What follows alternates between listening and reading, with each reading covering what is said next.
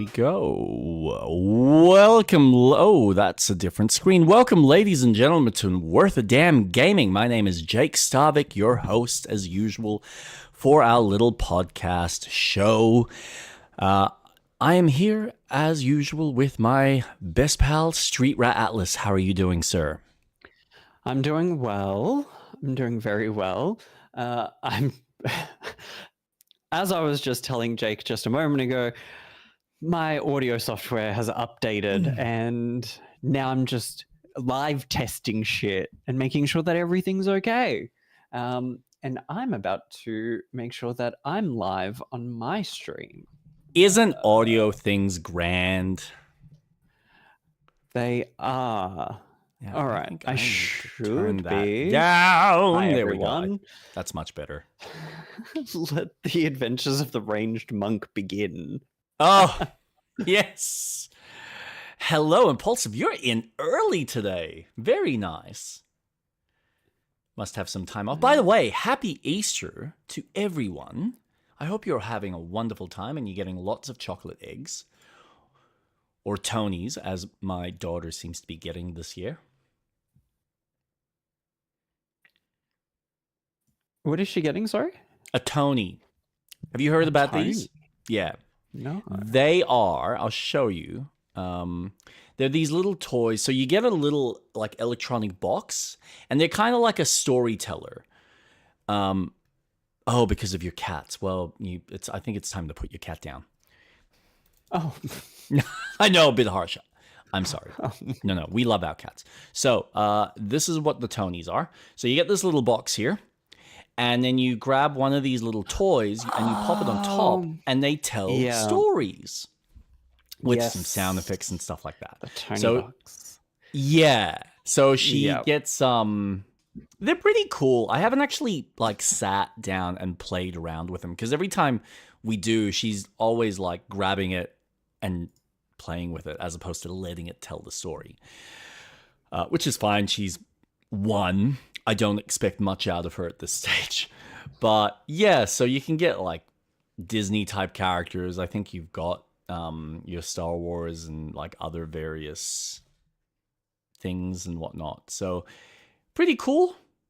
They get expensive. This is actually the first time I'm actually looking at the thing, but we got it as a gift. So all we need to worry about are the little toys, which are cute. But Mom got her recently 2 little ones that are related to Peter Rabbit, and then something else. I haven't seen it yet. Ooh. Yeah. I've seen some of the Disney ones. Because I've got a friend who has a Tony box with a few of the Disney toys. And you just pop them on. So like Aurora. If she has a child labor, absolutely, yes. No, she's not wrong. She's got small hands. She's gonna be. I need to teach her how to build a small miniature PC, and then we'll just get her in the factory working or making iPhones. Something tech related. Perfect. Or we can get her picking cocoa beans. I hear they need more African kids there. So we can just send one of the white chicks. And then we can make dark chocolate and white chocolate and make regular chocolate.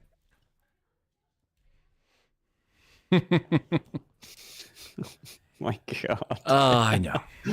Things that go, oh my God, good. This dog. This is the 3rd time I have to keep closing the damn door. Either that or teach my dog how to close the door. That would be nice. How are you? How have you been? I've been good. Just some concerns today with Leo. Uh-oh. I don't like that. Yeah. What's going on? Everything okay? I think one of his teeth has been pushed. So he's got some irritation. But he needs to have... up into the gum? No, out. Just before stream. How? He kept licking, and I was like, what is happening? Oh, no. So It's fine. He needs to have minor surgery soon anyway, so it's fine. They're going to do dental on him, so I'm sure they can look at it. It's just stressful. Yeah, usually is. He's been a stressful little ball of joy lately, and yeah, it's okay. Isn't it great? Yeah. Being a pet owner and being a father, or just being a parent in general, is just fucking fun. So we went out for a walk with Piper because now she's walking a lot more. So we'll take her, pop her either in a pram or the little bike that she's got. And after like 5-10 minutes, she's losing her fucking shit. She's like, let me out of this thing. So you have to take her out because she's independent enough where she's like, ha ha ha, and she just starts, strolling along beside us, which is really cool. So it's like, okay, that's fine. If that's what you want to do, awesome. It's harder when it's just by yourself and you have to deal with her and the dog. So we don't kind of do that, but I did it the other day. It's been fun. But today we went out. She was walking and she had this, like a cardigan on, which it started falling off. So she had like one sleeve almost out of her, like off her wrist. And she slipped, fell, and literally like a banana, she just went face planting into the concrete. Oof. It was funny to watch. Like, as a human being, you're like, wow, it's like those videos I watch, but oh shit, it's my daughter. Crap. So she's fine. She's got a little bit of a mark, like a scratch mark on the side of her face, and everyone's like, oh no. Time to get a cane. Just beat the shit out of her. Yeah. So yeah, it's been a rough week with her though. I think she's been teething again and a little bit of constipation as well, which we've given her some stuff for that just to help ease that. But she just gave us a shitty week. Both Kate and I have just basically been getting up at 2-3 a.m. with her, losing her shit, not falling asleep or not staying asleep.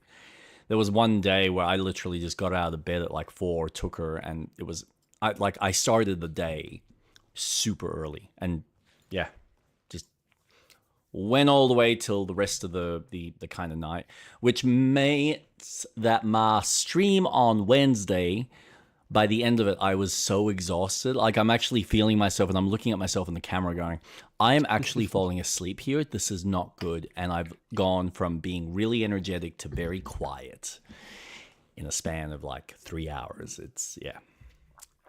Fun being a parent. The joys. Just buy the new DN toy for active children. Don't impulsive. Don't do it. Not for children. What's a DN toy? Not for children. Now I'm curious. I'm trying to look this up. What is Oh, you silly cookie. You silly cookie. I knew it was coming. Oh, you know him too well. But yeah, other than that, it's been pretty good. How about yourself? Other than Leo? Yeah. Good. I did a couple of extra streams this week because just the week lined up.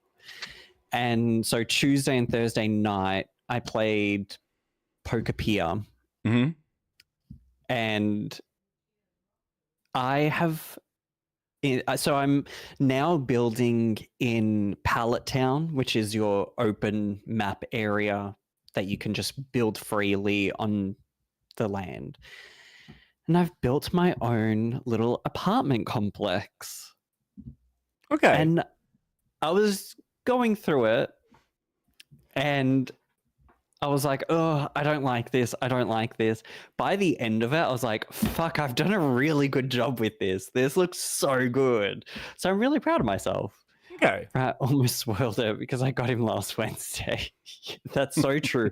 You did. That's That's not open. Is that open? No. But I've done mainly chill streams with Pokepedia, where I'm just putting like some jazz music on and just playing. Very chill. It's easy to lose track of time when you're playing. Oh, yeah. I was like, wow, this took me 4 hours to build and another 4 to continue. Nuts. These nuts. These nuts. Wednesday, I continued playing Mass Effect. How are you finding that? I did really good. Yeah? The sprinting is just really annoying. But I know. Aside from that, I've done Feros. So I've defeated the hive monster that's been around for centuries. I'm trying to remember that bit. You go to a planet that's run by Xgeny? Yep.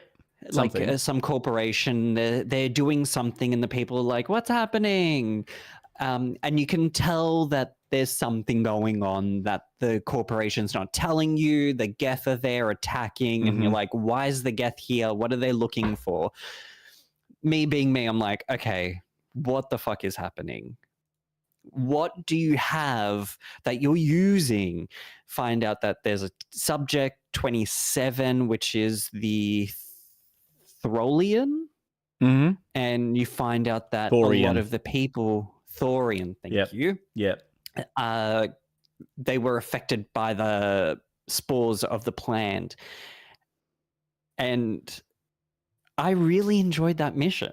Nice. I had my first run with the Mako. Yep, the Mako. That was really fun once I figured it out how to use it. But the story just keeps giving. Yeah. And I'm like, oh, I just want to keep playing. I just want to know more. Like, what is Saren planning? And because the Thorian had an Asari so I did the boss mission, and it kept bringing out different clones. Yep. As like different waves. And I was like, I really enjoy this style. It's not a traditional style boss fight. It's a lot more, no, you need to get through this guy. This ancient being is going to keep bringing things to you to slow you down. I do like that when your party does fall, they get up after a certain amount of time. Yeah. So that was nice. Yeah. Like you can rescue them or you can heal them, but yes. Yeah. So I do have... So my build is really weird. I am doing a bit of an open build. So I am a healer. I'm full sentinel. I'm increasing my charm. Intimidate is going to be another skill that I get into. I've got 3 in there so far. Okay. Just to get more dialogue and just fuck around with these conversations that I'm having. Because I really am enjoying the conversations. There's just so much... That's a big part of it. Yeah, absolutely. 100%. There's so much thought out. So I'm like, I want to have conversations. I want to be able to intimidate someone and unlock further conversations. I want to get discounts when I do shopping because fuck me, things expensive. Yes. But I've done some side missions on Feros, except for the ones that are planet-based. So I did getting Elizabeth, getting her reunited with her mum. I got the data for one of the guys because he wants to sell the information. I'm like, you can have the information, but where's my money? And he's like, well, here you go. Thank you for the data. I'm like, ooh, love this. Nice, easy mission. But I need to find how to get water, food, and something else for the citizens of the planet. And I quickly Googled and I'm like, okay, how do I sort out this situation, if I get onto the Normandy, do I then lose access to that information, or can I go back and finish it? So I'm back on the Normandy, had a conversation with the council, and I think my suspicions are correct, because one of them's like, you shouldn't have killed it. We could have researched it. I'm like, I don't trust you even more now. You don't understand what happened on the planet. I don't trust you. So I'm digging deeper into the lore of the government situation. Yep. What else? I think that was it. That was literally the whole stream, was just doing Pharos. And I'm really enjoying it. Garrus and Tali, fuck me, they are great. When I found out, when I was doing the boss mission, or the fighting the boss, shotguns are really OP. Yeah, they can be. Like, yeah. So me and Tali were just shotgunning these zombies back, and they would just fall onto the floor. Garrus would finish them off, and I'm like, sweet, I am cleaning this out. Yeah. So it took me 2 attempts, because I didn't really fuck around with the loadouts until the second attempt. But I'm really enjoying it. I'm really enjoying Mass Effect. I keep thinking about just like, I could just play it. But I knew you were going to get like click with it. When you started talking about Star Trek and all of that, I'm like, I think he's ready. I think despite some of his hesitation, he's probably going to have a better time with it from a story perspective. And I can't wait till you get to 2. Because 2, I think, even though it removes some of the more openness and some of the more like exploration that I enjoyed about 1, it tightens everything else so well, and it becomes a much better RPG for that. And because of the kind of forward structure to it, it just really tightens the story and makes it a far better like overall package and experience. And then 3 just concludes everything and makes it this grand epic finale. Right. But I think it is very much like the first one is laying the groundwork. Yeah.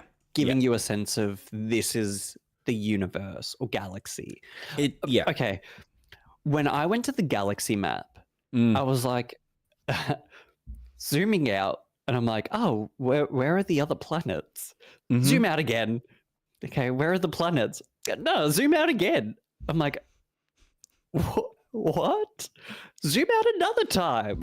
And it just then reveals this whole area of different places. Map. Yeah. And I'm like, Jesus fucking Christ. Yeah. So it's like, all right, you've got the Milky Way galaxy or whatever that whole galaxy is. And then you go into which cluster you want. And then you go into the corresponding solar system in that area.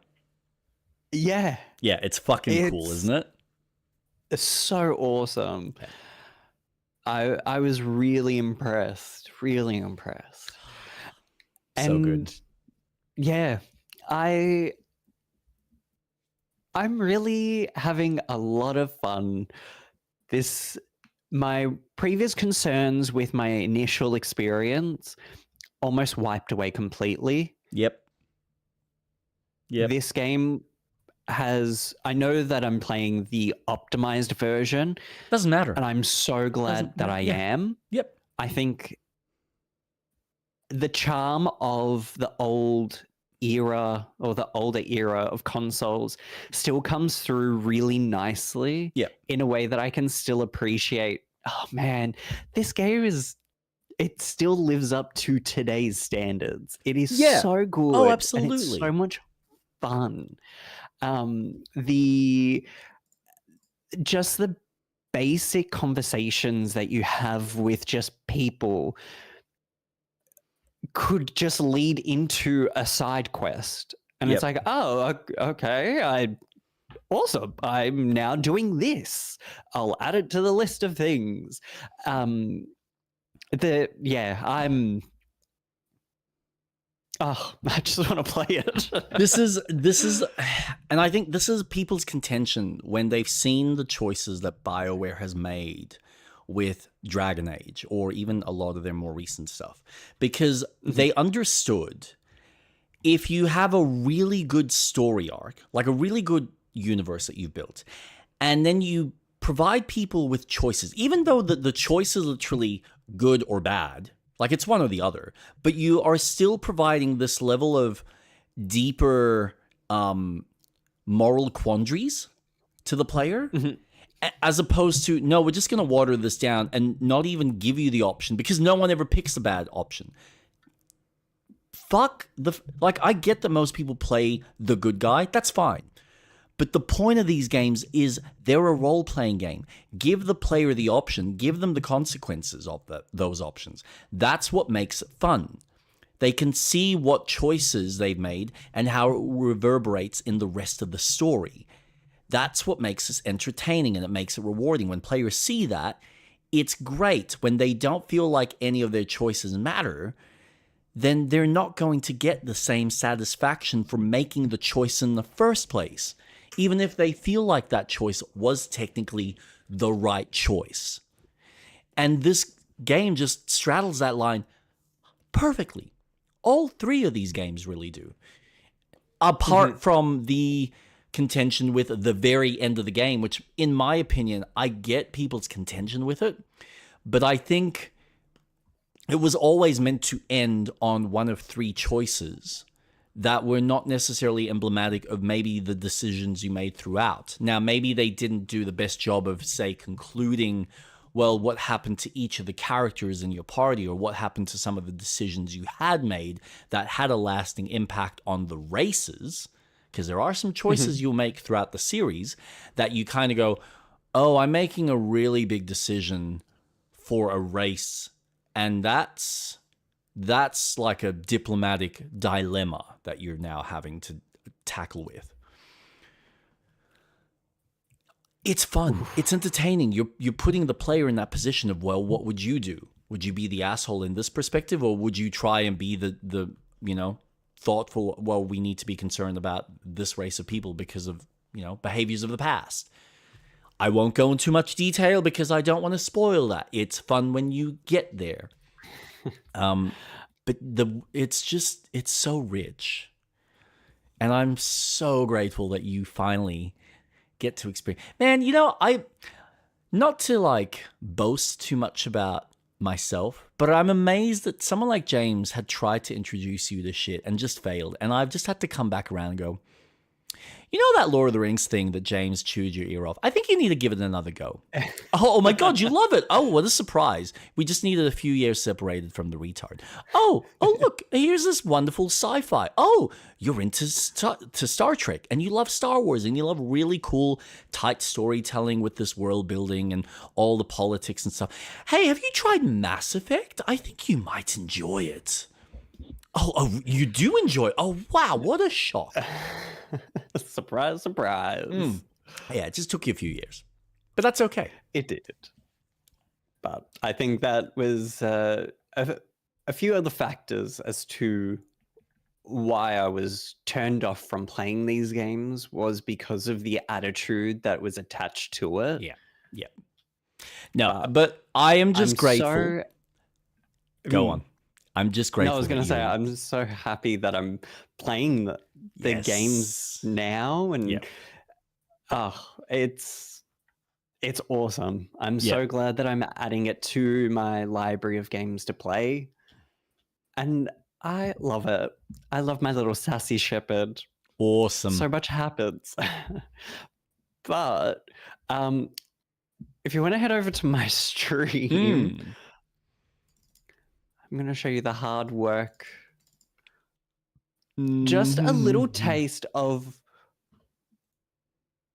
just what, you can achieve. What you can achieve. I just need to close that. There we go. I don't need to hear you twice over. So This is my apartment that I've built. Whoa. Oh, that's big. Oh, like an actual apartment. Hey, Yeah. nice. I love how So it's I on used a river, like a beach edge, and you've got the pier. right. Yeah, that's So this cool. is Pallet Town, which is just fully open. Yep. And I was like, okay, I'll do one thing. So this is what I've made. Mm-hmm.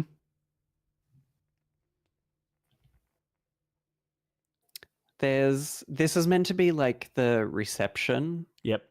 for the apartment, a TV, vending machine, amenities. I haven't built the specific rooms as of yet. I need to get the materials for them. Mm-hmm. But upstairs, we have green energy. Did you say green energy? Oh my god, literally. Awesome. Yeah. So this helps power the apartment. Yep, and affects the rest of the ocean by raising the temperature. Those poor sea creatures. You animal. Nah, awesome. Wait, what's that in the distance? Look at the pier again. Pier? Yeah, like out into the... Is that a bridge? Or is that not complete? Why is that... Oh, you're still working on that. Oh. Oh, really? Is that as far as you can go? Interesting. This leads to the next area. What's with this loading time, man? Come on, let's go. God. It's the new Switch 2 and it loads slower than, Bloodborne on PlayStation. It just loads the first town that you get to. Okay. So you have access to it as soon as you start the game. That other section? Yeah. Okay. Is that bridge always there? Yeah. Okay. So it just looks weird with how they've rendered it. Okay. Oh, because they use a fog sort of system. Yeah. No, that's fine. That's what I achieved in my stream. Nice. For Pokepedia. Look, I'm pretty proud of myself because I'm using my thoughts on how to build in Minecraft to how I can build in this. Yep. So you probably saw that I had light blocks for windows. Maybe not. That's fine. No. But there's, instead of using traditional windows, I've used light blocks that emit a yellow light. Yep. So then it looks like they're on. Yeah, okay. But I've also got normal windows with natural light coming out. Because that's cool.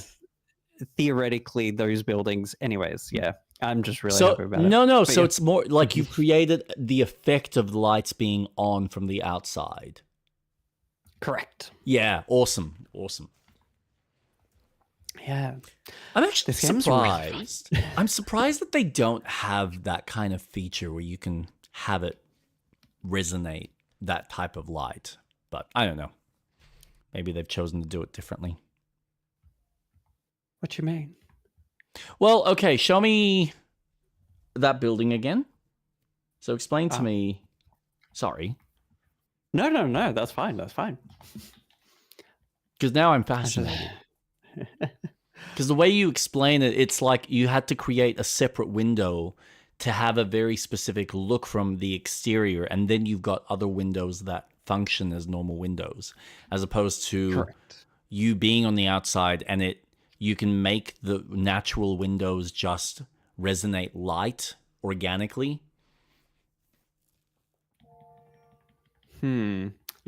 Let's if you know what I mean. Because I don't think I showed you the outside very well. I just showed you the front, but the sides have the different two windows. Yeah. Wow. in the meantime, all I've been playing is good old Crimson Desert. Nice. Which has been a really good experience. I'm finding little things that just irk me a bit, but the overall moment-to-moment adventure is fucking breathtaking. And I was playing with Emma yesterday because she came over with her dad and mom. So we sat down, I showed her the game, she was fucking around with it, and she was just happy exploring the world. She's like, wow, how do you find these games? I'm like, I just know this shit. And she starts exploring, she goes off. I've basically said, look, jump, open the map, pick a direction, go in that direction. So she's like, okay, cool. So she's picked a direction and she just starts exploring, and she finds, a random fucking shit. She finds a bandit camp that she's, dealing with some of the bandits in there. She finds this old rune that we're trying to solve a puzzle. So she got this new ability, which is almost like he's doing a Kamehameha or like a spirit bomb where he's gathering all the energy. And then there's an ability that you use using the fucking right analog stick where you can like basically harness the energy around, and it's almost a way to move objects. So we're both trying to figure out what do we need to do with this puzzle, because there's a little what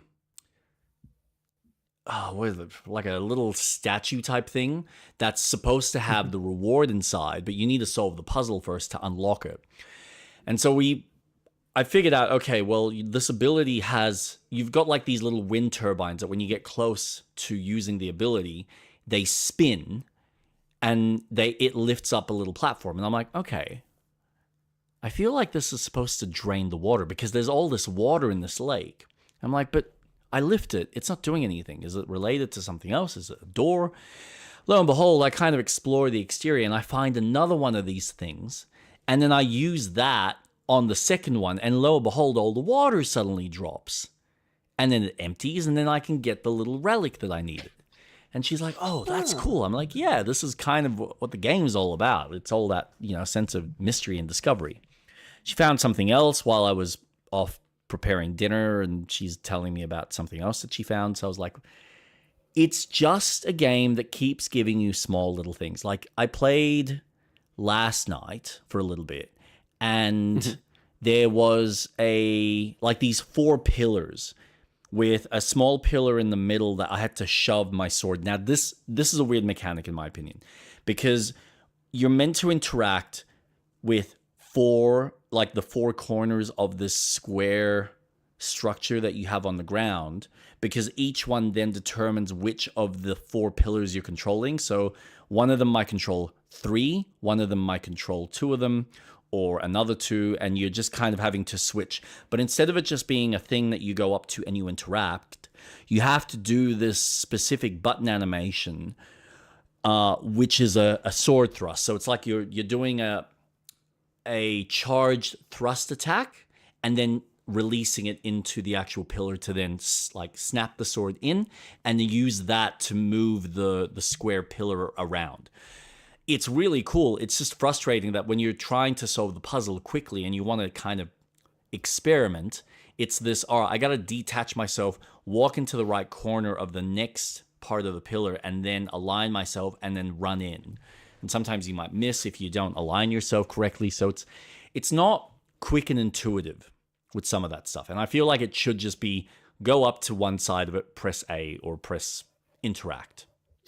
And then he does the animation, as opposed to I have to physically do the fucking animation as a combo. But yeah, so I spent, I want to say 15, 20 minutes trying to align these fucking 4 large pillars in the right place. That for something that's usually pretty simple, like I can usually knock these out pretty quickly. This was more complicated because of the fact that you can move them all, and if they're all if a couple of them are offline from each other, it's like you're not able to align them correctly, and they had to be perfect or relatively close to perfect. So I was like, fuck. But I figured it out, got the fucking reward. I was like, thank God I'm on my way. You've got Secrets in waterfalls. Now, this I had to look up. You can't just walk up to a waterfall, because if you do, you will get knocked back on your ass. Like, they will do damage to you because of how much water pressure is on you. But you can use your little charge sword attack in order to charge through it. And you have to be at the right distance. You can't be too close. You can't be too far. If you're too far, you won't actually penetrate through. You're too close, you get hit by the waterfall. So you have to find that sweet spot to then charge through the waterfall, not taking any damage. It's a small amount of damage. It's realistically, it's negligible in all things considered.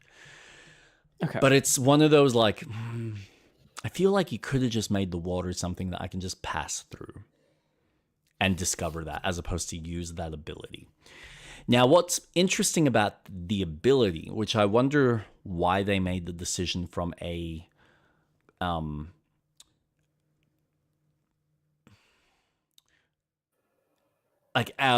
assigned key assignment, or like a controller key, like controller movement assignment, because when I was trying to figure out how to do this ability, when someone explained it on YouTube, they're explaining it with a keyboard.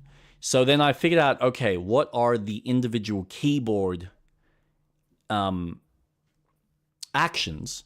And then I would do that same thing on the controller. Doesn't work that way. Because for whatever reason, the keyboard actions are not the same for that same combination attack as what they are on a controller, which was so bizarre to me. So on a keyboard, it's like you're using the sprint button with the attack button at the same time, and that initiates the like when you hold them, it initiates the attack. So when you let go, he then does the thrust. Now, when I try that on the controller, which is pretty easy, it's like it's A and then R1. He doesn't do it. So I was like, what the fuck is going on? No, it was a completely different combination. I think it was like jump or something else and attack at the same time. So it was just bizarre. Just very bizarre choices. Right. Little Though things. I have to give credit to this game for at least giving you a reason to do things interactively. Instead of, say, I get that I'm not playing the game, but I am watching your VODs when you're playing. I like the idea that, no, we have designed these moves so that they're interactive with the world. It's not press X and, auto animation of everything happens. It's, no, think. If you move, how would you get through to this part? And it's like, okay, this is a nice approach. Sure, there's a lot of systems on systems on systems on systems. I get that. Again, I haven't had firsthand experience of the finessing of the controller and whatnot. But watching it and just seeing that you have to thrust into the waterfall to break the water to get through, that's pretty cool. I like that. No, I like that. Look, yeah, I agree with you for the most part. It is, I think, and I've said this on stream before, we're so accustomed to a lot of these games having a certain cadence and a certain choice of mechanics associated with your interactability with the game world. So we're used to and conditioned to using very specific control schemes or using very specific actions. So we just expect nowadays that the developer is going to make very stock standard traditional choices that mean that, okay, this is how I typically interact with all these other games, therefore this should be the same way. But it's not. Why are you making me do different things? You're breaking my brain. No, this is not how it's meant to be. So I get the contention, and I understand now why so many people are put off and sit there and go, why are you making me do this? It's the same contention that I know people have with Rockstar games where they're like, oh, why do I have to keep tapping A? Well, because the game wants you, or the designers want you to feel like it's effort. Now I understand, oh, but I don't like, we're playing video games. I'm not playing it to be, fuck off. They're making an artistic choice so that you feel engaged and you feel like it is work of, I have to get this character moving. And maybe from a accessibility standpoint for people that maybe have like, tremors or Parkinson's that are trying to play these games, or people that have some sort of tension or issues with their fingers that they can't do those kind of actions or are slower at doing those actions. I understand having the ability to customize and change that. So it is just hold to run. That's it. But I like that. I like the extra touches. And again, it was one of those things that it was a little bit frustrating when I was first doing it. And then obviously because I was struggling with the puzzle, it's like, this is getting in the way. I just want to do the thing so I can finish the puzzle. But for the most part, I don't blame the action itself, because I think the action was cool. I was getting frustrated with the puzzle, and then the action was just slowing me completing the puzzle down. So it was like, this is like, there's this extra little bit of friction that the game creates for you, which makes it more memorable, makes it more engaging in that sense. But yes, it's one of those things, you either love that or you hate it. And I'm somewhere in, like, it just fluctuates depending on my mood, because I think you're right. I like the fact that they're doing something different and they're trying something. I think it's more the fact that there are certain things, like, even though the mechanic itself is there in the game, it shows you how to do it. And that was the one thing. So when I couldn't figure out what the button combination was, I looked into the systems and it gave me the explanation of how you do that specific thrust. I'm like, okay, it's there, but it never highlights or teaches you at any point that that's what you would typically use in order to, say, cut through the water fountain, the waterfall. But it does show you a small animation on the side that's not constantly looped, but just occasionally pops up, where you've got the character doing the thrust, like a ghost version of that thrust into a stone pillar. So you go, oh, I think I know what I have to do here. And then you do it, and then he sticks the sword in, and then you can start moving it. So I was like, yeah, you give me enough hints, but you still let me figure out what I need to do. And you trust that I can fucking do it. So yeah, I'm having a blast with the game. I'm really enjoying it. The sense of slow progression is fun and rewarding. Going into bandit camp. So Emma when she first started exploring, she went off in a different direction. And I think she got into an area that had much harder enemies. And even for me, so she was struggling with them. They would like 3-4 shotting her, right? And I'm like, fuck. Okay, let me try. I start fighting these guys and I'm struggling. And she's looking at me going, man, how are you doing that? You're doing really well. I'm like, yeah, but these guys are fucking tough. Like, they got massive shields. They got big guys with huge swords that are just coming down on me. And before I knew it, I'm getting swarmed because there's like a whole army, like a whole battalion of like 30 troops in line that are walking past while I'm dealing with this small little fire team. And then they get involved, and then another team suddenly appears. And I'm like, fuck, I'm out of here. I'm running for the hills. It's nuts. Like, it fills the screen with enemies, and the game's not afraid to do that. It's not afraid to just completely overwhelm you. And if you're not ready for it, you will get smashed. It's actually really fucking cool. So yeah, it's I can see where, all right, that's the next skill gap, but I need to explore these other areas or these other sections that I've just started in till I've gained a few more levels, bit more gear, strengthen my character up a bit. Now the game's unlocked the ability you can put gems inside your weapons. So you can go to a special trader like a witch in the mountain, and you can unlock gem slots inside your weapon or your armor, I think, and then enhance the actual weapons with magical properties. Now, one of the swords I have that I had unlocked after defeating a boss, which was fucking tough, gave me like a little ice attack. So at the end of my standard kind of combo flurry, he does this like ice beam type thing. It's not even a beam, it's like a flash of ice that just covers the ground. So you get little things like that, which is really cool.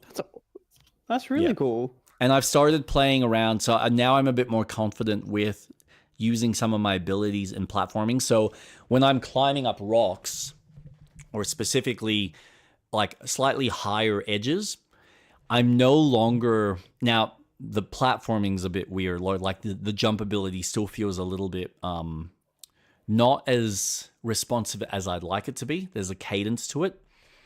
Mm-hmm. But I'm now starting to kind of get in rhythm of, okay, I'm about to get up to a ledge that's like a story or two high. Cool. I'm going to jump, use my pound ability. So you've got like this, you've seen it on the trailers where he essentially uses the force and just punches down. And you can do that three times.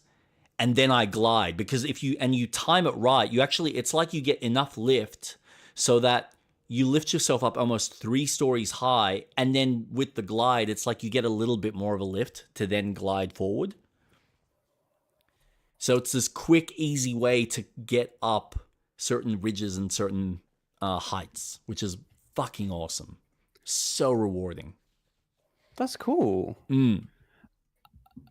I'm impressed with, I know in one of the recent updates, someone found a tech for gliding and doing like an air thrust. Yep. And so the devs have incorporated that and made an actual animation into it. So they didn't remove it. They're like, yeah, fucking use it. Awesome. Oh, that's fun. That's fucking fun.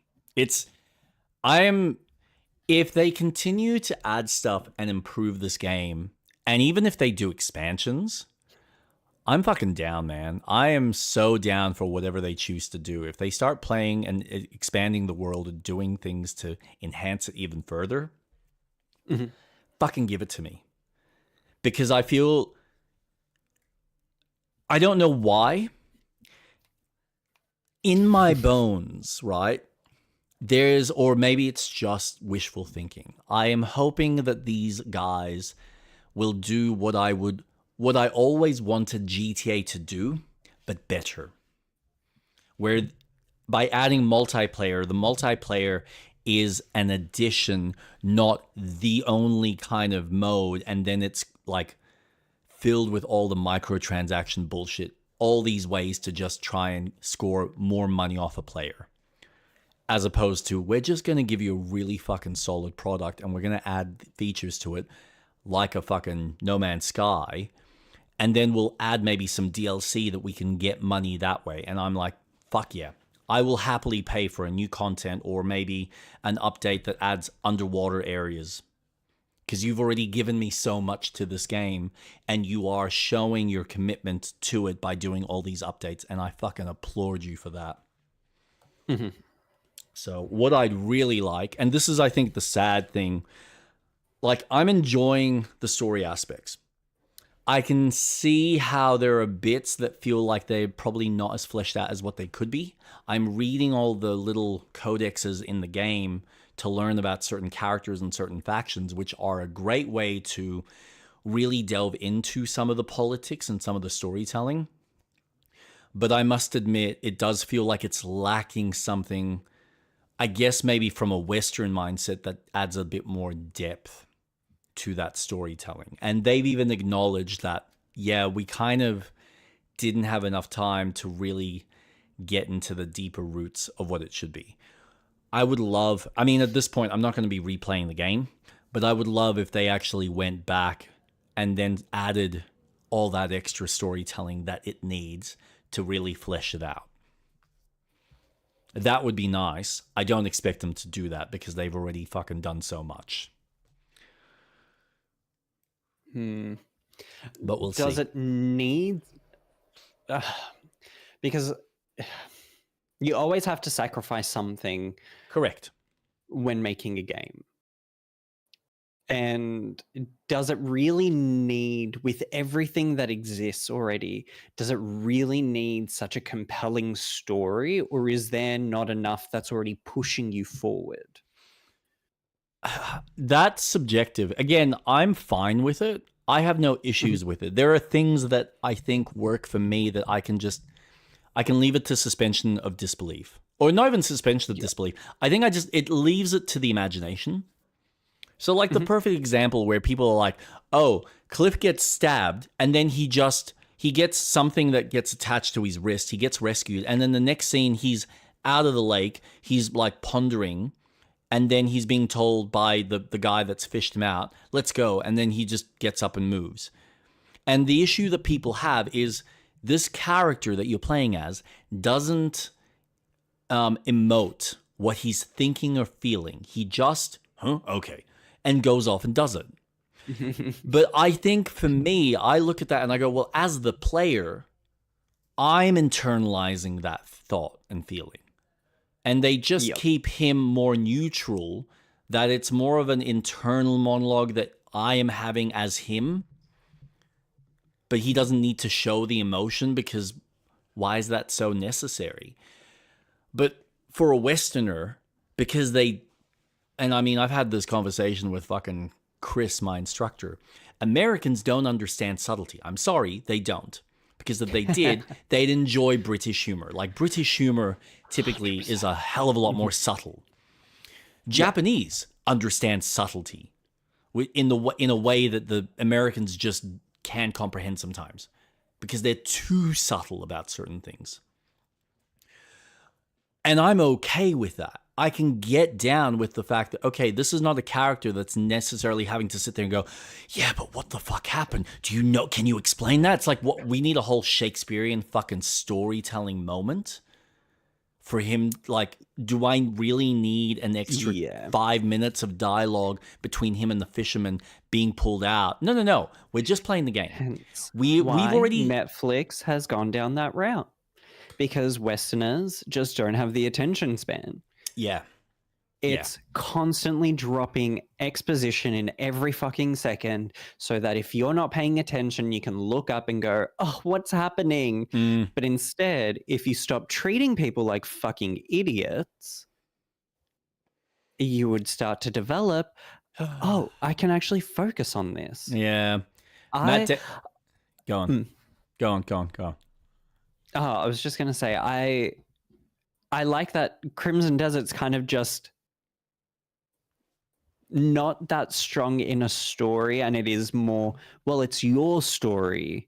What you do is your experience. It might not be the same as someone else. So it's almost just a playbook in a world that, well, I'm going to send Cliff this way and see what fucking happens. Sure, there's a main story and campaign that's driving the force of the characters. Yep.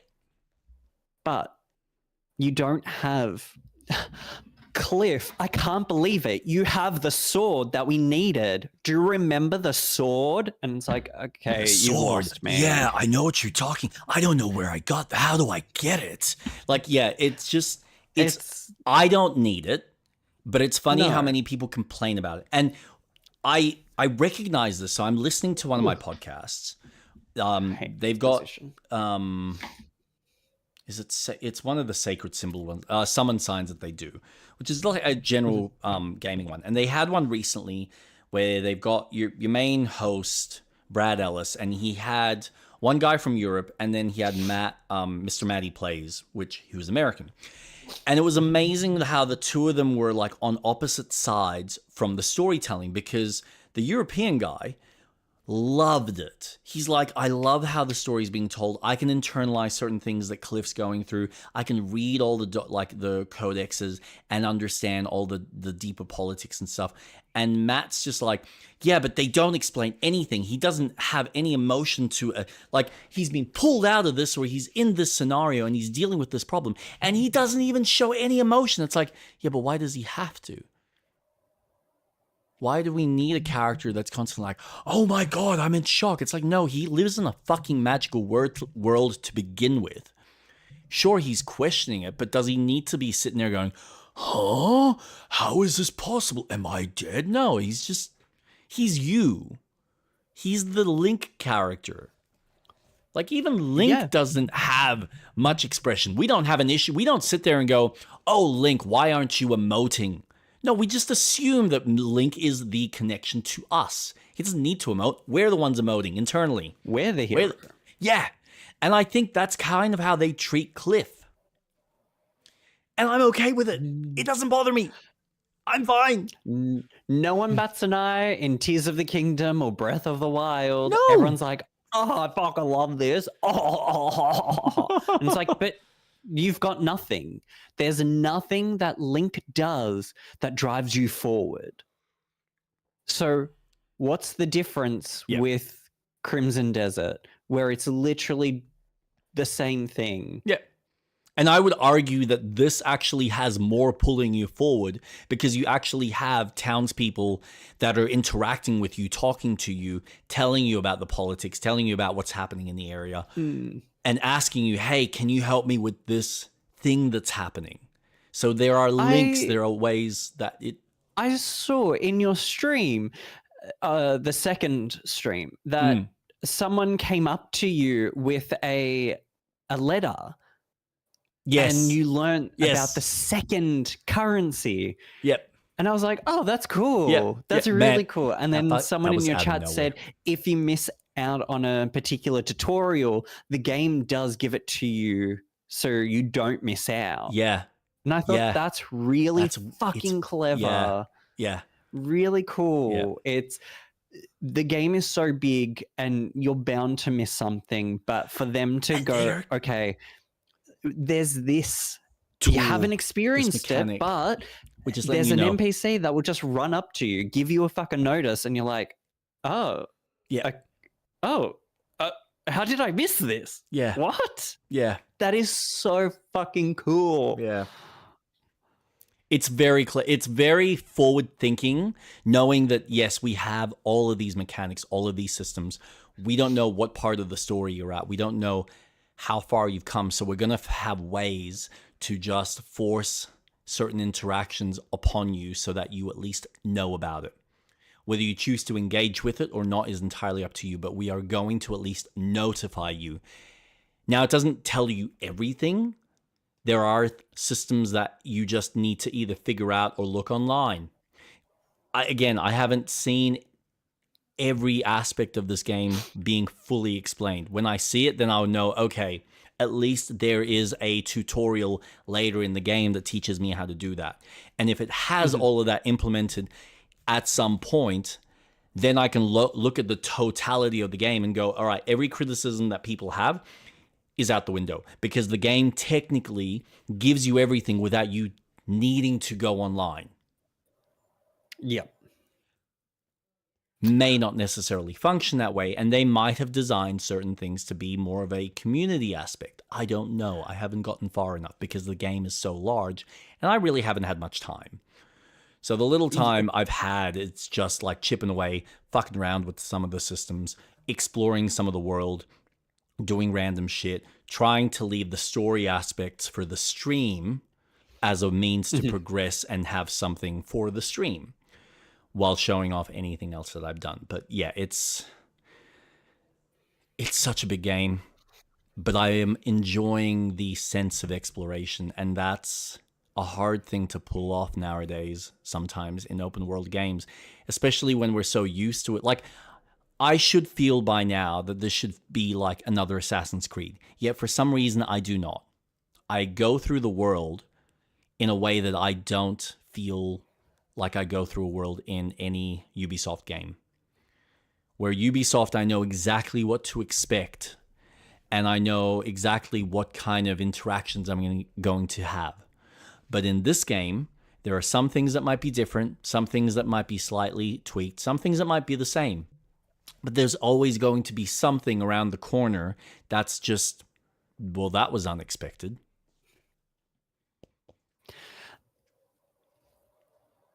This feels very much closer to Red Dead. Yep. Oh yeah. I've said this. I've said that this is the best. If any developer has ever gotten close to Rockstar, this team is it. Yep. And like excluding the fact that Rockstar, after how many years and how many games, they've worked and tweaked on the story aspect, which is honestly something that I feel like they've over-focused on, where it feels like the story has been more of the pull and the drive, with the secondary kind of objectives being, here are the fun things that you can do in the world, just to add a little bit of flair. But they've always focused more on the storytelling and getting that down packed.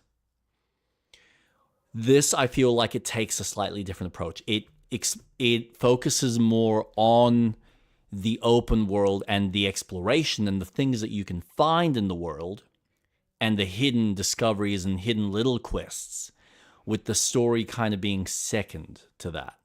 But it functions very similar when it gets to the story aspects.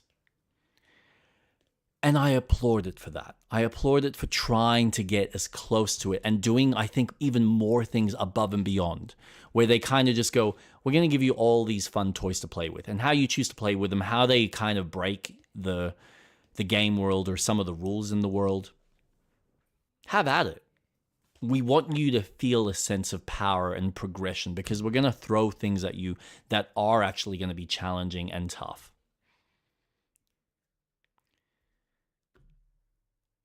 Yeah, like I said, I will repeat myself. This is the one team that I think has gotten closer to Rockstar's level of development and added a hint of Zelda to it. Not a lot, because it's not a Zelda game, but just little touches of Breath of the Wild specifically.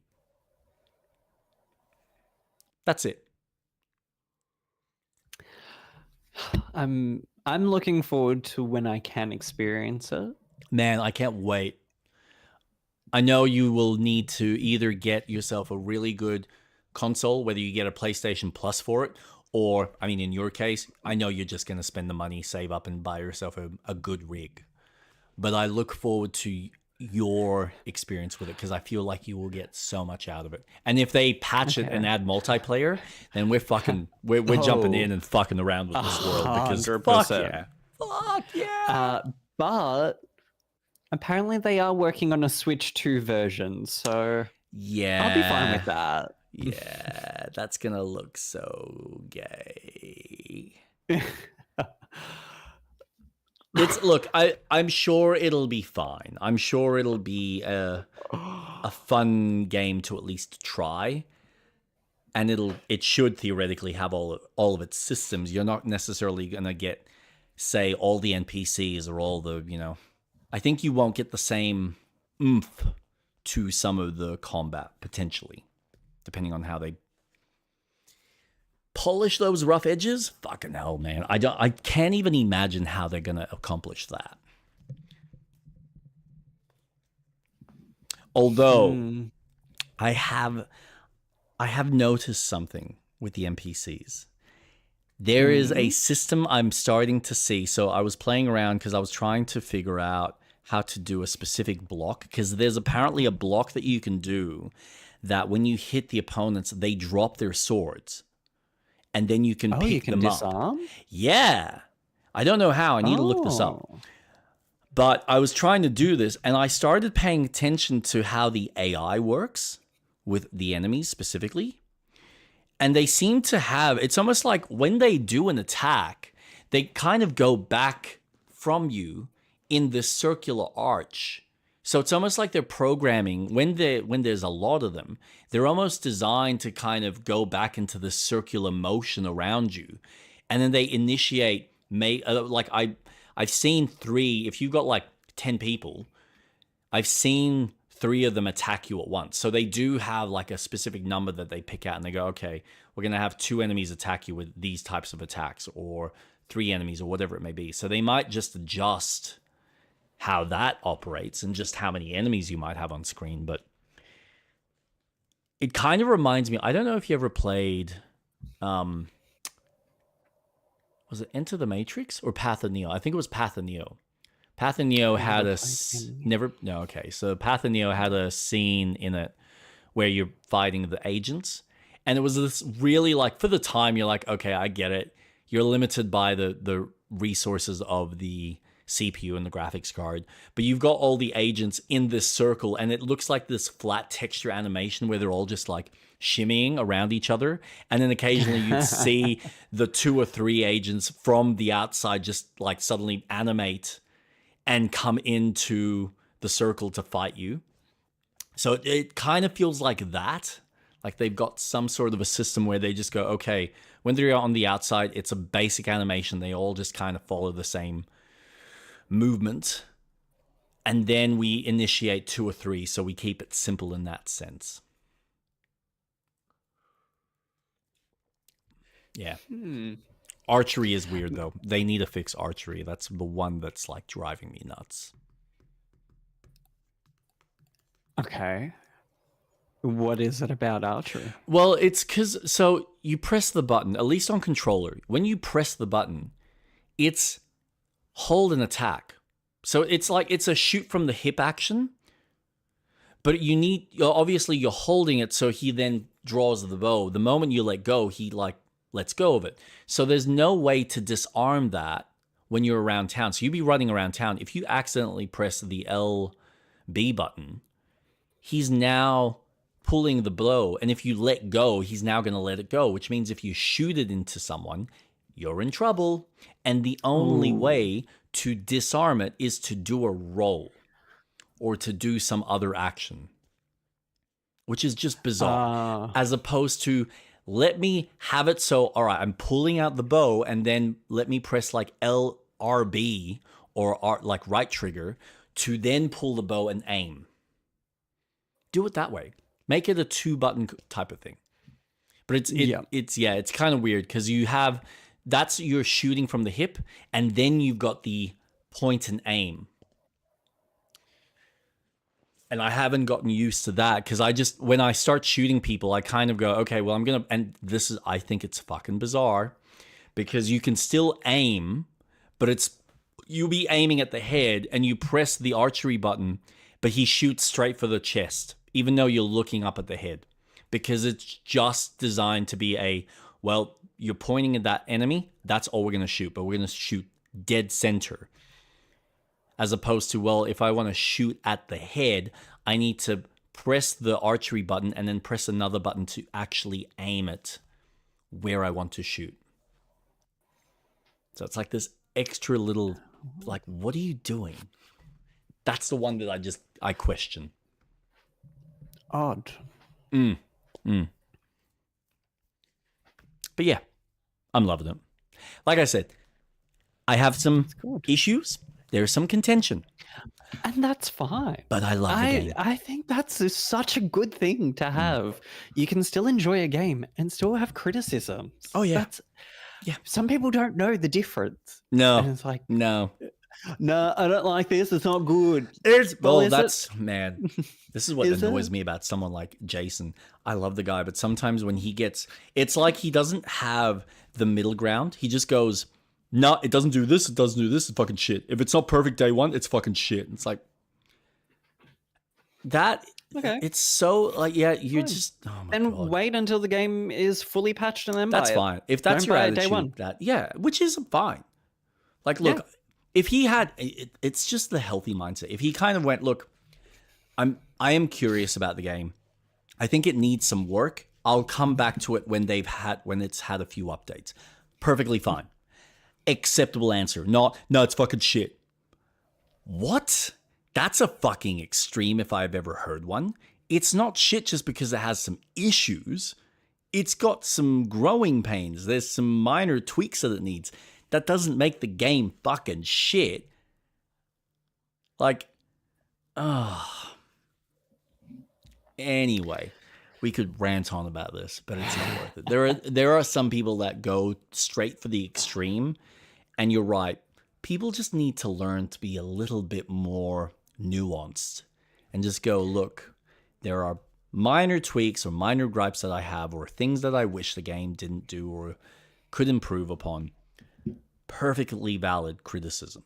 Absolutely perfectly valid criticism. I mean, the fact that grappling, and I found out, so I did a small little short where I was explaining how to do it, how to grapple enemies, because it's kind of this, you have to do a roll and then grapple if you want to take down a bounty without killing them. And I found out just quickly from that short that I did that some people responded, and they like someone's mentioned, oh, you just do a dog, like you do a duck and then you do the grapple. And I'm like, well, that's great, because I watched someone else on YouTube to find out that little hint. So the fact that no one else has explained that means that I'm not the only person that struggled with this. So there needs to be better explanations of some of these systems, because when you're in town and you're dealing with a bounty and you need to grab them, it's just an interactable prompt. You just go up to them and press A. But when you're out in the open world, you don't have that prompt. And so you need to know the action, which the game never teaches you, in order to pull off the grapple and tackle them and then hogtie them. Oh. And it's an action that you can do with any character or with any NPC. You can grapple any bad guy, punch the living daylight out of them, and then if it gives you the prompt, you can hogtie them and take them back. Or just throw them. Whatever you want to do. It's such a fun game. It's such a rock star like infused game, and I love it because they're doing their own take on it. It's their own Chinese or their own not Chinese, their Korean kind of feeling of it, and I think it's brilliant. These developers have just nailed something, and I applaud them. And anyone that's criticizing them way too heavily, it's like, guys, it's not your thing, and that's fine. But to sit there and say it's a fucking shit game, play it. Don't rush through it. Play it and enjoy the journey. Because we might not get GTA this year. I still have my theory. It's not happening. Oh, God. I'll be impressed. Now, sorry, I interrupted you. Show me the lights. I did see, so I saw that there was the yellow lights. Yeah. Mm-hmm, yeah. Which are... And then next to the normal the windows. Normal lights, yeah. No, I've come up with an idea that I think when we're going through the chill kind of conversations in the podcast, I'm just going to find a spot and just open the camera in Pokapia and just watch Pokemon do their shit and have that as like a background filler screen. Yeah. Because I was, while you were talking, just shit was happening, and I was like, wow, they're so lively. They actually do shit. I love shit like that. It's so much when the developers put in that extra effort with the animations and give them this sense of like they have a place in the world. Life. Yeah. It's beautiful. It's fucking beautiful. They interact with shit that I put down.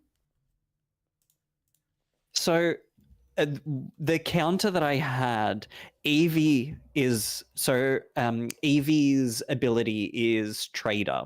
So they can open a shop as long as there's a cash register and enough counters. They'll sell you items. Mm-hmm.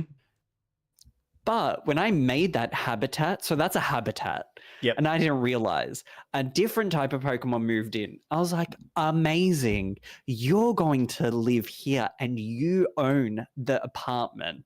So this is all you.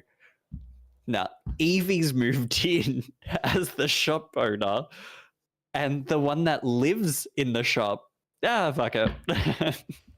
You work for me. It's like I'm making up these stories about what my world is happening. I love it. But I think I'm going to start doing that where I find a spot and I think that's going to be my main mission for a lot of my streams, where I'll make something very scenic. So then I can find a place, just have it on screen and then have music while we're chatting. I will say, I was going to point this. I was going to say the jazz music that you had running last week, that was fucking neat just for the background. I must admit, I did enjoy that just in the background for the chatter. So that was pretty cool. Oh, but I've got I don't. It playing now. Yeah. Oh no shit! You can't hear it. No. But like, somehow it was coming. It was coming through on the stream. So I'm editing the video last week. And I'm like, fuck, that actually kind of works as just like background for the chatter. I just don't know what the licensing is on it. So I'm like, oh, I don't really want to fuck around with it. Yeah, I don't know either. Although I didn't have an issue when I posted it up last time, so at least no one. It might be quiet enough. Maybe that it doesn't pick up. But I can't find license-free noir jazz, which I'm really into. I'm sure someone will make something. Yeah. But it's all good. I'm sure there's like some online subscription thing. Yeah. All right. Shall we do some Baldur's Gate? Impulse is like, finally! I must admit, I am kind of curious to see what we get up to this week. Because I know we've talked about this part of the game being quite large and having a lot. I feel like it's going to take us the same amount of time as the last 2 acts. Like, you reckon it's bigger? Uh-huh. Because based on something that I've seen the size of the map for Act 3. What? Not in detail. Not in detail. You spoiled it for yourself. No, I haven't. I really haven't. Because it's literally like, it's just, man, it's a flat image. I can't make sense of anything on there. I didn't sit there and study and go, you ruined it. Oh, that's a cave, and I think that attaches to where, and that. No, I had no fucking clue. But I looked at the size, manhole. And I'm like, okay, that looks about the same size as the other 2 acts. So therefore, it should theoretically take maybe a little bit longer, but roughly the same amount of playtime. I think. Okay, I could be wrong. I'm just gonna disagree because there's a lot more quests. There's a lot more moving about in the space rather than going from point A to point B. This is, okay, we're in the city. Yeah, it's getting from one place to another, but it's the conversations, finding shit. Yeah, there's a lot more. It's more abundant. Yes, so I think you're right from that perspective. Depending on how much we talk to people, because, you know, I randomly spoke to the fucking hostess of the brothel and I got a quest and I was like, oh shit, okay. It all just depends on what we decide to talk to and do. I mean, right now we need to get Lae'zel. Well, do we? No, that's up for we need debate. to get Lae'zel. We need to get Lae'zel. No, you can get Lae'zel. Fuck off! You're helping me get Lae'zel. I'm good. Da, da, da. I'm gonna fly away. No, you're not. You're gonna help me get that bitch, and we're gonna take down that fucking crazy ass slut. So, okay, this is gonna be interesting because do we help her or do we help him? What's this bag of holding? Okay. I'm sorry. I had to download this. The bag of holding is a really prominent item in D&D. It just install it. It's fine. I'll show you in a second. You'll get it straight away. Start game. So it pretty much reduces the weight of items. Oh. I mean, you kind of ruined one aspect, but thank you. You don't have to use it. Thank you. At all. But I'm not. I was at 95% weight.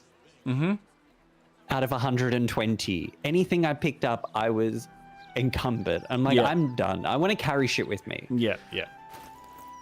So I I personally am going to use it. You don't have to. You're more than welcome to sell it. Actually, don't, because you get 500 coins for it.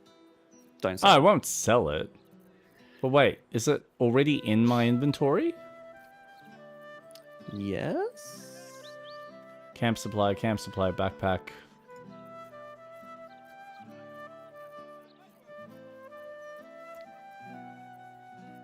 I don't Shit, you've got see a it. lot of stuff. I do. I don't see it. Oh, sick. Maybe it's just me. Why'd you have a rat? I don't know. I was just questioning that. I must have picked Level it up at some 1 stage. dead rat. Cool. Is that dead? Cool. Oh, it's a dead. Why is it dead? Why do you have a rat? I don't know. I love it. Oh, that's funny. I've just put it on the ground next to one of the gnomes. Perfect. I don't know. Maybe only one of us has it. Maybe. I think it's just you. That's okay. If you enjoy Perfect. it, you enjoy it. Thank you. That's okay. But it was just purely to deal with the fucking weight system. Oh, no, I get it. I completely understand. I mean, I'll be honest, I'm kind of getting annoyed with how some of the letters and stuff operate in this game. You can throw a lot of those letters back at camp if you don't want to keep them. I think I probably will.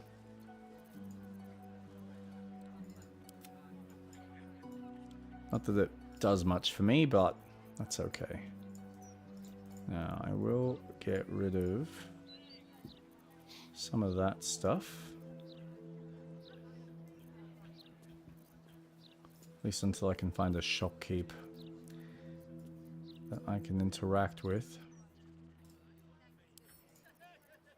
Send to camp. BG. Yep. Wait, didn't I just tell you to do all of that?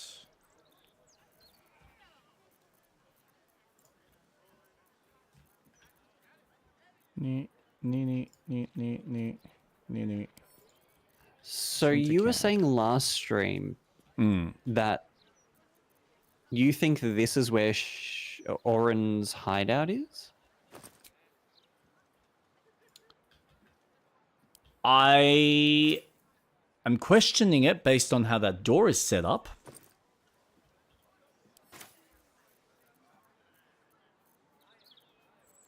Which 2, door? 3, 4, 5, 6, 8. I might put The Undercity ruins. Yep. Oh god. No, I need to. Fucking hell. I do not like this inventory system. I'm amazed that no one has fucking criticized the inventory system in this game to death. What do you mean? It's just, I don't think it's as intuitive as what it could be. Did I just drop my bag? No, thank God.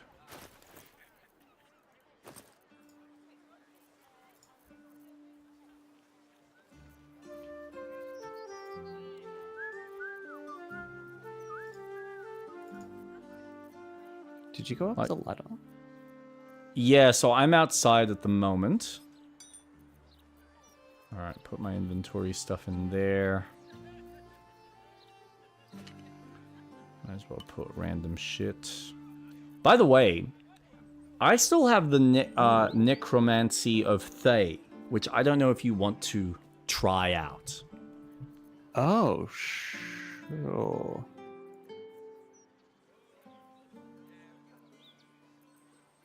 Sure.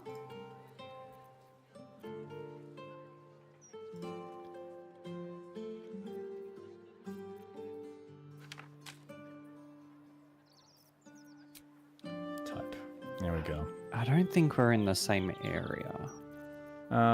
Maybe not. Alright, where are you? I don't even see you on the map. I went up the stairs. Depends which stairs you went up. So where we were with the fight, behind the pipes, there's a ladder that goes up. Hold on. Destroy the Steel Watch Foundry. No, fucking... Karlach. Why does this game always start me with the two of them separated? Karlach. Come on.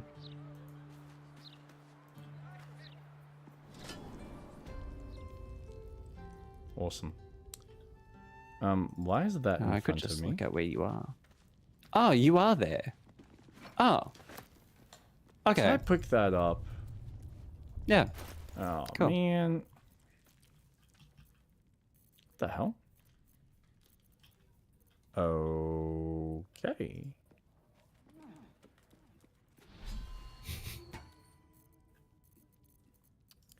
Fair enough.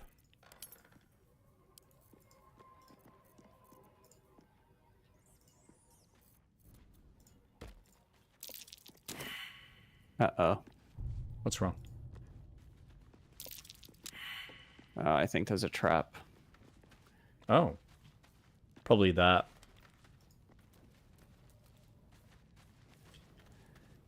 Yeah, maybe. All right. Right, so you went through these doors after getting up the ladder. Mm-hmm. Now I know where we are. Yeah. Now, I was trying to head into town because I wanted to get to a shopkeep. And I happened to get into... Oh, yeah, there's a lot. But there's something... Come this way. Because there's like this whole thing that's happening. Okay. I'm sprinting. I'm running. Oh. Hello. Don't mind me. Why is everyone yellow? You. Oh. God's damn disease of the gate. Lady Mazora told me everything. Oh, that's bizarre. How you and the Blade of Frontiers slaughtered his own father. How he craves ultimate power. How he means to make the city bow to him and him alone. First I finish you, then I finish the Duke's traitorous son.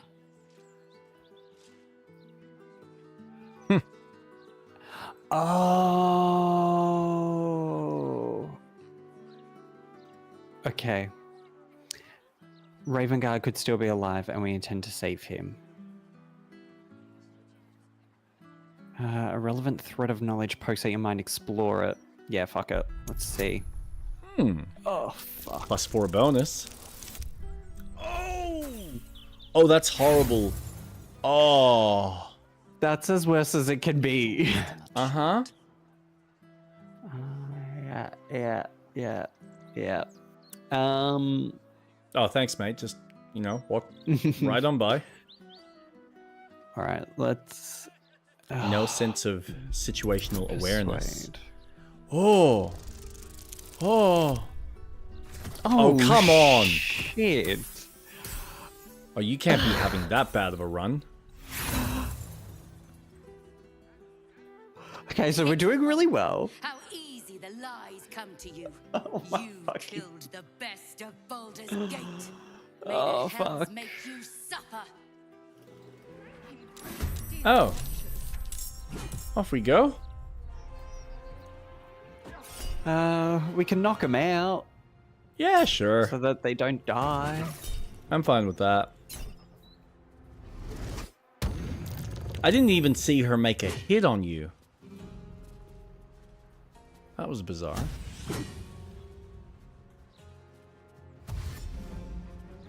Oh. I feel so stupid. If I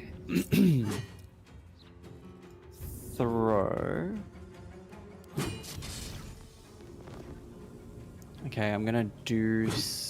Oh, where did the guy go? I feel like the guy that's in front of you. No, there was...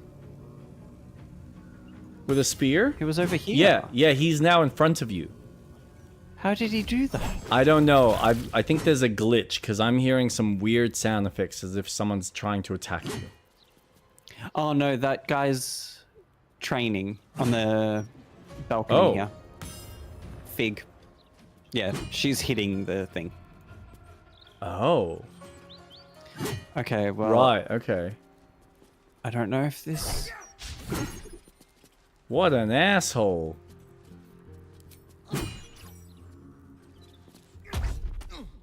Ooh. Now we're gonna... Oh, I'm out of rage. She doesn't get that until long rest. Fucking hell. That sucks.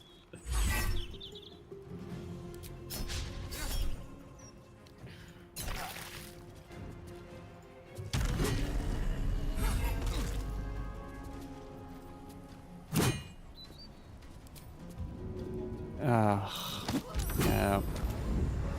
Thank you. That was That's okay. perfect. Because now I can be up here. Fuck you all. Okay. I got the high ground.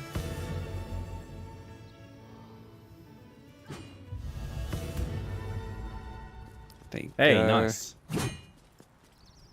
And Gale, you can do...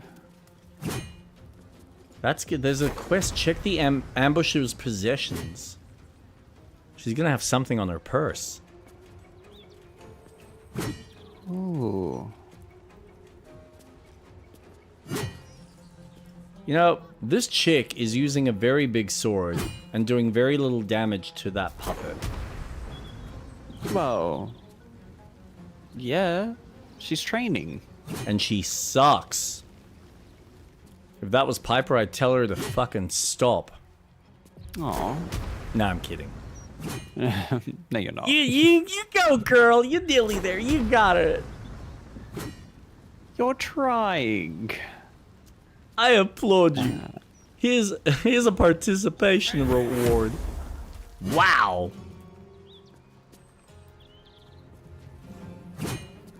That'll just piss her off. Oh, nice. That sucks. Oh. Yeah, except Lae'zel. Karlach. Proper grunt. Karlach, sorry. I'm sorry, Lae'zel. I miss you. Ah, there was a third person. There's always a third. Water. Mm-hmm. Oh, great. Oh. That's me. Oh, I create life. Oh, you... Was your father a flounder? These fuckers are tough.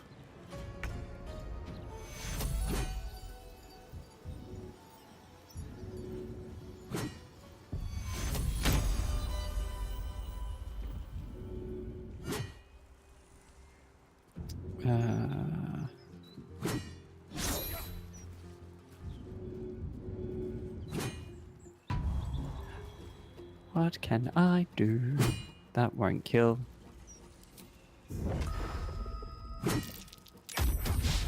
God damn it.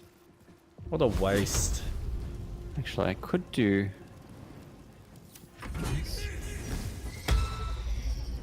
Oh, what? Nothing. You can do nothing. Oh, she casts counterspell. You dick. Wait, did she transform that person into a water element? No, she casted it. She summoned it. Where did the other chick go? She's behind the statue. Oh, fuck, okay. Yeah, I want him dead. Yep. Agreed.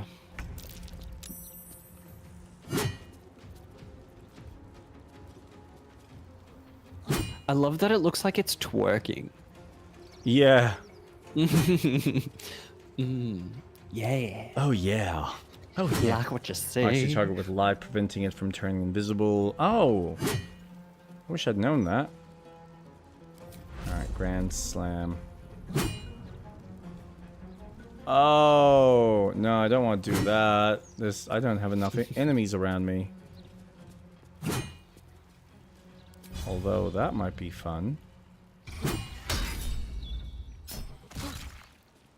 Nice. Well, I have to use that. That's going to weaken me for later. Alright, what are we going to do? No. Stop it. Oh, she's easily confused. Just her weakness. Yeah, you can only do that so many times. Nice.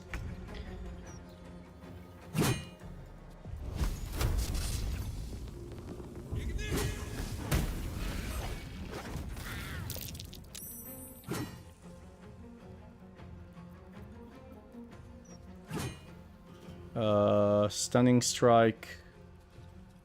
My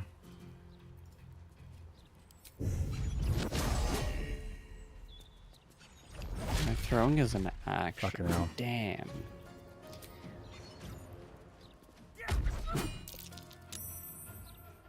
Awesome.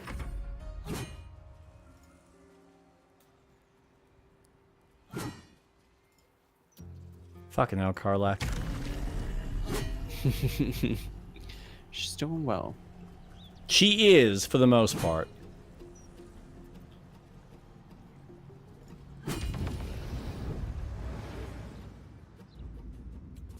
Where are you flying to, sir? Just to get a better range.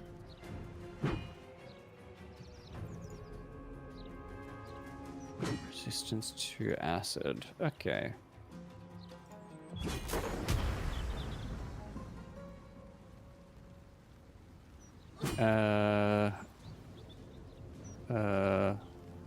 Yeah, let's... Oh no. Oh, I don't want to kill him. Oops. Just killed him. Awesome. Yeah, I want to aim for that magician, because I think she's going to be easier to take down. Yeah. 100%. We keep going through this. Oh, that was a bit of damage.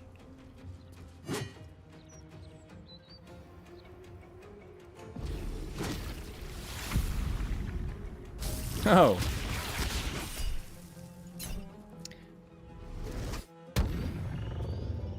Nice. Awesome. That worked out. Why are you aiming for me, bruh? Why are you aiming? Oh, shit. Whoa. That's okay.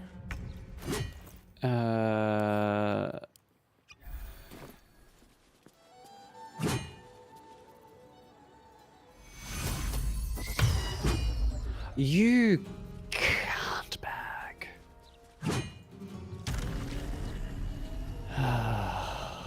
Ah, crap.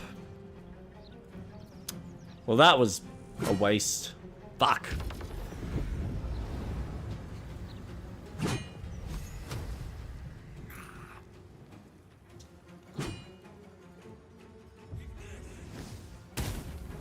If you, as Gale, go up to Karlach, you can I think like pull her out of the confusion. Maybe? No? Okay, maybe that was when she was on the ground. Never mind. No, that's good. Maybe pushing her? No, I don't know. That's a possibility. I'm gonna try pushing her, see what happens. Nope. Okay. No, she's still confused. Slap! Snap out of it, woman! You're hot! God, I hope this doesn't do too much Nah, it's all good. Perfect. Stops her from being a fucking threat, that's for sure. Right. Ah, thank God. I'm just gonna say Gale helped her get unconfused. Ah, fuck, I missed my jumping chance.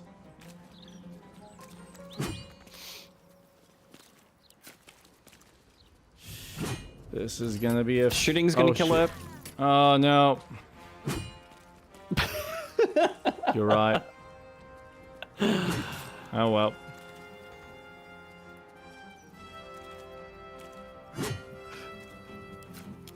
It's fine. Oh, I might as well do some more damage.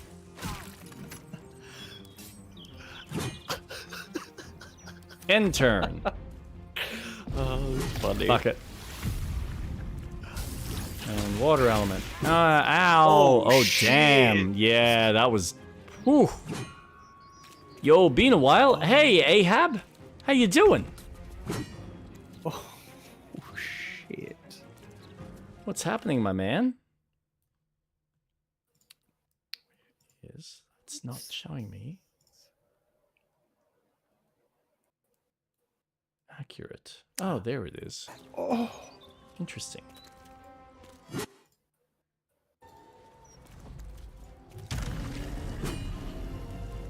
Oh, shit. You might need to heal. You might need to heal.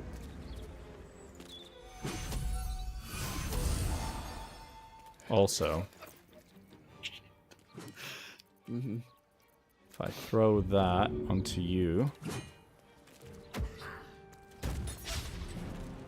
I'm sorry, what? Why did that miss? Oh, man.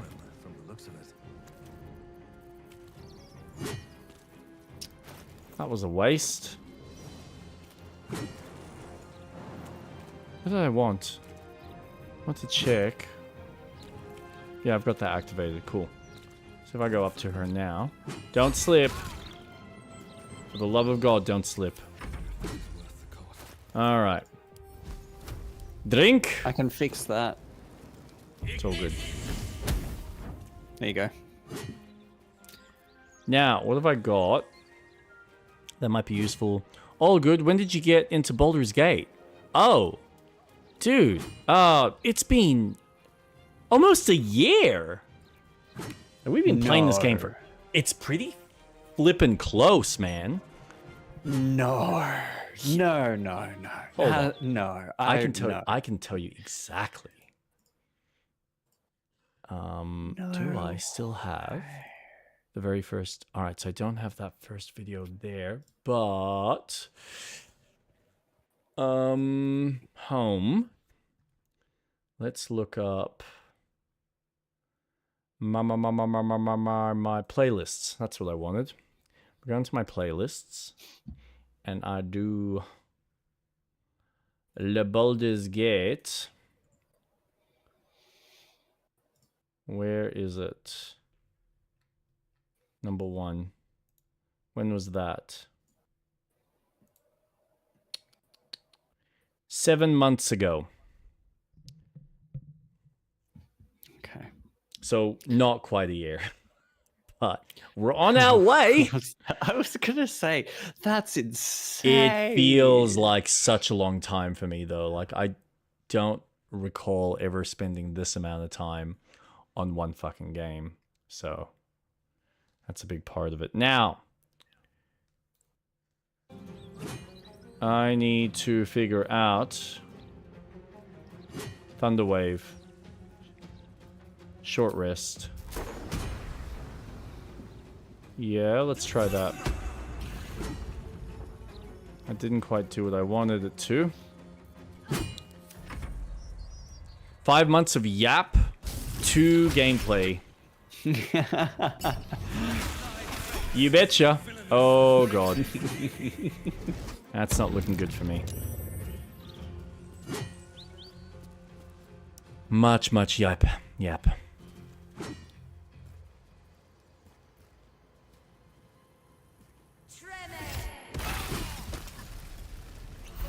Man, she... Oh, you bitch. You flippin' bitch. Alright, I gotta use another potion.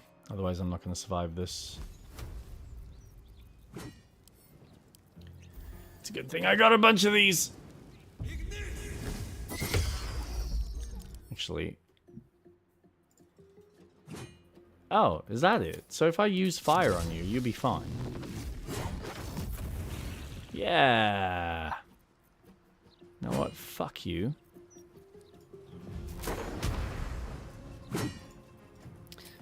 I'm gonna do that again.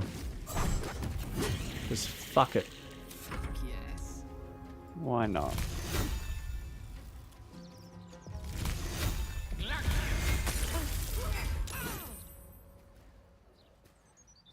Yes, I have that. And yes, I will get rid of you.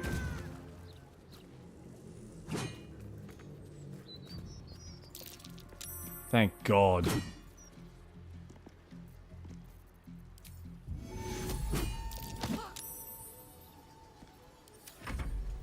We're gonna do I a short rest meant after this. the place, Baldur's Gate, in the game.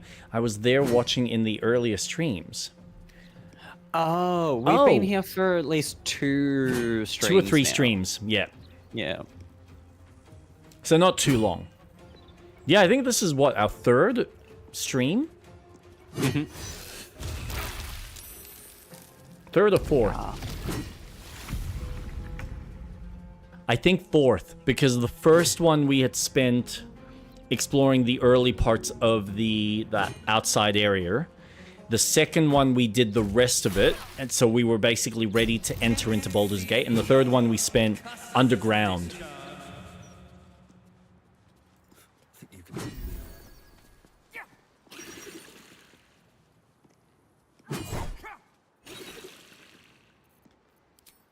Hopefully this finishes you off. Ah!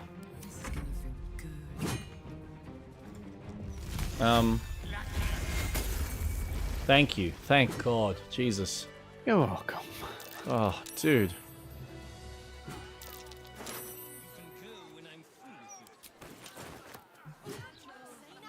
Cool. So, that went well. That went well.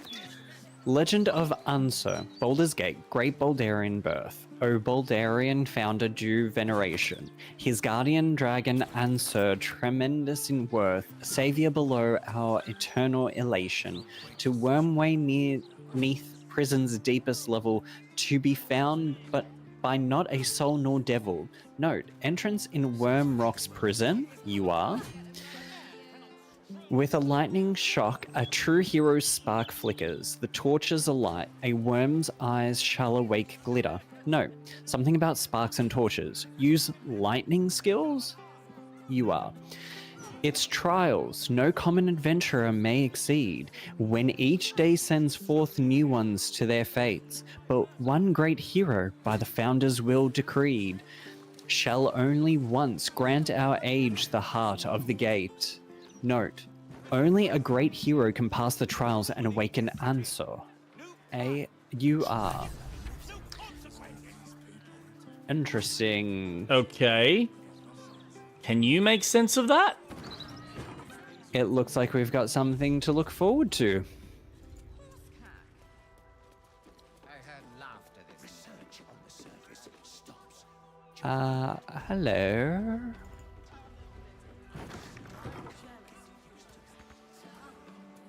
I just murdered some people. Oh, good job. No, I was telling this lady I just murdered people. I see it's Tell a me things. lot. How long has it been? It's a lot, this act. Glad to see But you take well. it slowly, one by one. It'll be fun. Tadpole remains in its state of suspension. Your case has set us on quite That is a the detour plan, from our Ahab. planned expedition work. We've thought about very little else. Show me what you got. Where is Omen? In the field, Omelim? seeking further subjects for study, Oh. though it has been gone You just have for longer things. than I I'm anticipated. good. After observing the nature of your tadpole's stasis, we felt it wise to report back to the society. Omeloum went out into the city to seek out further undeveloped infections like yours. But I have heard nothing since. I admit, I'm somewhat concerned. We are usually head on up. sticklers for updating one another on our progress. And how are you, Ahab? What have you been up to, sir? Well, I'm down. Where was he headed? Melon believed the answer to this riddle lay within the city walls and held some connection. Cult of I had Absolute? the distinct impression it was intentionally keeping its hypothesis from me, as though even the theory would be enough to put me in danger. Why that would be, I can only theorize myself. It All is that and more. I enjoy the outside challenge. my area of expertise. Omeluum is most likely safe and well, and simply absorbed in its work. However, it would put my mind at rest to confirm Just it work, if work, you and have much this time to path. play. Not much time to play, sadly. That sucks, man. Curious. What are the benefits of this exactly? Have you anything to trade? Naturally, the Underdark Plenty to keep. provided us with some Oh, unusual salvage I love this. to keep an inquiring mind busy. Not a whole lot that's going to pull me in from an interest perspective. However,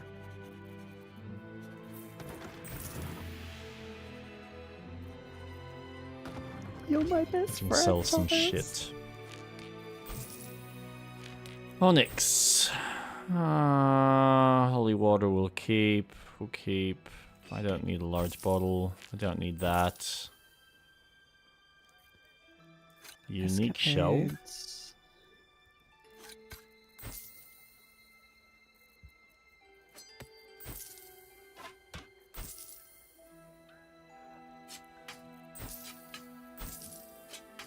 Simple jerkin. Music box. Dangerous tunes.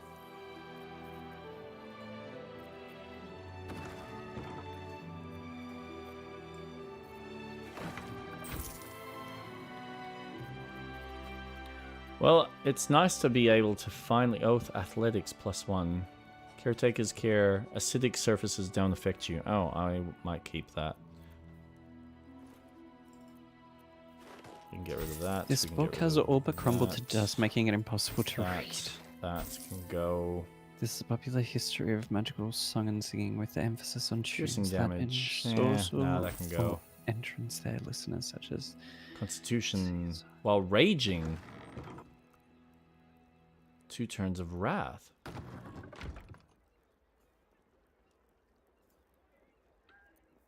Huh. oh damn! I thought I would have learnt a new song.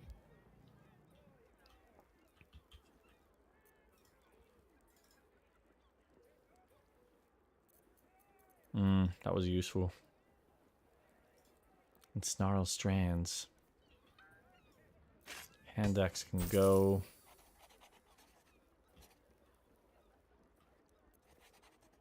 Oh.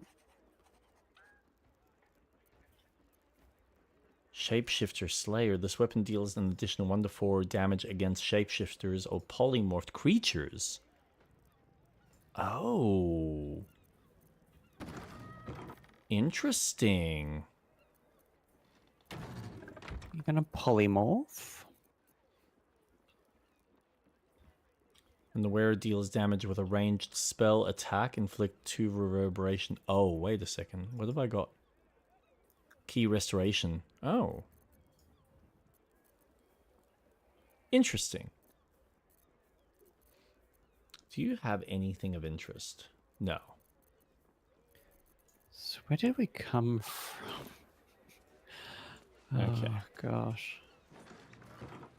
Figaro.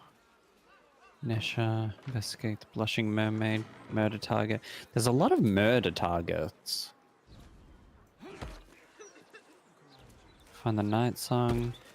By the way, you're the in a area with books? shopkeepers as well. Awesome. Nothing interesting. No? No. Unless you want to buy amethysts and rubies, rings, Oh. necklaces. And then you've got a bard store at the top. He's my friend. Thomas and I are really good friends. Awesome. Docker. You look like someone who So knows basically, I should kill him for you. Thank you for coming to my... Oh, that's crazy. I heard Lae'zel's neck snapping. Did you? Yeah. Yeah. I heard this game getting deleted. So everyone, thank you for joining me on my solo. Oh god, so much hate for Lae'zel. Wow, like yeah, you're not kidding. She literally has nothing. Yeah. Ah. Not sure what the purpose is. Do you think this manhole will take us down to the sewers again? I mean, you can try. Oh, by the way, do you want to do a short rest? Oh.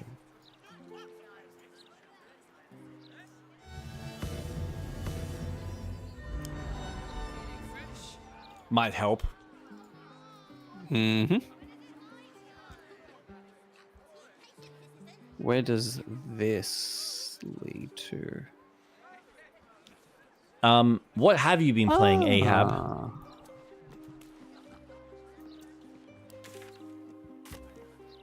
Interesting. Oh, that manhole. Yeah. All right, I'm not going Makes to sense where that attack any of the quests just yet. Because what I want to do is just run around and see if I can find actual shopkeeps. Good idea. There's a lot of yellow outlines, and I don't know what that means. Just people we can talk to, I guess.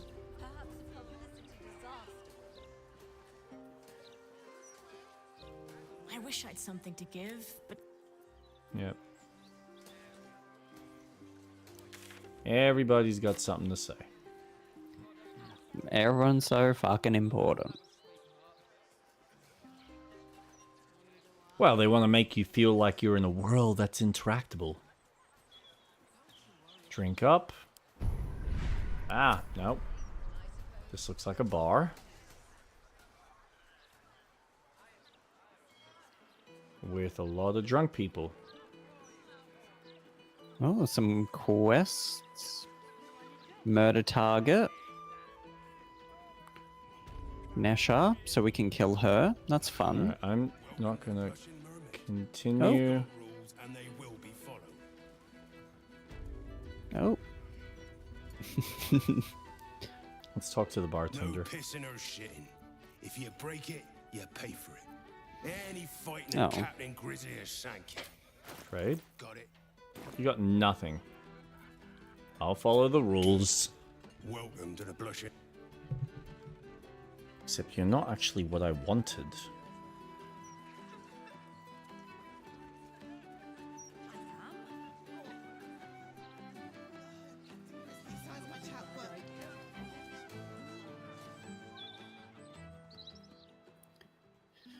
Damn it.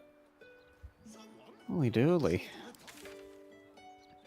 Oh, it's a small map. It's not that bad. Tiny. Yep. Teeny tiny. Teeny tiny. No, that's news agency. What's that? Armory? If you find an armorer, you let me fucking know. What's that? Oh, wait, I think. Dravo Flim.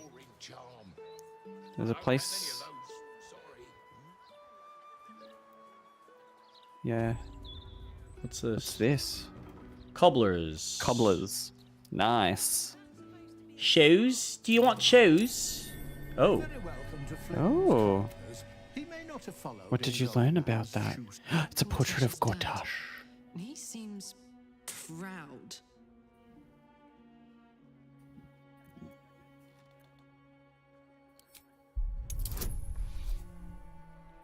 This is gonna suck, I think. I can give you a bone. Yep. I think we're both having a bad time with the rolls. No. Two. No. The game's like, you know what? You guys are doing too well. You had too much fun last stream. Not today. Very good to Gortash, see you again. where am I going? Apparently, I can probe his mind again. Finest leather. Do it. Ah, sir, you've chosen us. I'm just gonna go upstairs and Gods. Gortash has a mother. I assumed steal. he sprang fully formed from a Tell me lich's anything arse crack or interesting. something. And you have... That's Jenna. Okay, what is with these crazies? Simple boots. Welcome back. Hey, there we go. Alright. Probe the mom. Gortish's mom, apparently. Help me. Dear gods, help me. Oh, God. Your Yep. tadpole squirms. These people are infected with the parasite, but something is off. Linked your tadpole to hers. You search her mind, but the psionic forces that control her are different, split somehow. It's like Navi style where you connect your tips.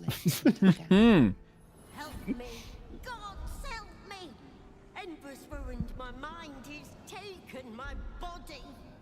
I should have slammed the door in his face, but I let him in and he ran some kind of worm in our eyes. Ooh. I'm here, but I can't speak. I can't act. I'm trapped. Never do this to He you. said he wanted to make us Powerless. bitter after all these years, but we did what was best. We had debts, world-ending debts, trying to keep this cursed shop afloat. Dangerous lenders who said they'd bury us all if we didn't. Then a warlock offered us a pretty penny for Enver's service. He was a smart boy. Too smart. It was give him up, and what choice did we have? You may have not intended to, but you created a monster. He was always a little monster. Nasty to the core. Nasty to the core. He would have torn me and Trevo apart with his whininess. You may disagree, Enver did, but we don't deserve this. This torment. You're the first person who's heard the real me in months. You're the first person who's heard the real me in months. I can put you out of your misery if you like. Killer? There has to be another way. I deserve to live again. I deserve my own life. You did to your own son. There has to be. I can't live like this. Wait, wait. Your tadpole lashes and recoils. Uh-oh. Come again soon. I would say that's going to be the same with the father. So, Gortash's parents sold him to a warlock. Why does that sound so familiar? I've got no interest in empathizing with the fuck. But maybe what he did to me was some kind of mirror of what happened to him. When you get fucked up, you fuck up right back.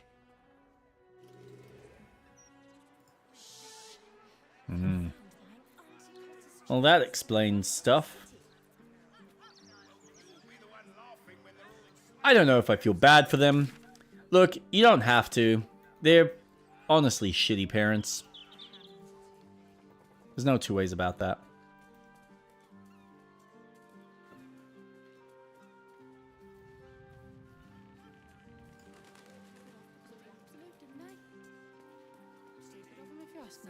It's much safer this side of the city walls. Just a few, sir. Should have at least locked the place up properly. Interrupting me.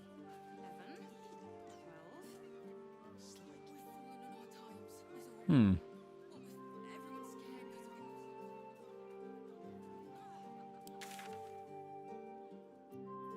Did you find something over there?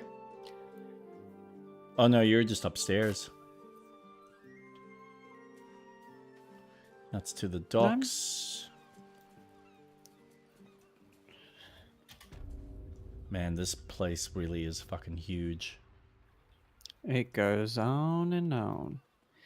Life goes on and on and on. This really is the conclusion to the game. Fuck, they don't hold back.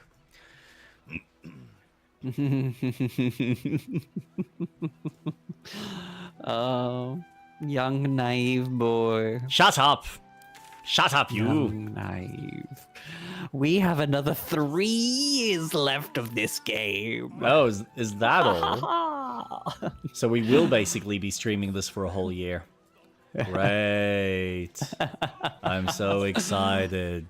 You realize that after this, I'm only playing short games with you. I'm not doing this again for like another 5 years. Oh, 100%. This is... I don't think there's many large co-op games to this size. Not this, no. This is on another level. Yeah, this is a full campaign. But to be fair, this is the only way I could have someone committed to playing D&D. Nope. Oh, I get it. I completely get it. You in need of protection, friend. And we're having a lot of fun along the way. Can't keep you alive if it's Don't get me wrong. I think it's a marvelous game. It's just more than I imagined myself, like, getting into. That's all. Holy shit, that's expensive. Why is that so expensive? What is? There is an armor class armor for 17, but it's 7,250. Exotic material, add your full dexterity modifier to your armor class. Additionally, this armor does not impose disadvantages on stealth ability checks. Medium armor. Oh. the way I see it. That's pretty good. Do you want me to steal it? I mean, you can try. I Okay, would you save talk to before him. you do that.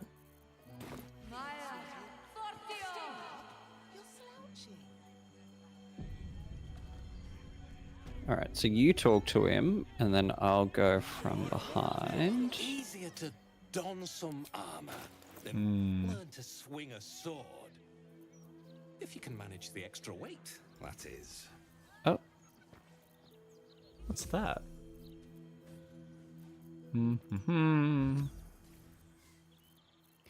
what armor was it?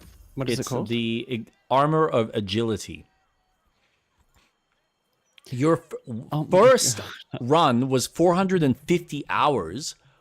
Dude, what were you doing for 450 hours?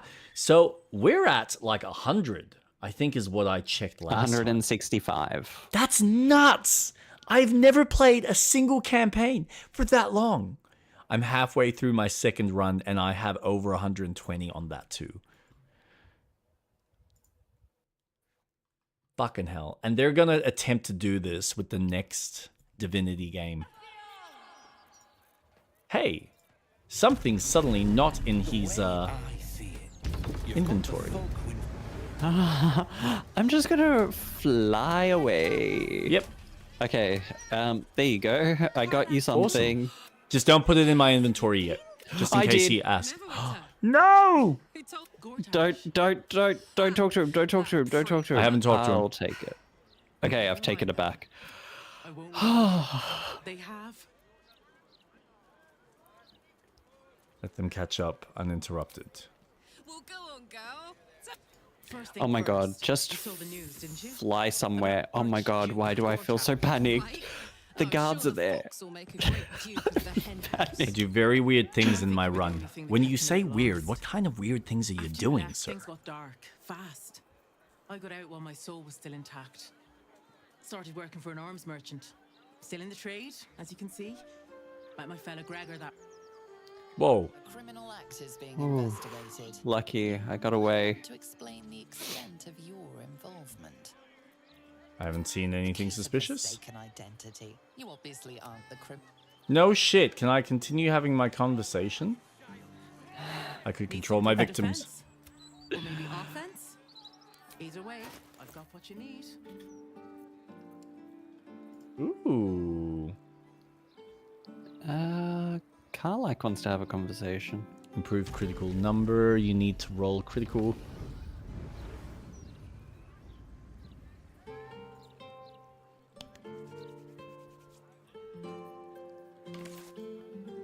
Kitty!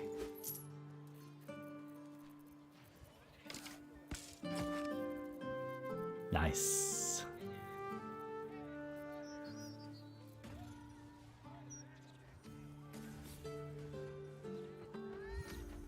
Charesse, as in Charesse's caress?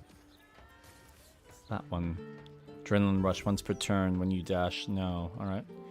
Evasive instinct. You have a +1 bonus to armor class and saving throws as long as you are not wearing armor or holding a shield.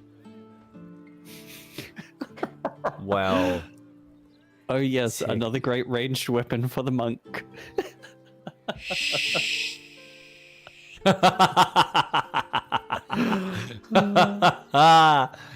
Yes. By the way, do you want an amulet that gives you spell slot restoration? Oh, yes? Look up Spell Crux amulet in my inventory, actually. Who do you want it to, Gale? Yeah, Gale. Done.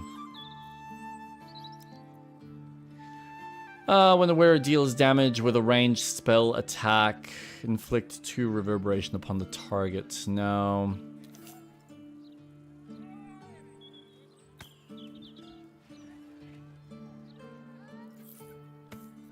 Nah, we'll sell it.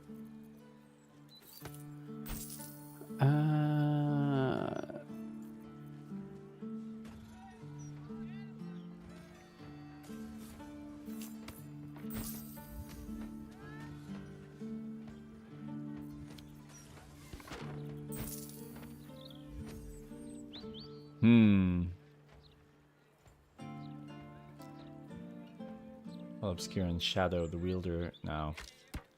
Don't need that. Oh. That's fun. Absolute Tempest.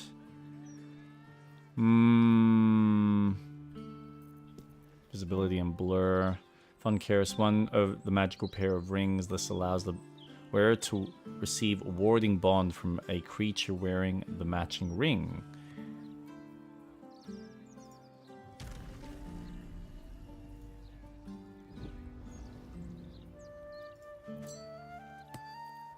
Fuck that.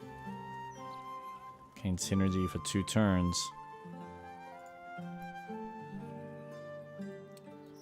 Nope.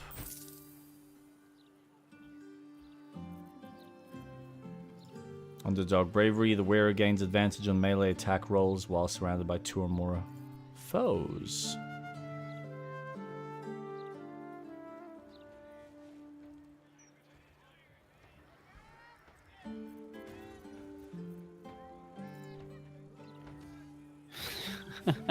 Just decisions. On and on and on and on and on and on and on. Life goes on and on and on and on and on and on Trees and on booming. and on. Folk are scared. I bet. Work all day. Karlak. Oh. I Oh. hope that wasn't a lie. I hope we do get to meet up with. First step, save the city. Then, save myself. Is And that last an but not least, explosion? dinner with an old friend. What was an explosion? Cute. Alright, what I need to do... Okay, so Let's I've go made it back to camp. back to where we started. So I've made a little line. This Lovely. is Let's have a look. it's quite the journey. A bit. Oh. A bit. I love this camp. Yeah, it looks cool, doesn't it?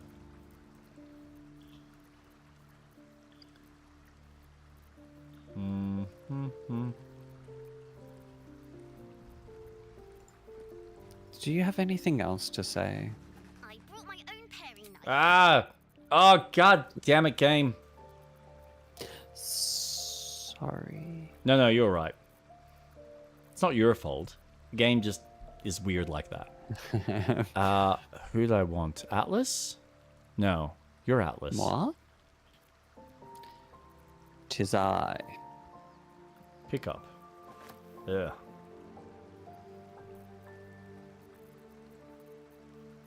That.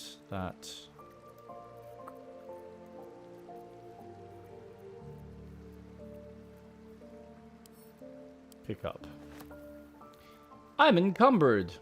No shit.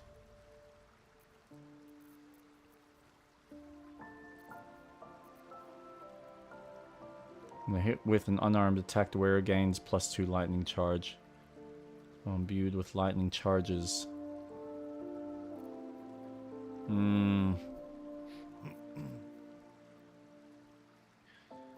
Or with throw attacks.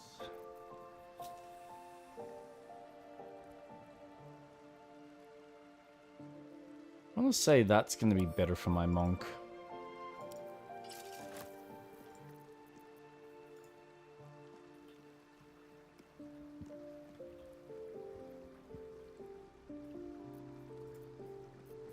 Also, I need to do something. Because it's annoying me. Heals the wielder for... Wait. Healing through this item does trigger other passives. Nah, fuck that. I'm just gonna talk to Will. Yeah, you do that. Oh, also... Pick up. There you go. Pick up. Pick up. Pick up. Pick up. What's that? I gave you the armor of agility. Oh, awesome. Curse that rotten devil and her forked tongue.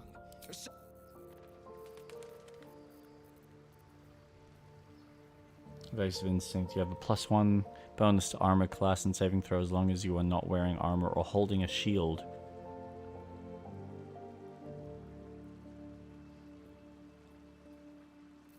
That will be useful.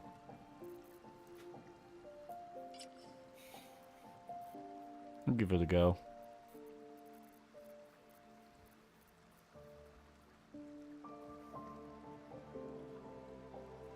I mean, I'm technically not wearing armor.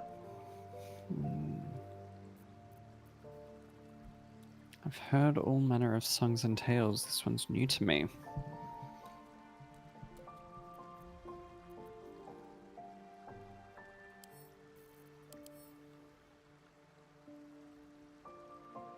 It's a garment. Okay. So maybe there is some usefulness to the gloves I've got. What did I just have? Where was it? Fucking hell. What's Bulwark? Bonus, you gain +2 bonus to armor class as long as you... Well, no, I mean, that actually has advantages for my armor, doesn't it?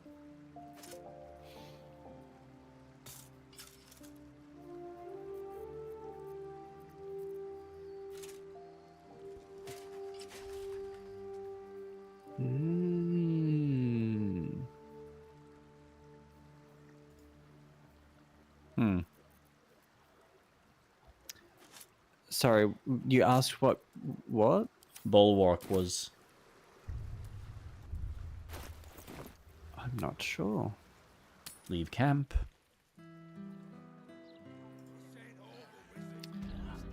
Oh, shit. What's wrong? Oh, no, she's still here. No, I thought she was the betrayer. Let me see what you have on offer.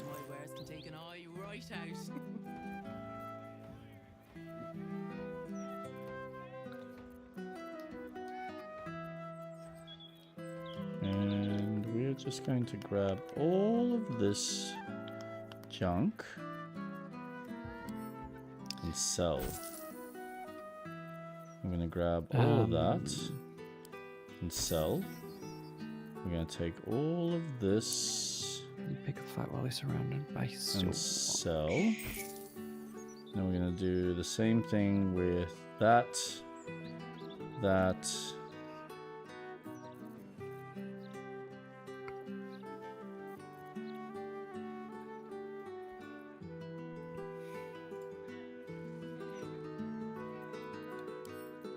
We can sell that.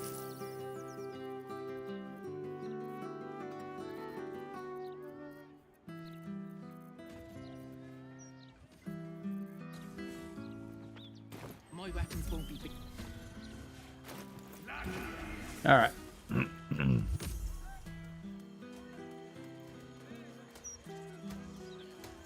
All right, you're just another boy. Who's in here?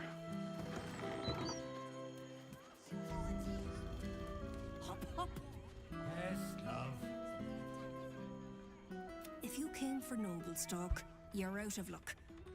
Last trip to Be the able- Underdark was a miserable failure. Well, go on then. Oh, sexy. Thank God.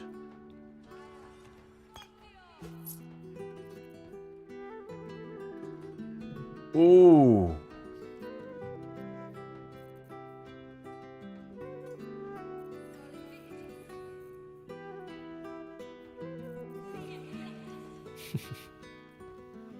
Oh, like Chihiro. dude. She's cool. That's expensive, but that's gonna be useful. In a tight bind. What are you doing?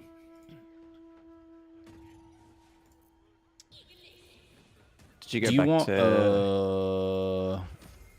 I don't know if that's gonna be useful for you. I'm buying potions.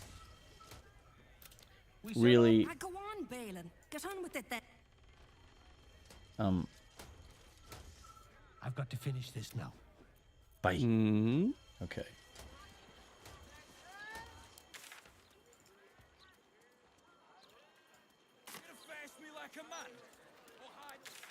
All right, so you basically done a full straight line. Yep. Awesome.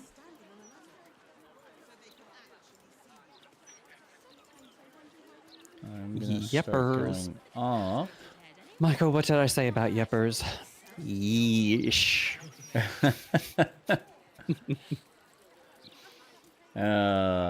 Dude. Okay, who's that? Daemon. Daemon, what do you sell? You're a blacksmith. You got weapons. I sell all things of wacky things from doodads. Okay, never mind. Shut the fuck up, Damon. I'm leaving. I wish there was that kind of character in this. That'd be fun. That'd be cool. I haven't stopped trying, but all roads lead to a dead end. Sorry, I didn't mean. Never mind. Oh. Glad you're all right in any case. They might sell mushrooms. Forge you've got here. Best I've had in years. Mistress of the house lets me operate from here for a fair price. Mushrooms lying for are a set of- good. Good. Someone should be. Shrooms or mushrooms? Who's to say? One of each. The good stuff? Life stealing Or critical the- on a critical hit. The target takes an extra 10 necrotic damage as long as it isn't a construct or an undead. You'll also gain 10 temporary hit points.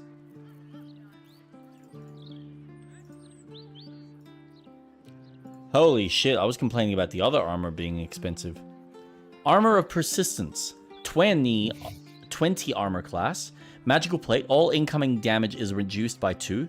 Legendary Persistence. You gain resistance to, and Blade Ward. Disadvantage on stealth checks.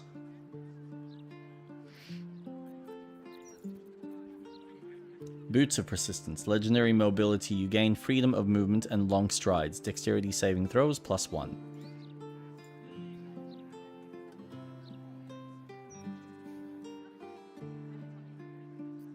Oh. Legacy of the Masters. Arming enchantment. Gain +2 bonus to attack and damage rolls with weapons.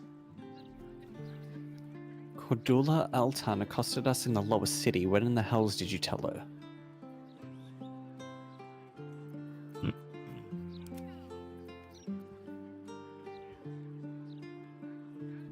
When the wearer chooses to end their rage, they gain 15 temporary hit points.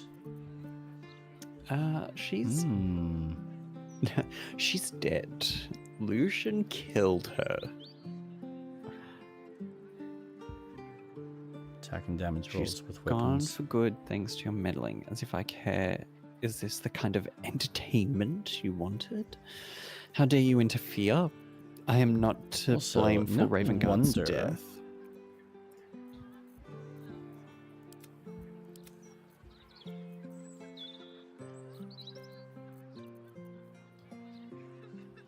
Oh, you are using medium armor. So this is going to be better for you.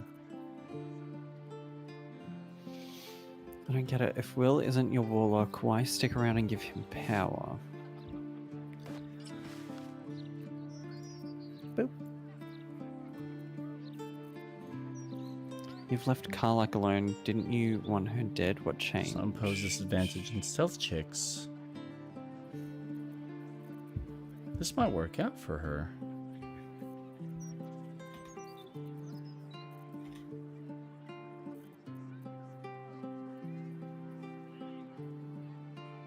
While you're considering you can't get knocked prone.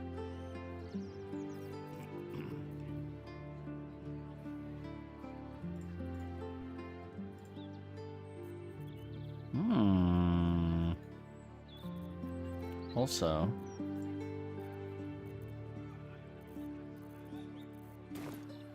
shout if you need anything else. why haven't I got Karlach using that?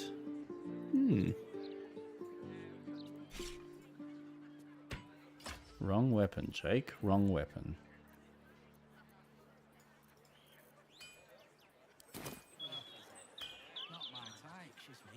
What can I do for you? Let's have a look at wares. Wouldn't be allowed to hold them if it weren't for you. And we want to sell that. We want to sell that.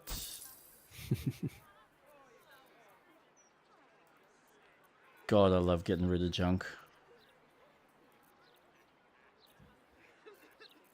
That's a better hammer, so I'll get rid of that one.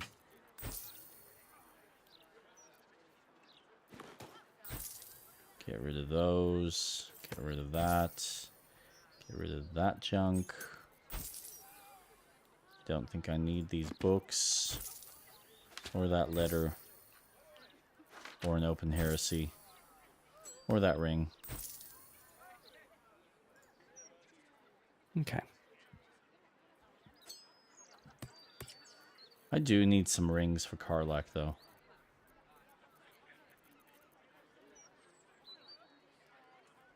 I guess we keep going this way.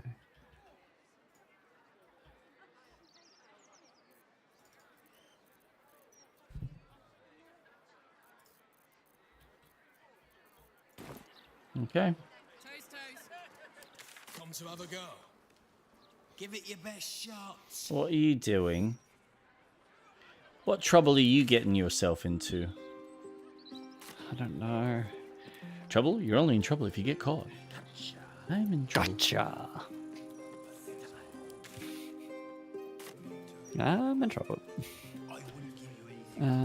Strange way to earn your keep. Do many We should take you start up on- putting a counter on how many times we make references to Aladdin. We should. Ding!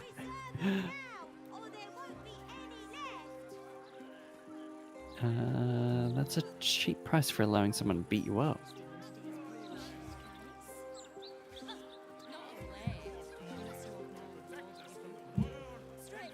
You know, I will say, for a massive city, there actually isn't as many shopkeepers as I thought there would be.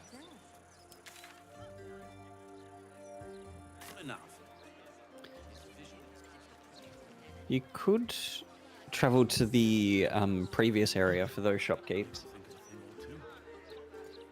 There wasn't even much there either.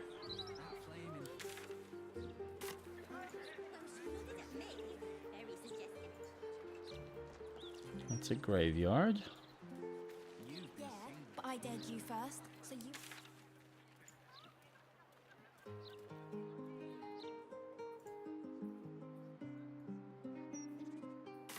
Listen and submit to the mistress of disease. Oh, okay. That was it? Okay. Yep. Mistress of disease. Okay, this woman is thick. Okay, alright.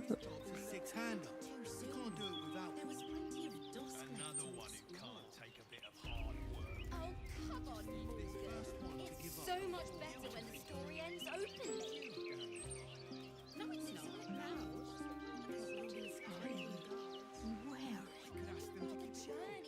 There really is a lot here.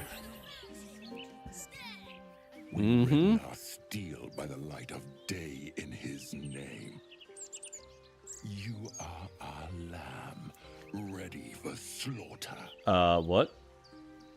Lady Oren asked us to test you, but I think you'll fail. Okay.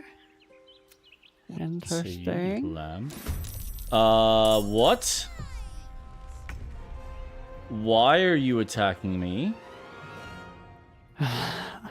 What are you doing? I apparently got caught. Doing what? I mean, I don't know. I just passed a couple of people that looked like they were playing in the park.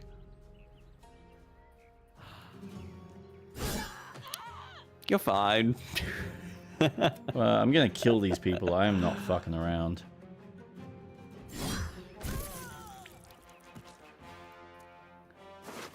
I'm gonna fucking pull all kinds of crazy shit on me. I will do it my way.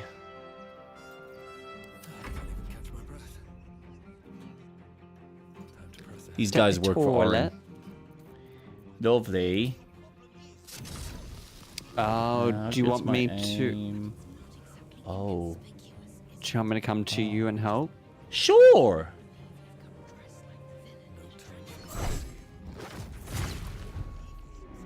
I don't even know if I'm allowed in this area. What? I want to see how this works. Oh. That's sad. I'm sorry. Cannot harm. Sanctuary path is interrupted. Okay. I did my shooting. Not very good.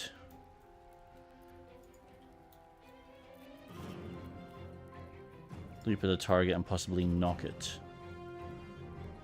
Oh, it's a bonus action. Alright, go. You should be able to reach. Yep.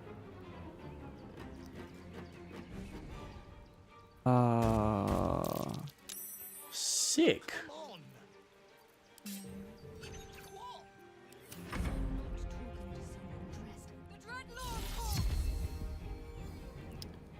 Or a murder. Where are you gonna go?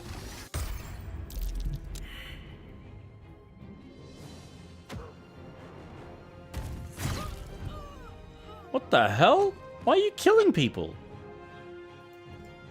Who the fuck are these assholes? Yeah, I'm probably definitely gonna need your help here. Stunned? Come on! Oh, man. Charm.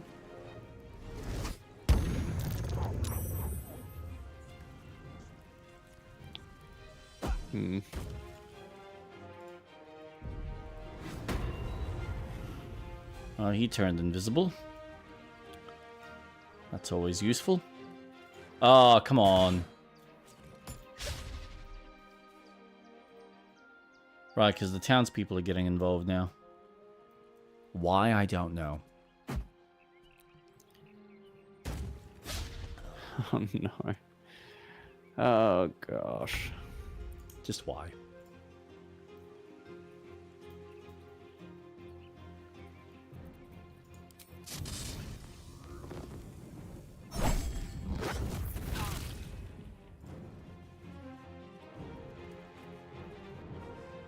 Keep out of this. Did you just get that? No.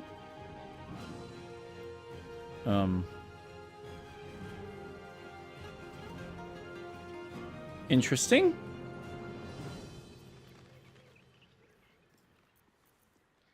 I love how that's an extra action.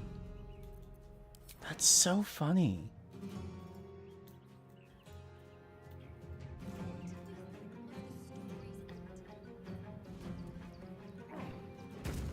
Okay. That is awesome. I love having that as an ability. Where the fuck are you? I'm in the park. How does one Oh, get great. to I'm the stunned. park? This ain't good.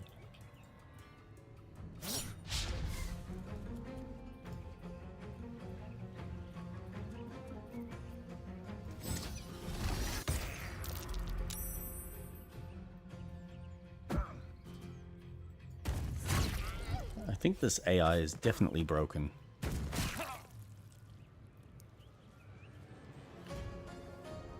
Oh, this is cool. So I'm doing everything but not coming to you. Thank you. Much appreciated. I'm just trying to find how to get to this park, and I think it's just I have to go Yep, you're getting there. further. Oh boy, my character is really getting slaughtered now. I'm on my way. No. Why can't... Oh, fuck's sake.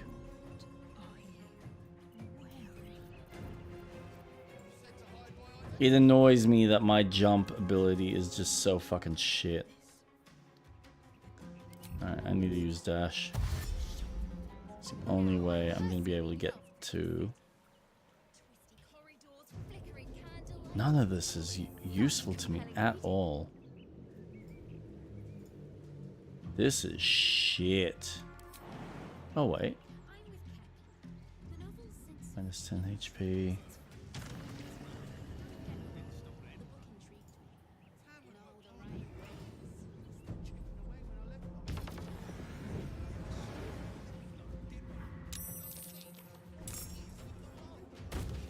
Here we go.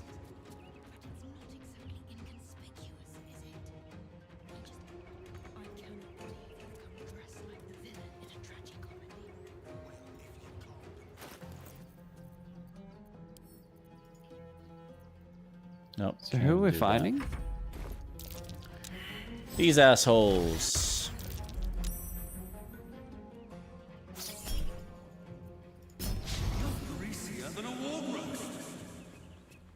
Someone that works for Orin.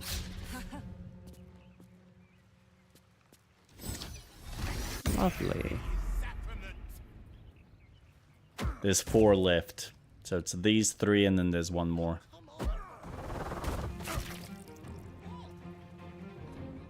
Also.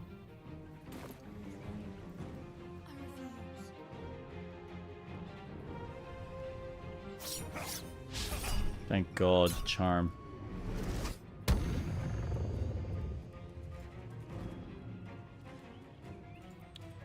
We should do something a bit more interesting, but sure.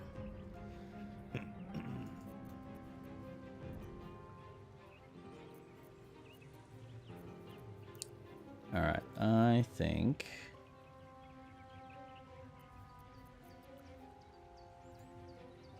Oh, that's a bonus action. Cool.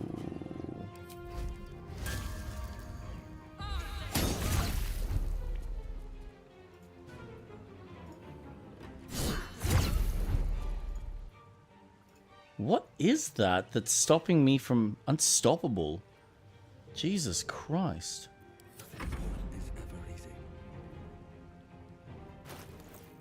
Alright, first off, need a drink. Now, reduce the next damage taken by the entity to 1 and consumes... Dude. What? Thank you, you fucking crazy bitch. Oh, fuck your stunning gaze. Ah! That's annoying. Not my back. Backstabber.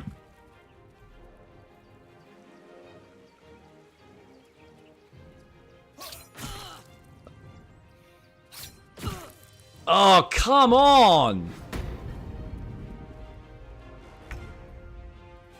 These guys are crazy. Yeah.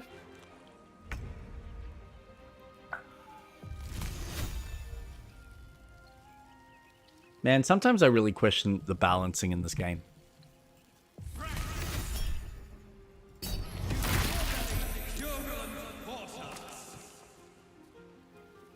That worked. You're welcome. And we found him. That was really powerful. Dude. Shit. Yeah. Don't fuck with Gale. Mm-hmm. Nothing like an OP magician. By the way, do we have one more short rest, or is it a long rest now? Long rest. Ah. Good, good.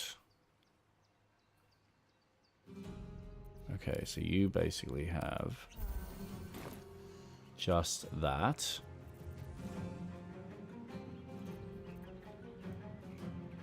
No.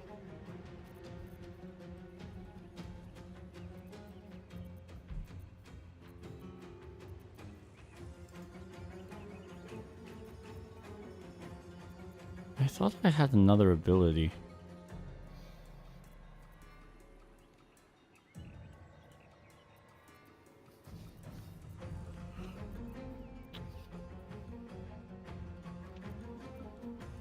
What ability? There was a slam I thought I... Oh, that was with the hammer. Okay, I get it now. That's alright. Honestly. You fucking cunt. Thank you. Time to push my luck again. Right, fuck you then.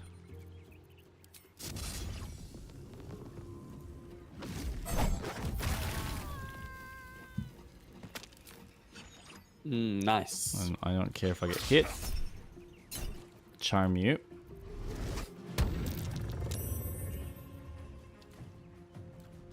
And I'll try that again. Thank you. You sack of shit. Hey, you did most of the work there, I'll be honest. I'm just finishing them off. Ah! Fucking hell, I didn't think I'm gonna have to, like... Didn't think we'd have to do short rests on every single fucking one of these fights. Jesus.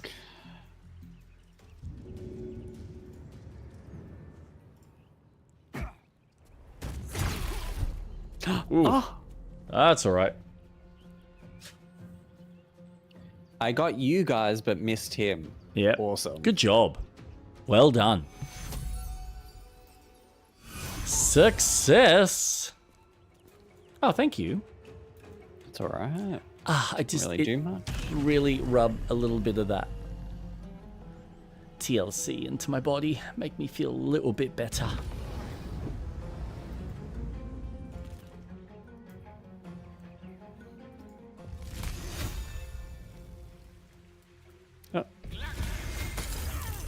Oh, that was good. I got the power. There you go. Just be careful of the frosty ice. All good. Concentration, long rest.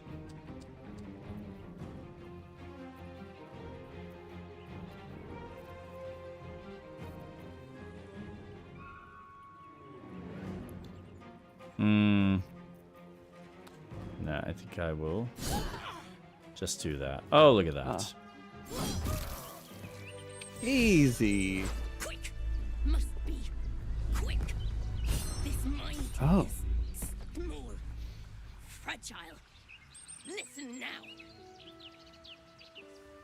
Okay, I'm listening. You know us. Absolute will. Absolute power. Not much time left. This mind cannot bear us. Turns to liquid. Listen close. We learn. We grow. Loosen our clumsy bindings. Aid us. Necromancer dead. Changeling and tyrant remain at odds. Kill them. You have a place in my grand design. What? Oh. What happened? Why do I taste? Oh, poor thing. Gotcha. So,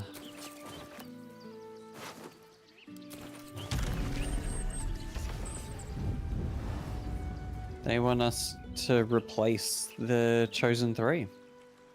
Shocker. That'll fit in my pack. Surprise, surprise.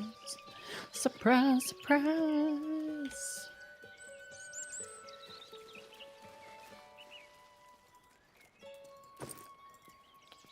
So, did you want to heal us?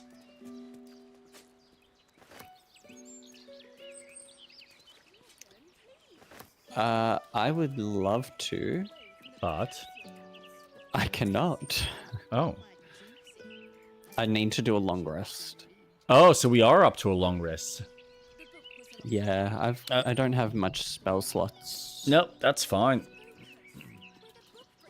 Heroic poster of Honestly, Gortash. that doesn't bother me at all. Gortash, the people's man, the gate's protector. I love this. People have put this specifically there for the goodness of everyone, and I'm just taking it because, oh, it'll make really nice potions. I mean, why not? Speaking of which...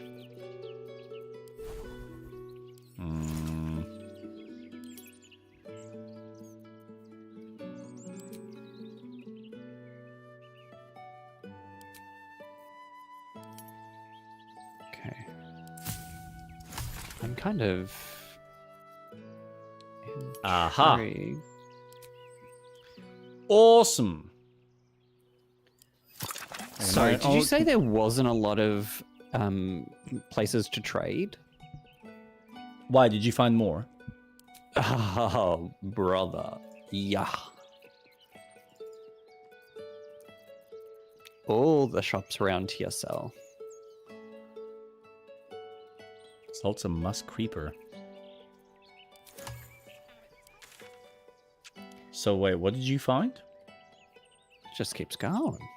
I'm heading to Devil's Fee. But you've also got Bonecloak's Apothecary, Forge of the Nine. Up where you are. Yeah.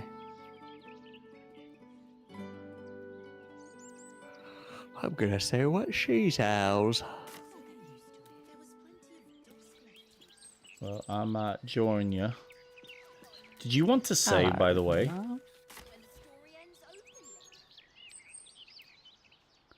Because now, at least if we fuck up, there's not a huge lot that we have to repeat. True.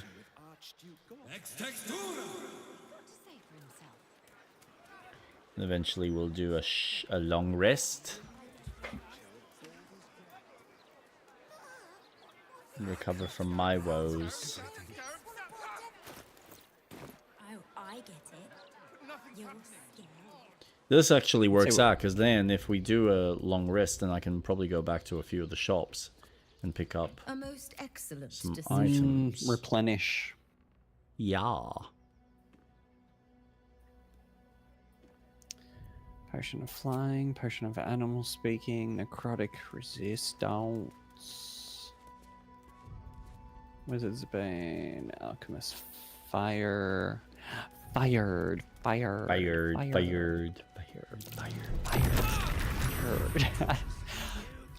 don't get how people don't like that movie. I think it's one of the best movies. Okay, I need to move.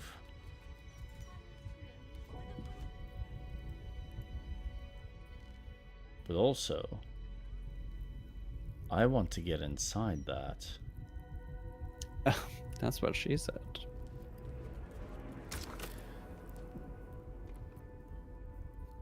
Thirsty Ward. I will buy one.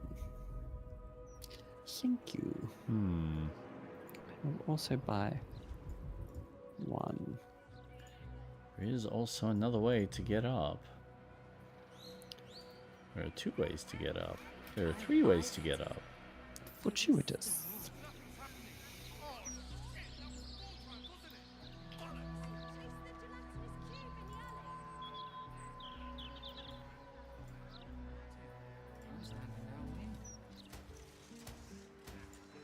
Oh.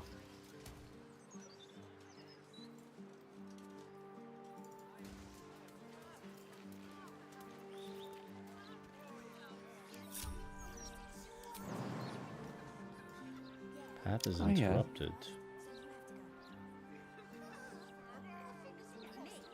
How's the path interrupted? Too high? I think I like the room. Was there anything upstairs?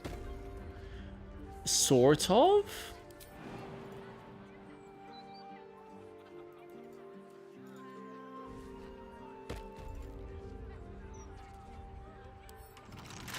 Oh. Was this a trap? Did you walk into the devil's circle? Yes.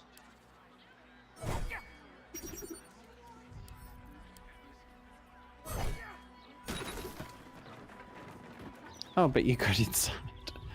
Oh, she does rituals. What was she trying to summon?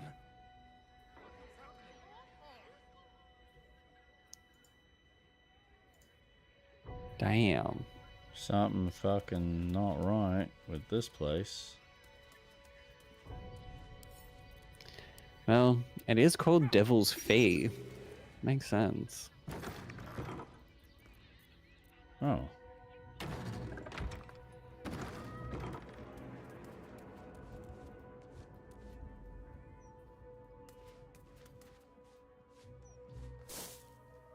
Something good here, I hope.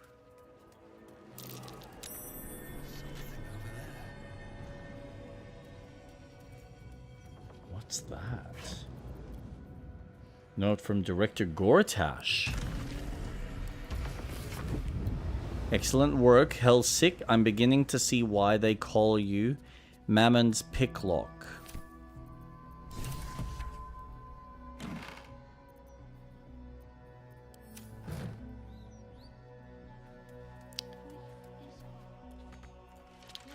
Man, everyone is basically in cahoots with fucking Gortash. Makes sense. DC 20, jeez. They really don't want you breaking in, do they?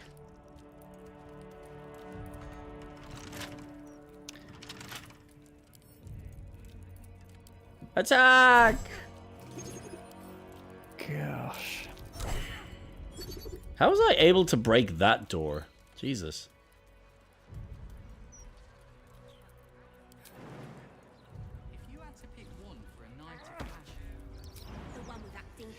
Oh. Is there a particular reason? There we go. That's a problem. Jesus Christ. Brighten up a loved one's Alright. grave with a boot We're in. freshly peeled. Oh. Oh, well. We're gonna do a long rest, aren't we? Yep. We sure are.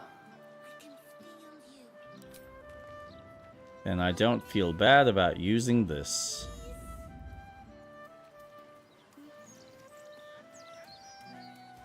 I can fly. But I dared you first, so you have to go.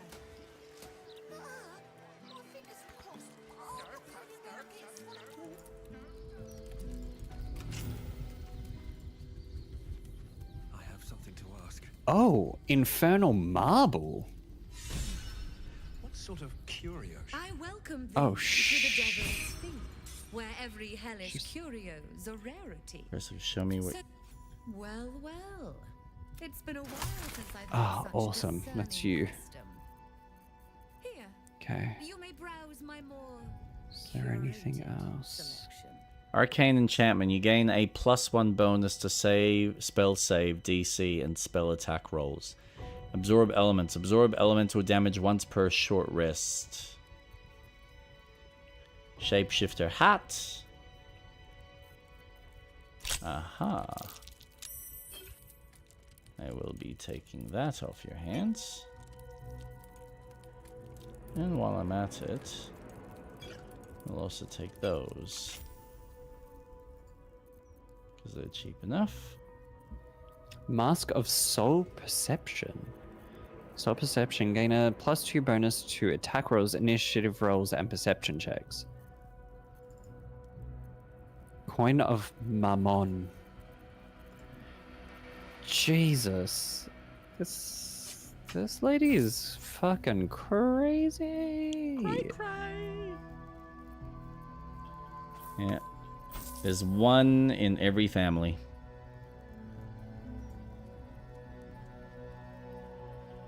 That is true.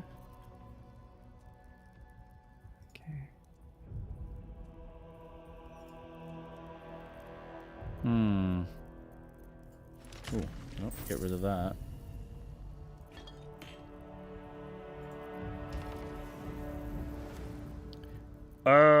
Fuck me. I don't need a candle. Okay. Don't need a goblet. So let's have a look at what I stole. All right. You've seen what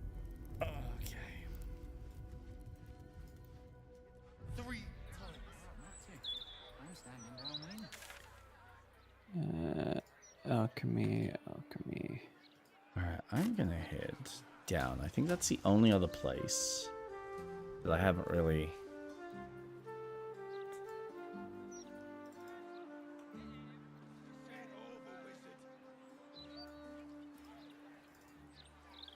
Man, this...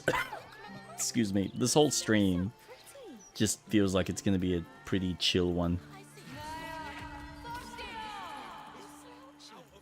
Yeah, it's kind of just getting the lay of the land. Yeah. It's kind of the vibe I'm getting at the moment.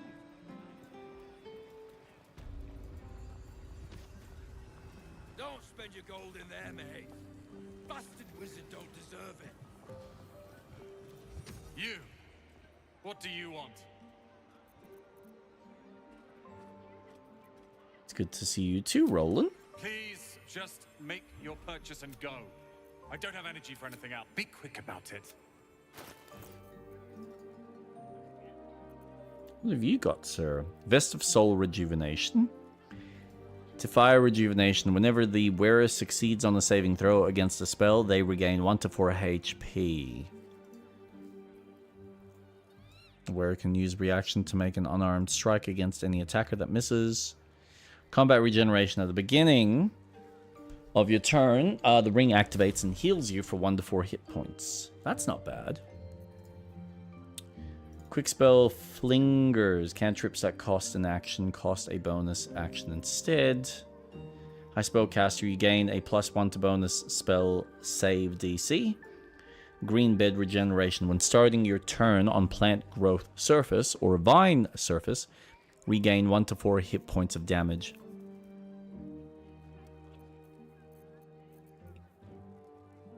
And +2 to charisma if you want a fancy hat. Oh. Called Birthright. It's not bad. Hmm.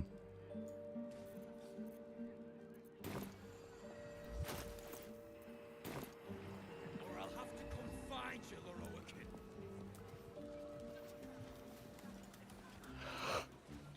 What did I steal? I stole a few things. How dare you steal? Whoa. Welcome, dear patron, to the floor at the top of the stairs. If you have information about the Night Song, great riches await. If you are here to waste the great wizard Laroican's time, reconsider. Let your knowledge determine your path forward. Very good. Whoa. What did you discover? 4 portals?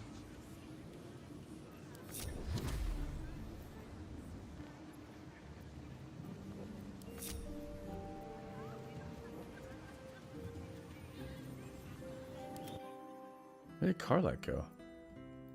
Are you still chilling out here, girl?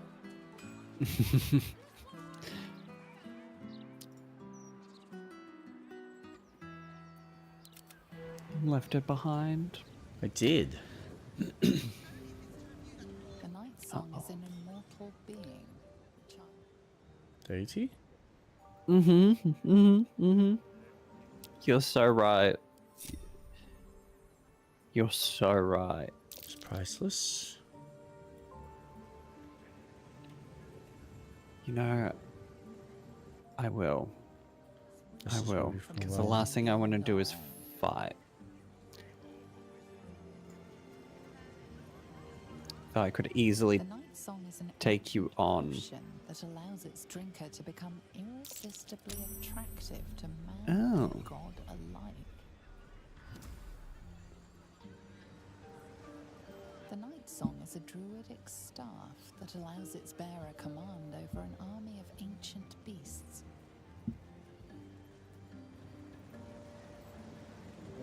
The Night Song is a priceless ruby from a realm beyond our own. Come on.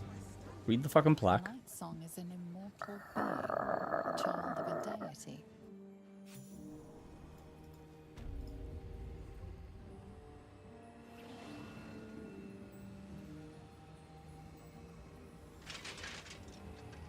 Okay, that's good.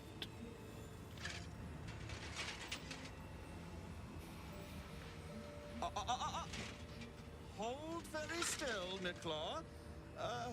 Craig's aim is much improved, but still leaves something up to chance. Yes, sir. All right, Oh god. This is not good. ready? Okay.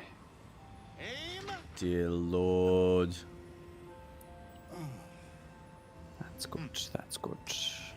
We have a visitor. At ease.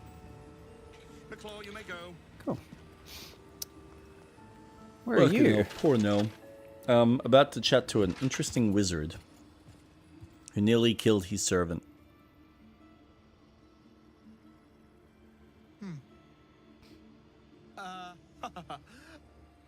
I see no Night Song. Surely you wouldn't have entered my tower without the Night Song in hand? Surely you wouldn't have wasted my time? It goes up.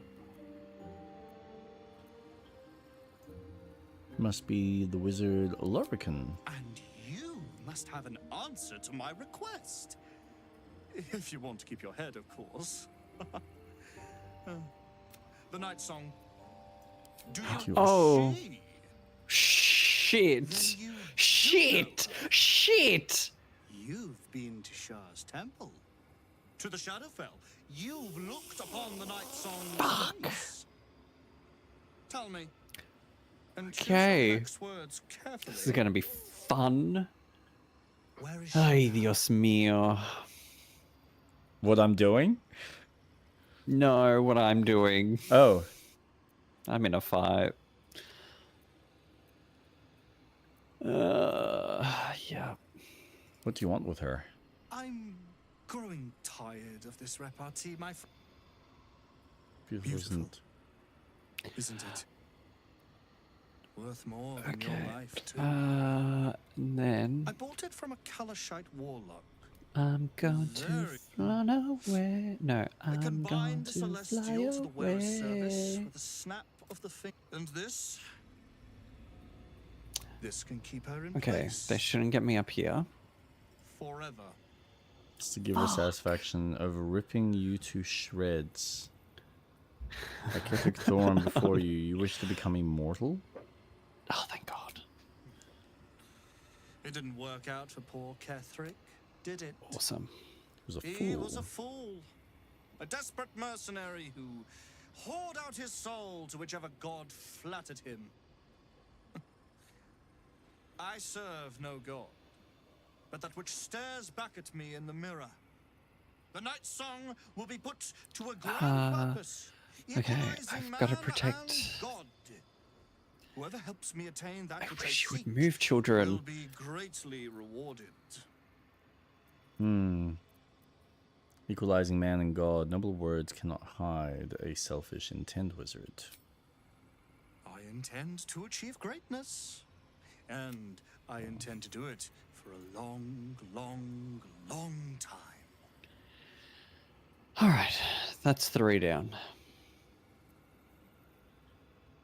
I regret to inform you that the night song is no more, killed in the Sharon temple where she was held. Okay. I don't think this will go well. Don't call more. Don't call for more. No, no, no. No, no, no, no, no.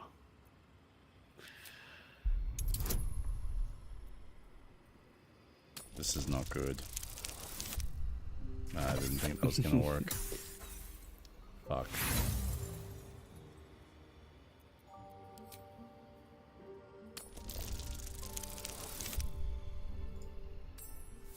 Not enough. Oh boy. Do I have any run? Fuck you. Fuck this game with its rolls. Fuck the random chance bullshit. You seem to know a great deal about her. I could blow you Bring her to away. me, and This I'll is forgive your little fib about her fine. fate. Honestly, this is fine. I accept my fate. Yeah, you know what? The rolls make it somewhat fun. Just to give her satisfaction of ripping you to shreds. Do as I say, and you will be Subtle Fail and I give up a prize. The choice is yours, but make no mistake. Okay. Well, I've at least saved myself from potentially getting killed by a level 10 wizard. Oh, that's good. Oh, yay! Hi, Mark.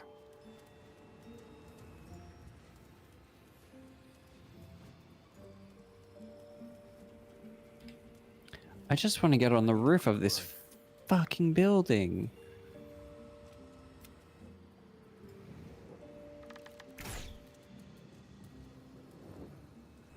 You'll bring him the night song, won't you? He'll be so... No promises. So this crazy fuck wants the night song. Let's see.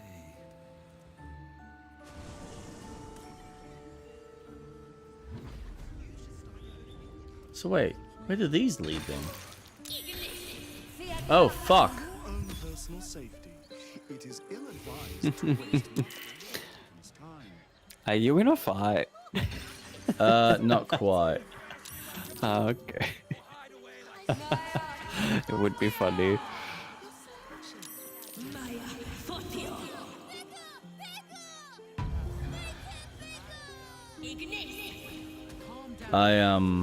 That would kill yeah. the child. Oh, That's the kids a are gonna thing. die. All right, I think I'm ready for a long rest now. I'm not. I'm not. I'm not. What are you doing? Just in a fight. Whereabouts? Oh my god, I don't even have any health. How bad's the fight? Not that bad. I think we're good. I just can't. Why is the path interrupted?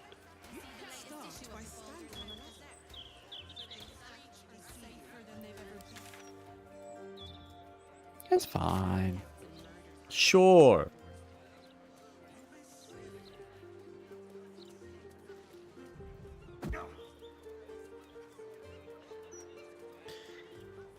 Alright, so definitely need to do more questing.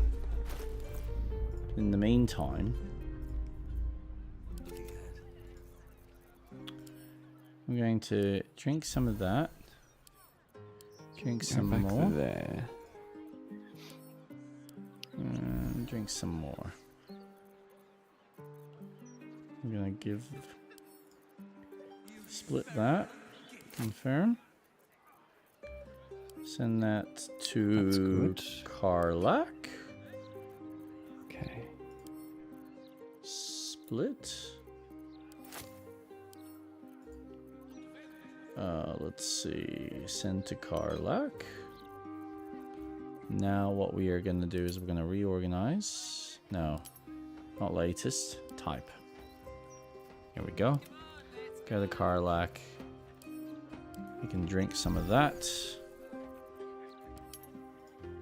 Type. Alright.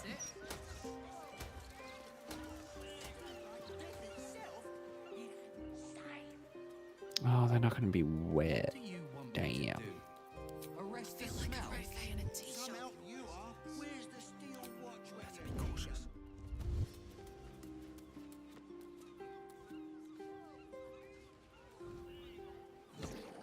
Oh, what the hell? Don't come in here. This is fun. I see what you're fighting. Sea creatures. Ah, oh, damn it. Oh, I thought he was going to attack kids.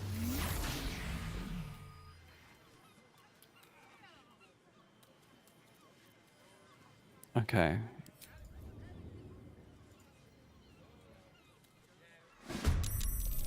Oh, that's not what I wanted.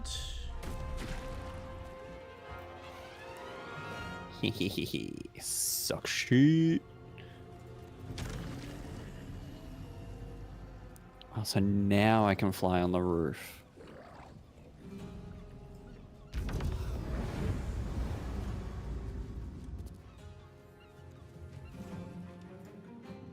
Cool. Oh, wait, what the hell? What's up? How did you get there? Magic. There's no such thing as magic. We're playing D&D. Of course there's such things as magic. You're flying, I'm flying. But I promised the glass was there. I don't know what happened. Fine day, Sundays. Do you know why? Best day of the week. You know why? Why is that, Dudley? There's no post on Sundays. Right you are, Harry. Right you are, Harry. Right you are. No post on Sundays. No blasted post today. No, sir.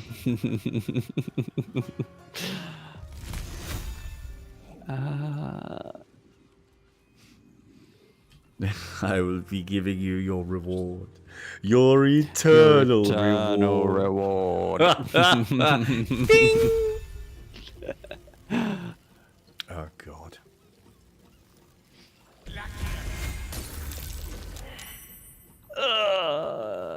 Okay, the kid's fine. Sure he is. Help me! Help me! Oh my God, there's more of these fucking things. Yeah, there's more. I love how they're all trying to reach one of you. Just Atlas. Please don't hurt me! Yep. Ow! I did nothing wrong. All I did was walk, and then they just jumped out, and I didn't do anything. I promise. I'm fucking with wizards. You're fucking with sea creatures. Oh, I thought he couldn't reach you. Oh, you're fucked now. No, like, he can reach me. I'm gonna play with you. We're gonna have so much fun. Now, I No, you're unfortunately... Oh, I killed the kid. Way to go. Oh, well. Fucking hell. Yeah, she probably deserved. I gotta waste my dash just to get through these fuckers. So I can maybe do some damage.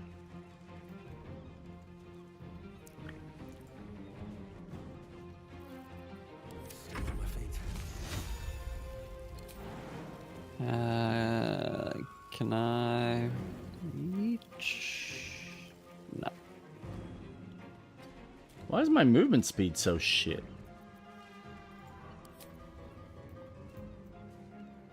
You have flight. Me? Yeah, why aren't you flying? Because I chose not to. Oh. Fly, fools. What path lies before me?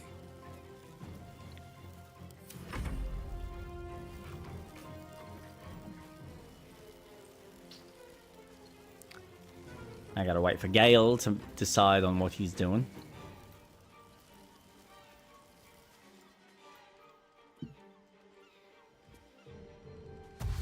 Alright, you bloody champions. Where you going? You coming? Yeah, there we go. Perfect. Charm. Well, at least we got into some combat. Yeah, we've been in fights. You had that encounter in the park. That was just on another level. Honestly, I thought the fights in the sewers were going to be tough. I feel like everything above here has been even worse. This has definitely been a very interesting altercation. Mm-hmm. Lacerate.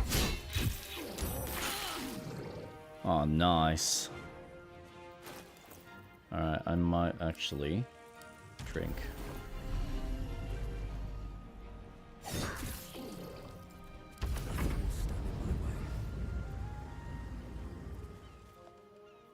What have I got that's affecting my ability to do shit?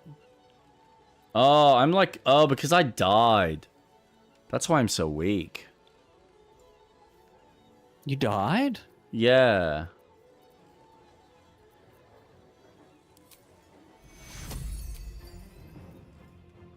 Okay, you're gonna have to fill me in on what the fuck happened.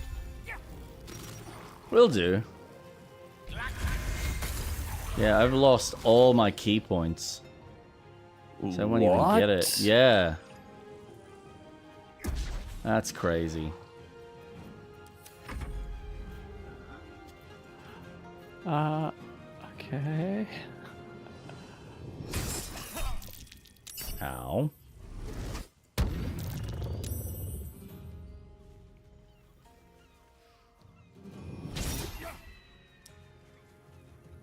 Damn you, you bastard. No, back to shooting you from the roof. Get you.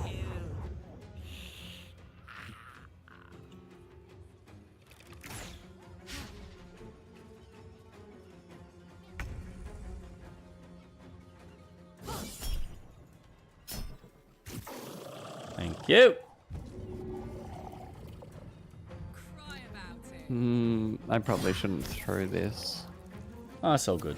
We're nearly done. Let's go.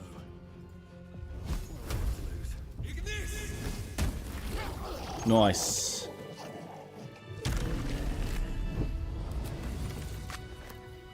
We protected a group of civilians from vicious... And we got some gold for it. Nice. I mean, we mostly protected them.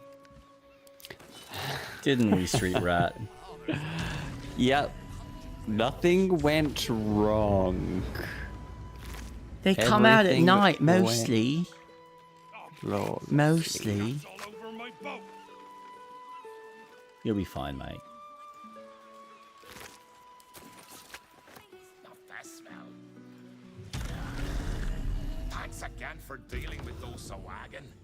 You saved fish mainly. The flaming fest commandeered the best of. That's all right. I'll tell you what. Sure. You can take that. Maybe all of that junk. And maybe those two.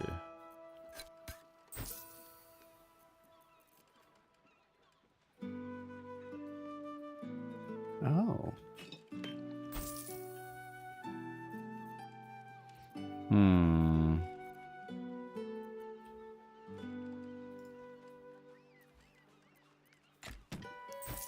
Chasm.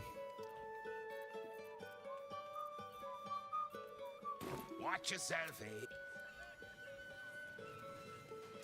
Did you want to save? Yep. Good call. Oh, you're almost dead again. Okay. Fill me in.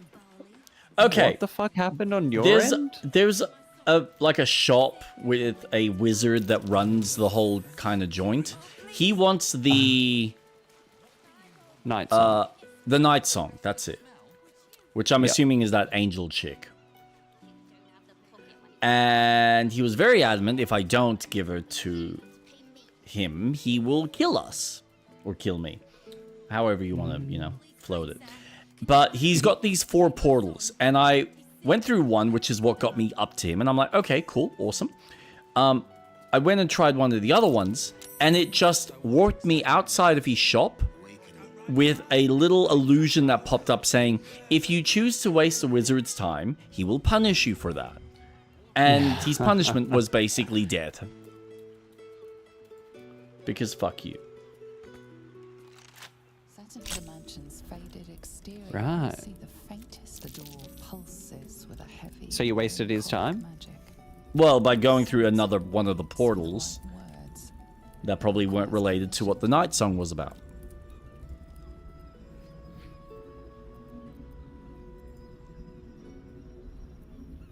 The door does not stir.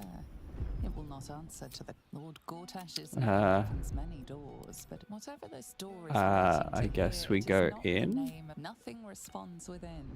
It is silent as the. Oh, did you open it? Yeah. How'd you open it? With my skills? Oh god. No, not doing it. Not doing it. What is that? There's a vampire and some undead creature. Oh, is this the party? Oh. Maybe he's a shopkeep. Oh. I'll tell you what, save before we go I'll in. talk to them. I want that outfit. He looks great. Hey. Sup, guys? Oh, fuck yeah. My new favorite character. You do not have an appointment, yet you seek an audience with Mr. Carrion. Ah, yes. You were drawn to me, a wanderer bearing the scent of death. You are familiar with the necromancy of Fae. I have heard the spirits whisper its name. Few books have the power to send a shiver through the living and the dead. Tell me, what did you make of its contents? Oh.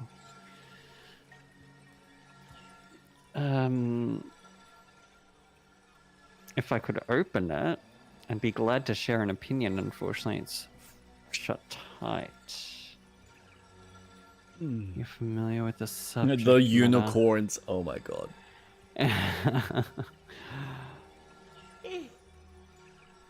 Such a book is for those who make only the shallowest ripples in death's dark pools. I inhabit the depths. Clearly, these are not waters you know how to swim in. Would hate to be the one. To be the one who helps you drown. Perhaps one day the book will reveal its secrets to you. Until then, they're best left between its covers. Unless you have any other business with me, I suggest you return to the domain of the living. Have you anything for trade? Excuse me, are you the man that sells bananas? I hear you have really lovely bananas. Perhaps you could give me some. Oh, what happened? I got kicked. Street rat? Street rat? It appears Street Rat has left us. He is no more. He's forever gone from our life. What has happened to poor Street Rat? We shall never know. Oh, the sorrows, the woes, the pain of it all. Oh, dearie me. Now, has he actually disconnected? I reckon he has, because I'm not getting any sound from him at all. What I'm going to do, just because this game likes to be a bit of a bitch, I'm going to reset the game. Baldur's Gate. Hello. That's a JPEG. I don't want a JPEG. I want Baldur's Gate. Black. No, Baldur's. The Baldurs of the Gate. Let's stem. Well, let's have a look at stem. I want to. Oh God, Monster Hunter World. Monster Hunt. Yeah, World. $12. What crashed? Ooh. What crashed? The game Crashed. or your Oh. computer? Give me a second. Everything crashed.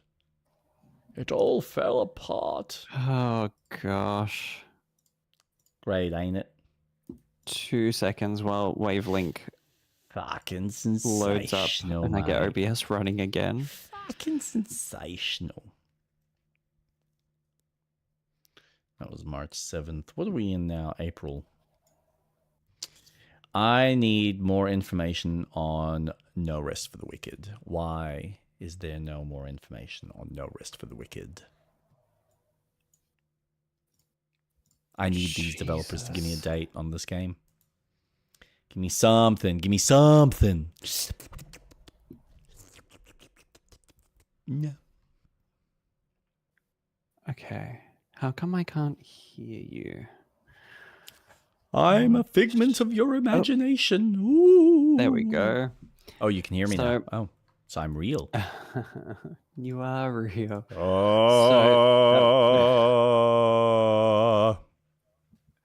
That hard crashed. Sounded like it. That was crazy. Jesus.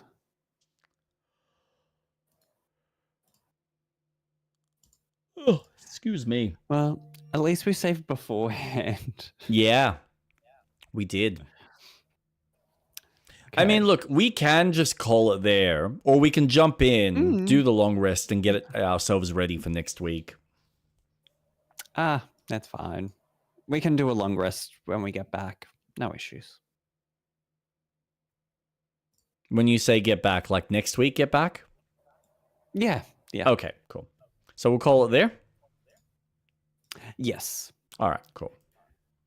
Then I shall quit the game so I don't have it blaring. All right, I'm just going to take a quick break. I will be right back. All right. Where's my be right back sign? Oh, that's not even in the right space. Oh, break tea. Yeah, I know. I haven't been able to figure out how to move that. It's weird.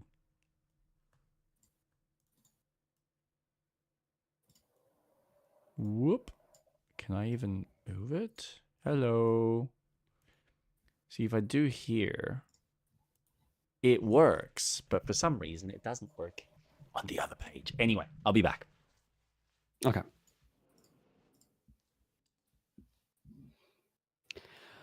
Oh boy. Sorry for the crash. My computer was like, you know what? No, you won't.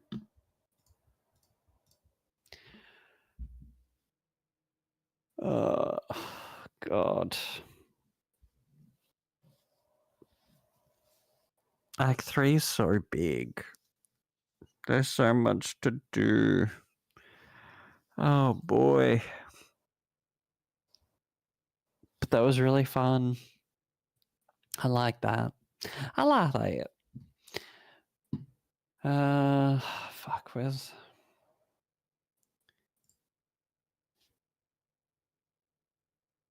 There we go.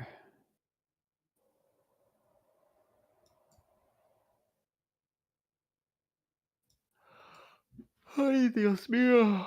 Oh, now I'm getting tired. Oh, shit. Shit.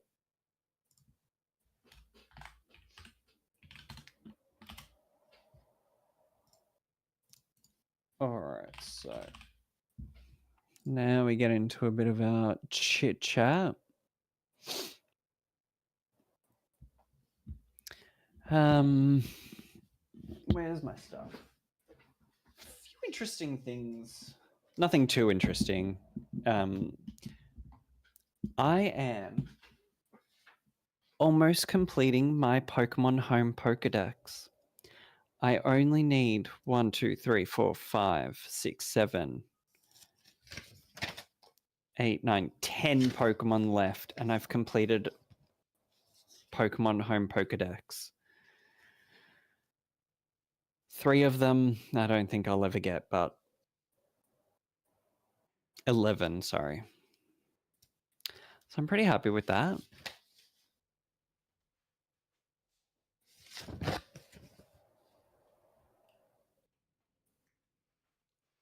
What do you need in your Pokedex? So in Pokemon Home, you have your own Pokedex. Mm-hmm. I have 11 left until I've got all 1,000 and whatever it is registered.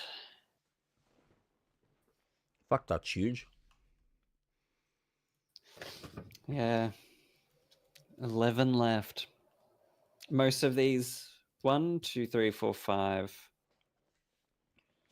6, 7, 8. 8 of the 11 I can get. Mm-hmm. There's 3 that are locked to 2 other versions, and they're the legendaries for Shield and Scarlet. So I don't think I'm ever going to get them. But that's fine. Why not? Because I don't think people want to transfer me as a man. What is it called? Zamazenta, a gouging fire, or a raging bolt. Okay. Though to be fair, I don't know. I should utilize the trading system in Home, but whatever. It's fine.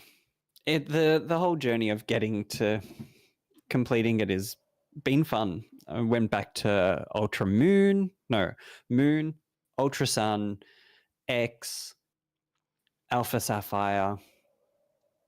Found all my Pokemon. I thought I lost my Deoxys from Alpha Sapphire, and I was like, what the fuck? Oh no, I've lost it. Yeah, it was hiding in a battle box in X. And I was like, are you fucking kidding me?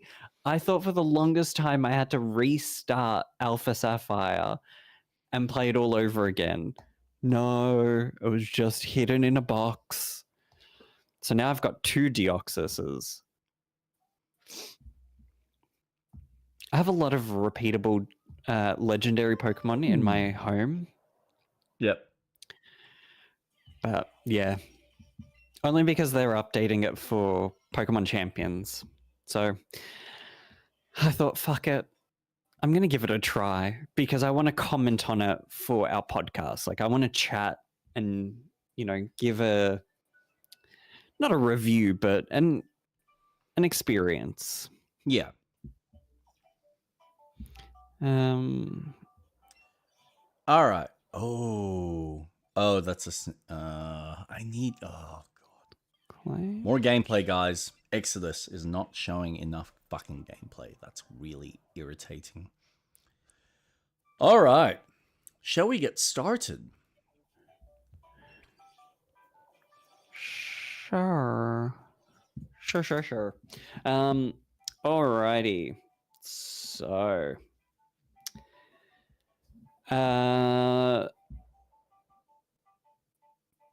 let's start with something that's fairly quick. Okay.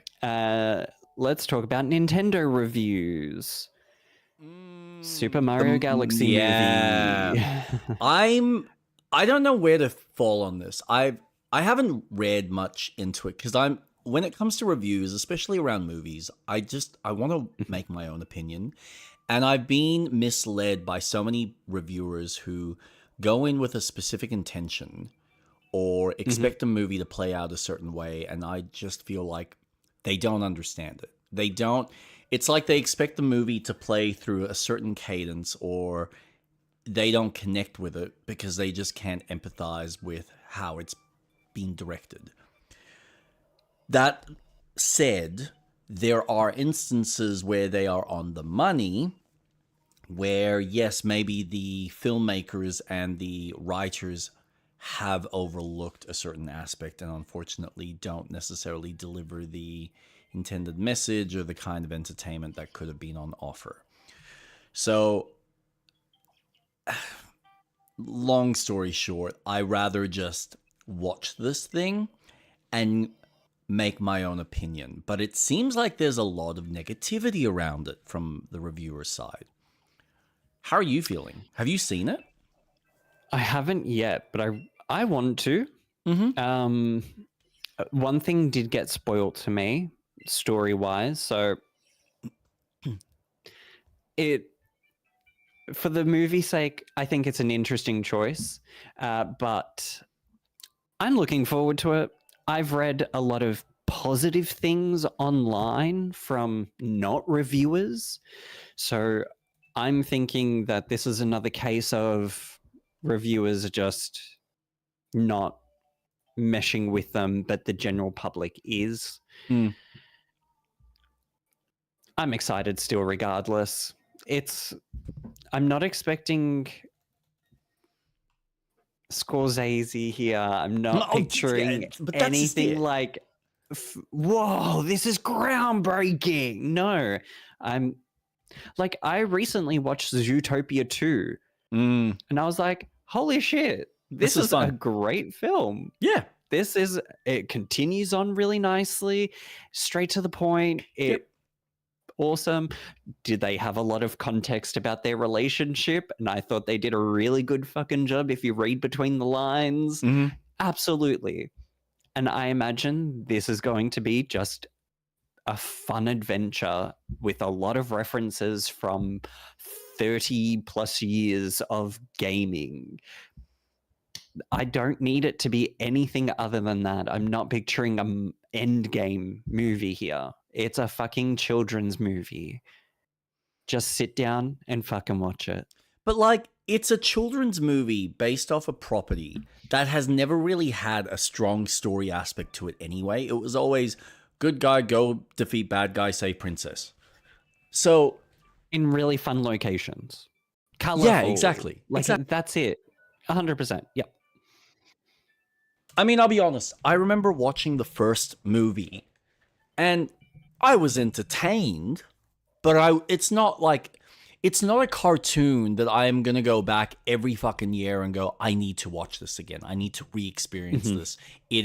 There's depth to this that I want to pull it like an onion and find all the bits and pieces. This is more of a referential piece of material. Jesus. Referencing Final Fantasy. Black material. So this is one of these movies that I think are more for the fans and people that just want, hey, cool, look, there's a moment of nostalgia, or here's a reference, or here's another reference, and you're pulling apart things from the foreground to the background and seeing all the little details that the animators have put in. But I don't think it's necessarily the amazing animation or the amazing storytelling that we want, because I don't think it was ever designed for that. And I don't think it's meant to be. I think at the end of the day, Nintendo wanted an animation studio who could just deliver a really fun animation of Mario. And I think they've done that. I think they've done that really well. And they picked a great studio, Illumination.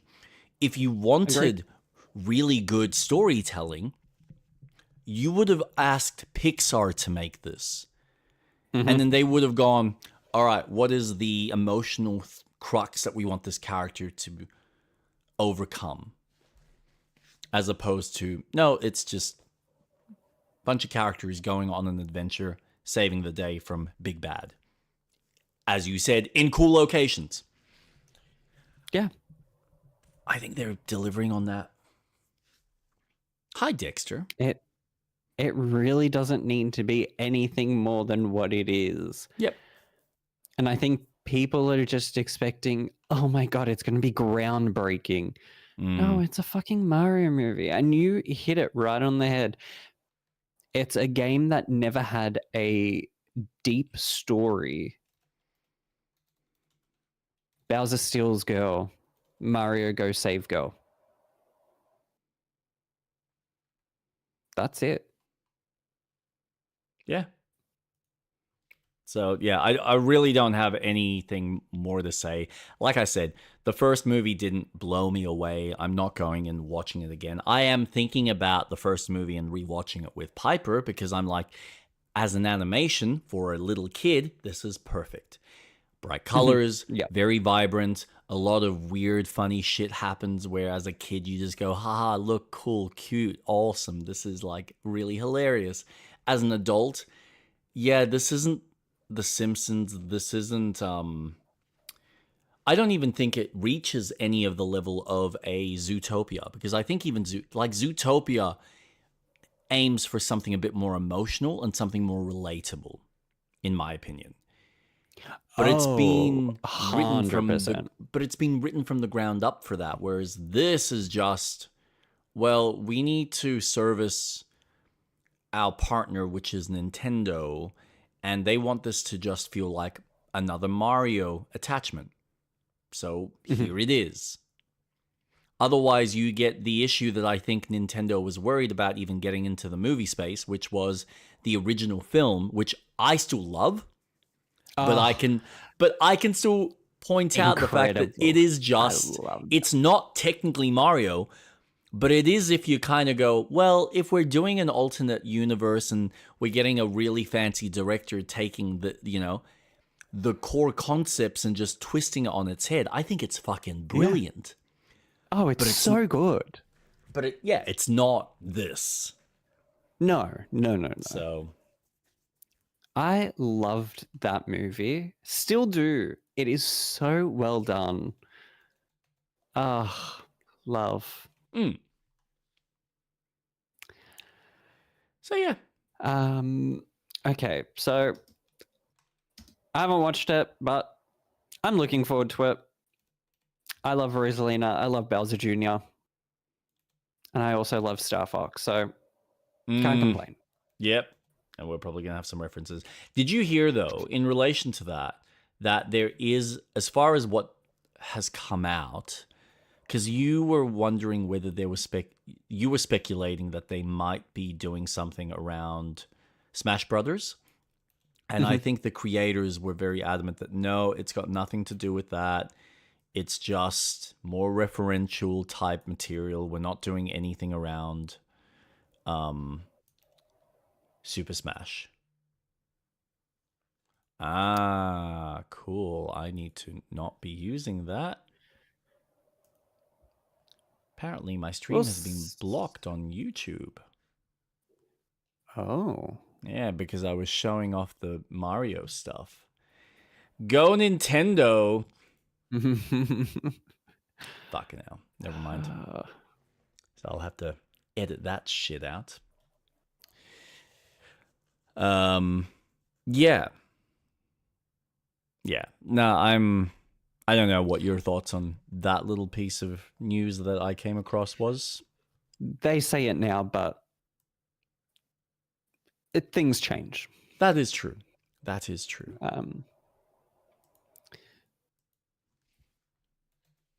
But there is a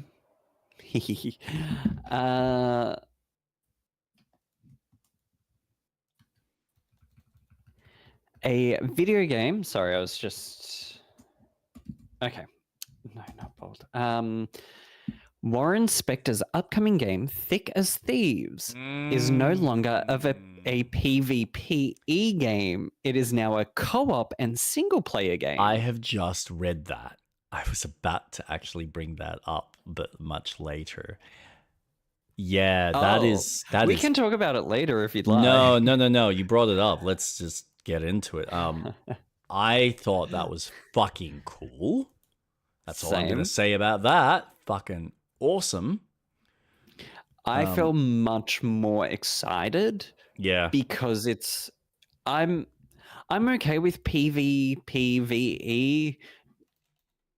Depending, I'm not really into looter shooter, but I would much rather take a pure co-op game over a PvPvE.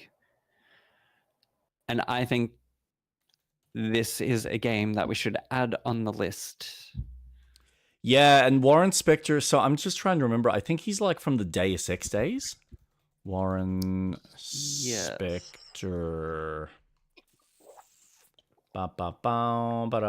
Yep, Deus Ex. What else did he do? Yeah, so he was part of the Iron Storm team. So he did Deus Ex and Thief Deadly Shadows. Left, then he went off and did one of the episodes for Half-Life. He did Epic Mickey. And then he's kind of been out of the scene other than System Shock 3, which is to be announced. And then, yeah, Thick as Thieves, which he's working on currently. What I really want to know is why the change in direction. Was it something internal that didn't work? Or is it simply a case of... did he just look at the kind of climate in games and went, you know what? Maybe I just want to make this a far more focused experience and just have a couple of people play through it. Apparently, he said that while they were developing, they had more fun in the co-op approach and single-player approach than it was PvPvE. Yeah. And the world that they've built really suits the style for co-op play. More fun with solo and co-op play. Other side wrote about the change on Steam. The shaped focus has allowed us to double down on what makes Thick as Thieves truly special. Dynamic stealth gameplay. We're already seeing how this has strengthened the moment-to-moment action, whether you're playing solo or with a partner in co-op. We've had some fantastic moments while testing the game. Now we're putting out all our energy into making things even better as we build up to launch. That's really fucking cool. So they just organically got to that decision and went, you know what? Let's not force it into something it's not. Let's just embrace it for what it is. That's great. That's actually really cool to hear.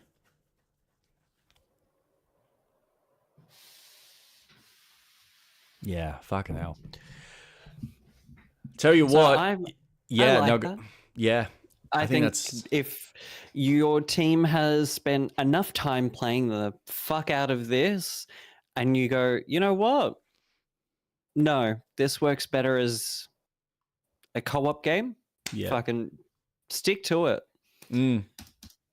Agreed. So I'm really looking forward to that.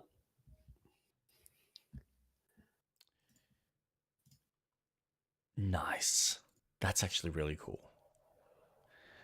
All right, I'll throw one at you. Federal Trade Commission in the US has warned payment processors like MasterCard, Visa, Stripe, and PayPal they cannot deny service due to political or religious views. So essentially, they can't stop payment companies from dictating what type of content people choose to buy. So if they want to buy porn games on Steam, they're allowed to.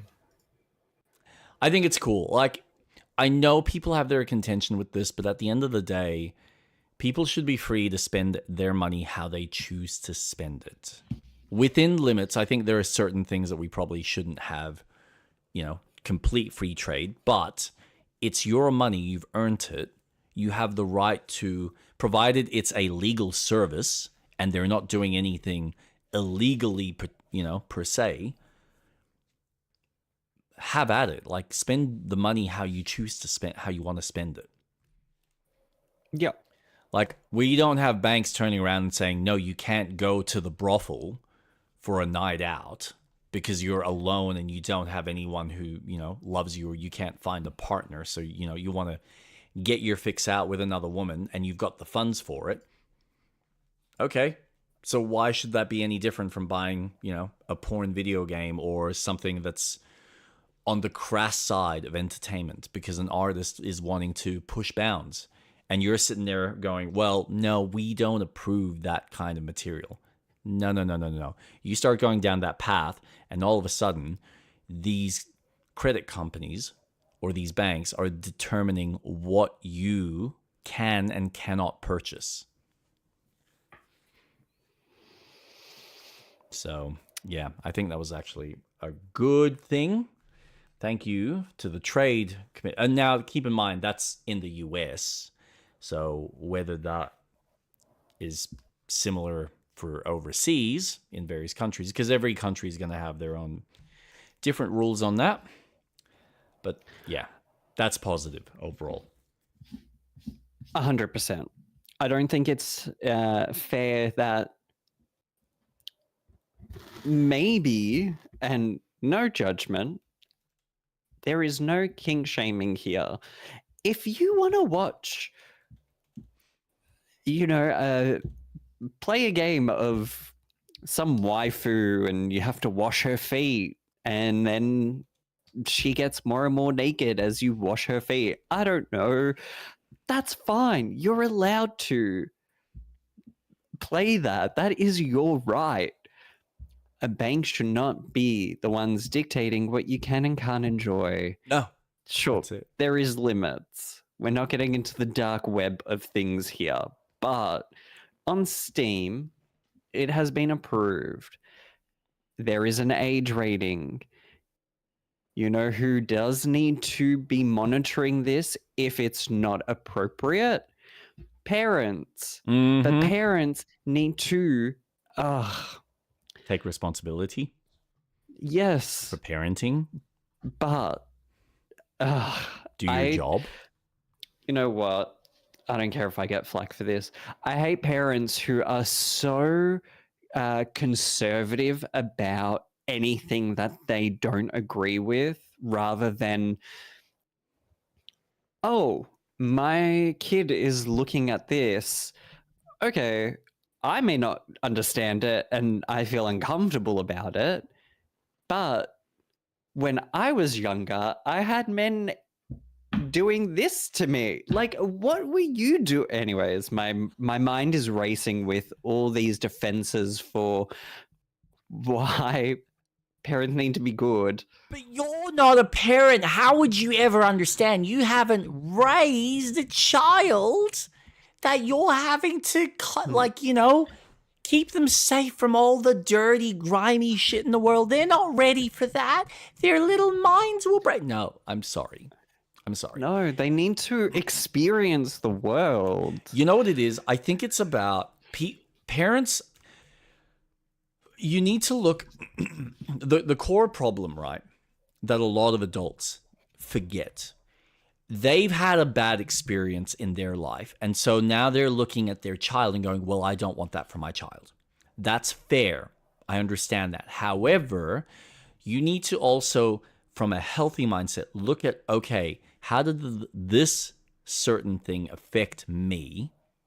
Why is it that I'm opposed to it? But how can I bring it to my child's attention and see where they approach it? Because they might not have the same attitude. They might not have had the same upbringing that caused me to have a specific value associated with it and negativity associated with that topic or that thing that I'm then having to pass that down to my child and say, this is wrong. Don't do this. It's like, no. How about having an open discussion and then let them decide for themselves whether that's right or wrong? And I think it's about bringing the kid to the table and going, okay, from a context that you understand, let's talk about this. But this is the problem. That requires effort. And it's much easier for an adult to just be like, don't do it. Let's not discuss it. Don't bring it up. As opposed to, well, I should spend the time and educate them and let them make a decision for themselves. Because the only way we learn as humans, whether we're a child or whether we're an adult, is by doing, by experiencing. And then we decide, was that right for me? Was that wrong for me? But to sit there and just blatantly be like, well, it was wrong for me, therefore you shouldn't experience it. That was bad. Don't do it. No. Talk about the potential risks. What was your experience? How did it make you feel? Don't shut them off from it. And there are certain things like, oh, don't go into a war. Why? Yeah, because you're going to get shot and then you could potentially lose a limb. Look, daddy doesn't have one now. Like, whatever it may be. But again, it's a discussion. Yeah. Communication. Yeah. One of the core fundamentals of any relationship. Yeah, but that be it blood, hard. It's my child. Sexual, it doesn't matter. Communication. You have no emotional attachment to anything other than your dog. You wouldn't understand. Yeah, it's... No, I get it. It's tough. It is tough. Like, I saw my daughter fall over today. Now, am I going to stop her from walking or stop her from being outside? Because no, I don't want that to happen ever again. No, she needs to learn how to walk. So I'm going to let her fall as many times. And honestly, every time she falls, because she's used to doing it, and I'm not sitting there going, oh my God, no, I gotta stop. No, she's just seeing dad go, come on, up. It builds resilience. And she knows, okay, I fell. I'll try not to fall again, or I'll try to catch myself so I don't hurt myself as badly. And then keep doing it. Yep. Like,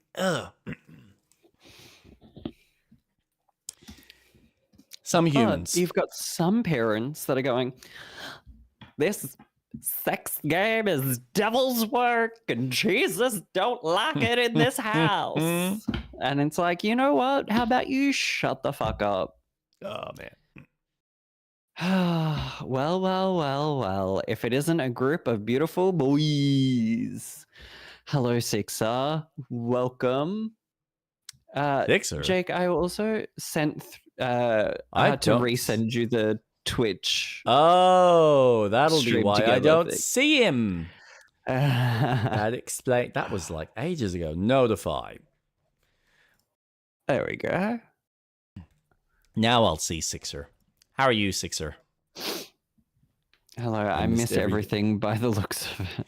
Well, I mean, honestly, you didn't miss too much. There were, what, 2 fights? A couple of weird interactions, and it was mostly exploring the top half of the city until Street Rat's game decided to crash. No, my PC. Oh, it was the PC. All right, cool. The whole PC crashed. Now, your PC ran into a problem. Oh my Beep, God. Boop, boop. You might find this one interesting. The US Patent Office has removed Nintendo's patent claim over summoning NPCs. I am so grateful that's a thing, but apparently it's not a foolproof thing, and it's really more of a case of no, this specific instance of the patent no, we're not accepting this. Go back and do it again, type of thing. So they've got X amount of days or weeks to rectify it if they choose to, and they might tweak it and then put it back in. We'll see. But yeah, I feel like Nintendo, being Nintendo, is probably going to try and push this, and they'll rewrite it in a way that it does get accepted so that they have a tight claim on the Pokeball and the capturing of NPCs or, you know, monsters, whatever it may be, that they choose to write it as. Okay, we all know that I love Nintendo and I love Pokemon. Love it. But I can agree that this is fucking stupid. Because the idea of using a way to catch a entity to then summon it to battle is like saying, oh, well, Need for Speed and Forza Horizon is the same game. It's patented. You can't... Nah, sorry. Copyright infringement. No. No. But that's why I really enjoy Cassette Beasts. Because it's very much the same as the OG Pokemon. Really fun game. You use cassettes to catch your monsters. And it adds a really cool fucking mechanic of fusing. And it's like, awesome, this is fun. But you don't see them. And this game is overwhelmingly positive. It's got really good reviews. Do you see Pokemon going after them? No. They go after the company that's like, oh, well, you're clearly trying to be like Pokemon. Yeah, no fucking shit. Digimon was trying to be like Pokemon, but took it a step further. Ugh. I think it's stupid. Because then I get, like, Japanese are very protective of their IPs. 100%. They really are. I get that. Absolutely. And I think a lot of people should be. And yes, there is a very iconic sense to your Pokemon franchise where it is the Pokeball, the Pocket Monsters, it's the whole identity. But if you're telling me that catching a monster and throwing it out onto the field to battle is copyright, then why are you not going after Digimon? Why are you not going after Temtem? Well, this is why probably... are you not going after Cassette Beasts? Well, this is why why are you the not going after so many fucking indie games that exist. Like, it's, to me, it's fucking ridiculous. But I get that they want to protect their IP. I just don't agree with the way they're doing it. Yeah, correct. This is why all the contention around the whole patent got rejected in the first place, because there were other already existing patents and I think other existing IPs that already have some claim to this, and how vague Nintendo made it in the first place, that it was a simple case of no. This goes against everything that's already in place from an IP perspective. So go back, be a little bit more specific about what the fuck you're trying to implement as your own patented mechanic. But honestly, even just the whole thing about, oh, you can't use a ball to capture a creature inside it. Like, why? Like, as long as I'm not creating the ball to make it look like a fucking Pokeball, what does it matter? Like, you don't have Disney, at least not yet, chasing down people for having lightsaber type weapons in games. As long as you're not calling it a lightsaber and it doesn't technically function the same way, but it has some different animation, it's fine. Like you can make changes and varieties and it can still be a lightsaber. So, but even then, like at a certain point, I do kind of just go, do you really need to have a fucking license on those specifics? Because it's like putting a license on a fucking rapier or a broadsword. I don't know. It's lightsaber can be technically more specific because we developed a tight relationship with Star Wars and they're kind of the first ones that ever used it. But I'm sure that term has been used many, many times before the existence of Star Wars, where someone was like, wouldn't it be cool if there was a saber of light, like a lightsaber? And it's like, well, George Lucas was the first one to just introduce it, potentially, that we know of.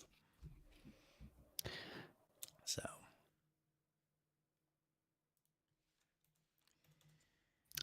But what happens when the trademark goes into public domain? Then it's open for everyone. That's the beauty of it. Yeah. Yeah. But the problem is they keep extending that trademark rule. So now it's what, like 80 years? Or 90? I thought it was 50. Did it go up to 90? Trademark lifespan.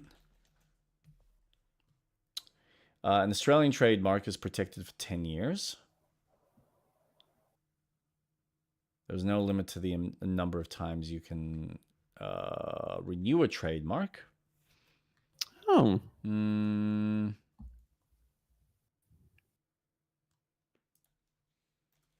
In US. Let's have a look here. Initial registration lasts 10 years with renewal options every 10 years thereafter.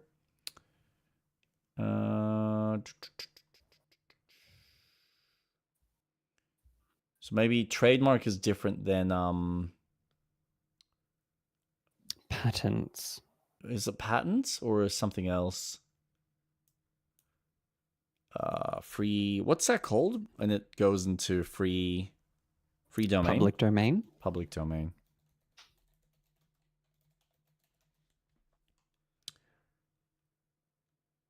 Copyright. All right. So length of copyright.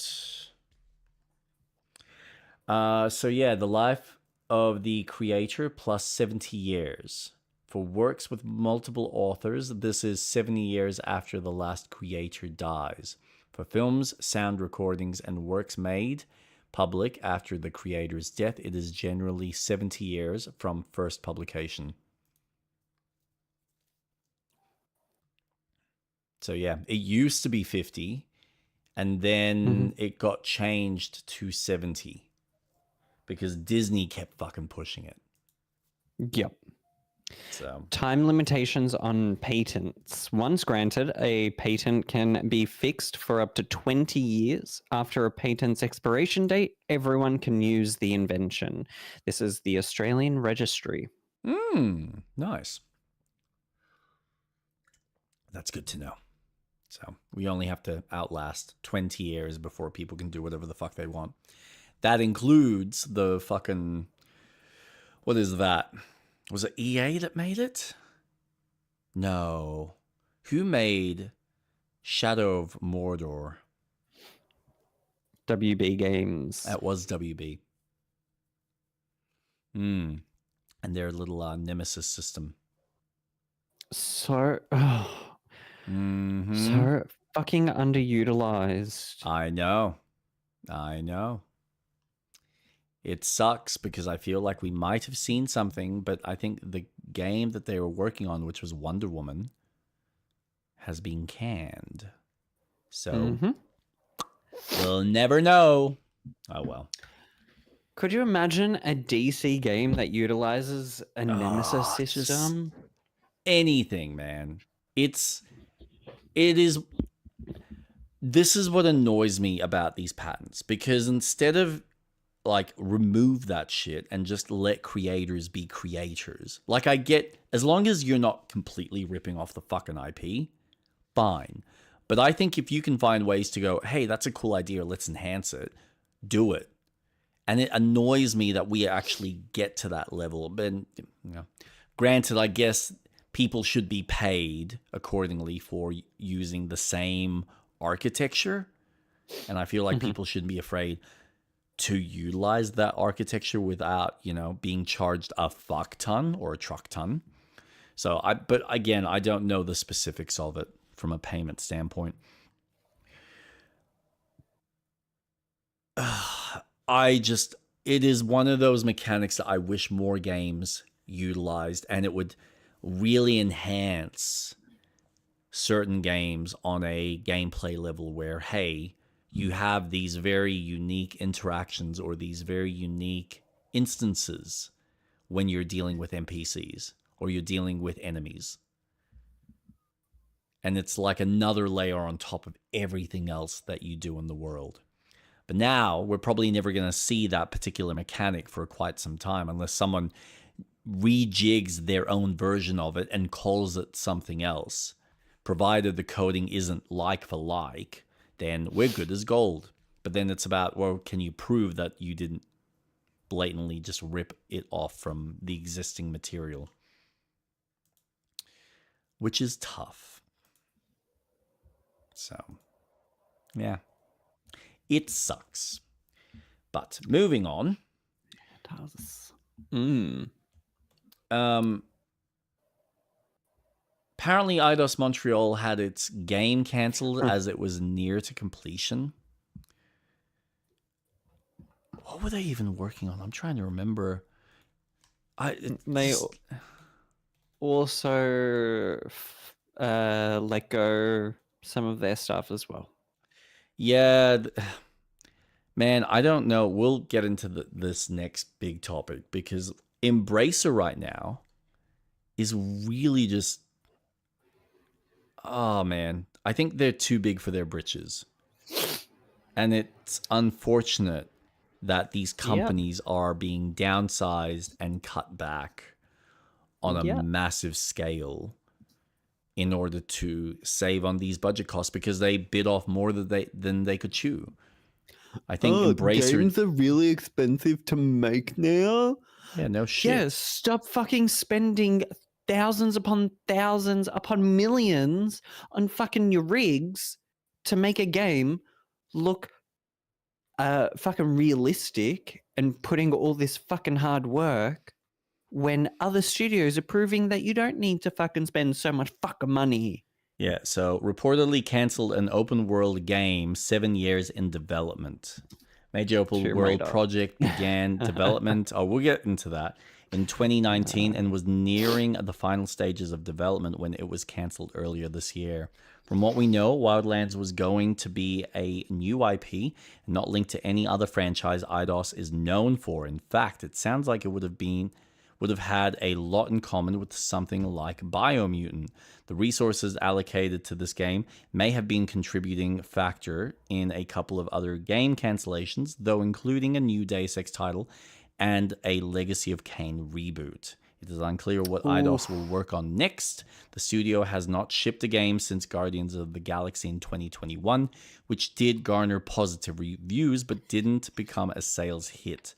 In the meantime, the studio is reportedly doing contract work for projects like Fable and Grounded 2. Yeah. So, sucks. Kind of really painful. By the way, that was from Kit Guru, if anyone wants to know where I'm sourcing that from. There's... Right. Okay, I won't mention it then, because I'm assuming that's going to be the next topic, but okay. You want me to get into it? Do you want me to read it out?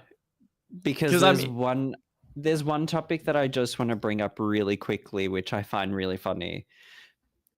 So before we get into, which I assume we're going to start talking about, the one person we talk about literally every fucking week now, Sony Interactive purchases Cinemersive Labs, which is a post-processing of digital media. It utilizes AI, uses MetaQuest. MetaQuest? Yeah, because they Maybe. make 3D environments and stuff, which is really interesting. Because what sort of games are they thinking of making? And if they're going to be focusing a lot more on their VR headset, if they're going to start creating this world as well as their AAA games. So it'll be interesting. They'll probably close it down. Oh, God.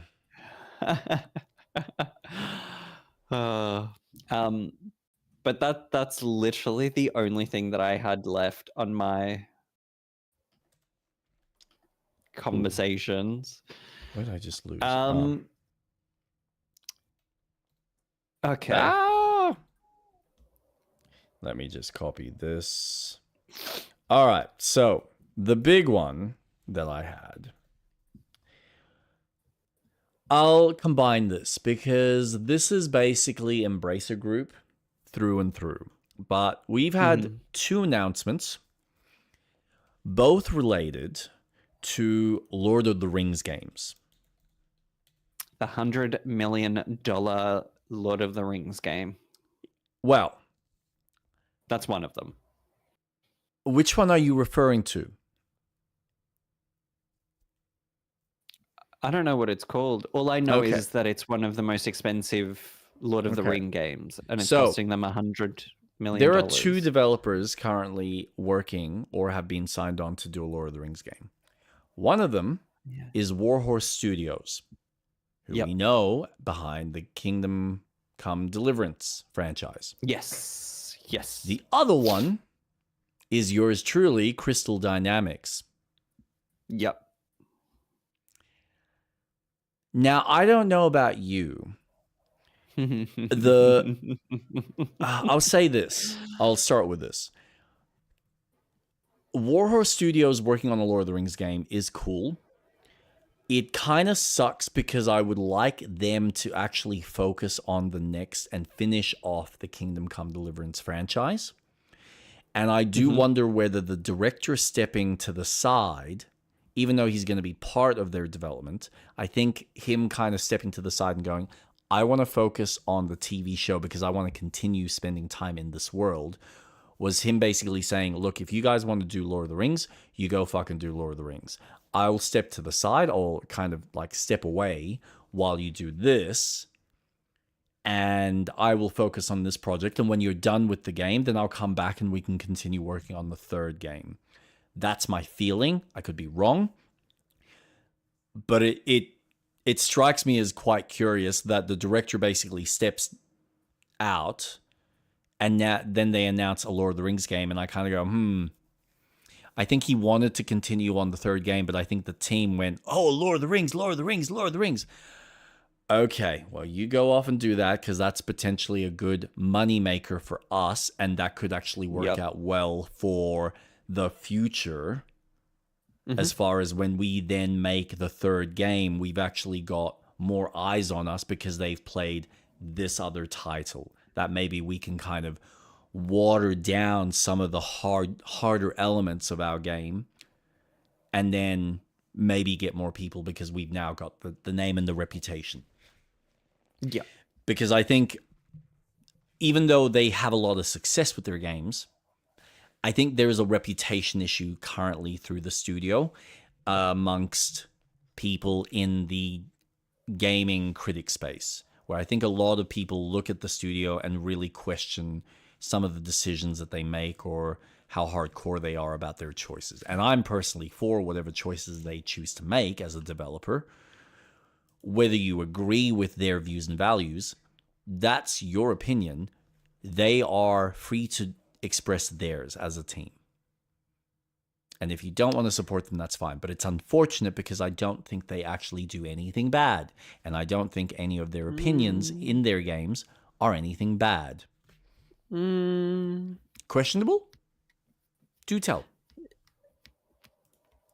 One of the devs got fired and was replaced by AI. Yes.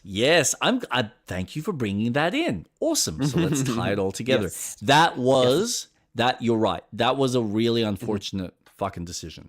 The other thing that we can also bring into this is the fact that the first game, when they were making it, they were very adamant that they didn't have, because there was all this contention in the community where they're like, why is there no black representation? There's no black representation. There's no female representation. And they're like, well, we're standing true to our vision of the game.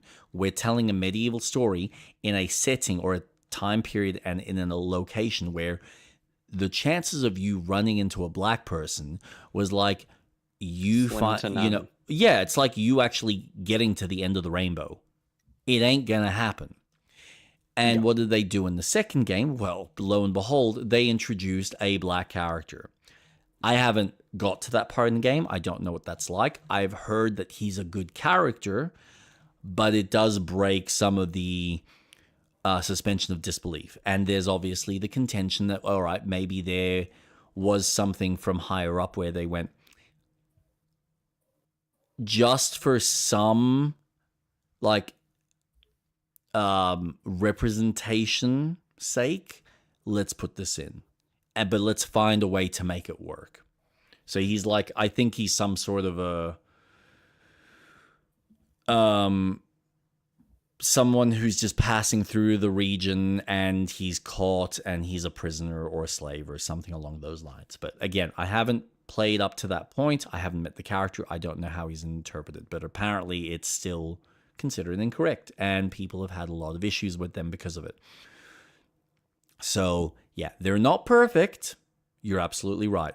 And the recent choice with the AI, that does suck. And I then wonder, like, I don't know how that's going to affect the English side of things, considering they are a European studio. I would hope that they have better understandings of the English language.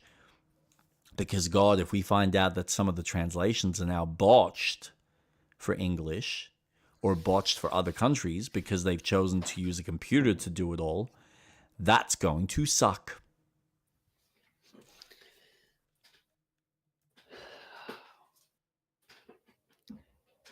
Instead of just having someone work on the project, you then get a half-baked, half-assed experience. And that shit doesn't go unnoticed. Mm-hmm. How quick was it for people to find those AI placeholder artworks in Crimson Desert? No one fucked around. They found that shit and they call you out. The AI bubble will burst.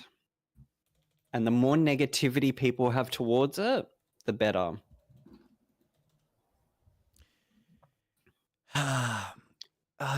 Yeah. I'm all for the tool being used. But I will say, and look, I haven't make a video game. It's not even that. Like, that's one aspect of it. I just find, and there's been enough proof of this where people have used computers to do rough translations. It doesn't work. There's nuance that's missing there from whatever region you are dealing with. And I've seen this firsthand. So I know it sucks to pay someone to translate, but also, why are you forcing it? Like, pick your market. If you want to get the biggest market, aim for the Americas, aim for the English. And then pick the next 2 or 3 demographics that you feel are going to help bolster those sales a bit more. And then actually hire a translator, a good translator, that can get that shit done and get it done properly with the nuance intact in some form of fashion. Because then you're having to go back through that material and then you're having to hire someone anyway to fucking fix it because there's going to be people complaining. Why would you deal with that bullshit as opposed to, no, just have the person that you've already hired to do the fucking job? Or have them work with an AI tool so that it gives them a basic synopsis and then they can go through and edit all that shit. I don't understand why we are cutting jobs for the sake of saving money, as opposed to just do it slowly. So many good developers have just done the translation slowly. They've gone, okay, we're focusing on 2 or 3 regions. We're going to focus on the main ones. And then we're going to add, like, you know, your English, your Italian, French, maybe something else, something more European. And then, well, Spanish. Spanish. Yeah, exactly. Latin. And then over time, if the game's doing really well, we will introduce more and more of the translations. We'll do Japan, we'll do China, we'll do whatever it may be. Poland, an obscure one. Well, not obscure, but, you know, smaller in relation from a population standpoint compared to most of the other fucking shit. I just don't get it. It's really fucking unnecessary. It's really unfortunate.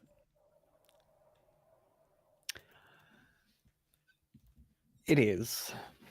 It's disheartening. For a studio that works so hard on creating a very narrative-focused game, it almost just plucks it right out. Yeah.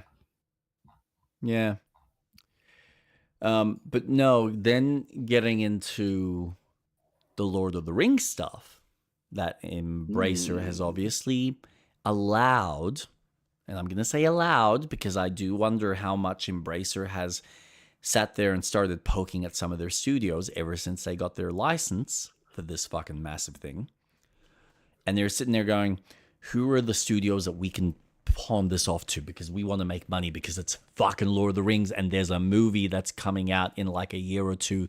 We need to get on the fucking train. Let's go.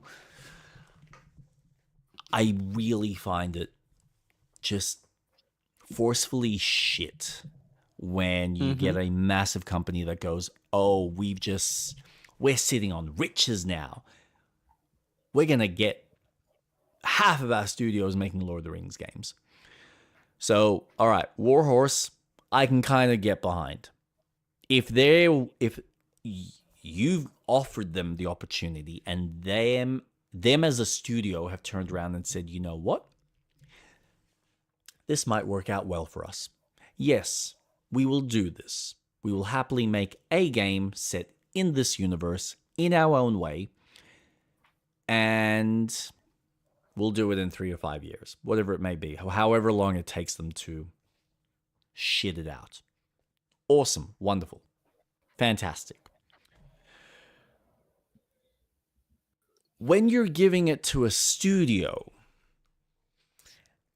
that is already working on a big project that hasn't come out yet, and they're also liaisoning with another company because they're working on a remake of another game. And then you're also telling them that, well, you need to cut back on your staff, so you need to fire some people.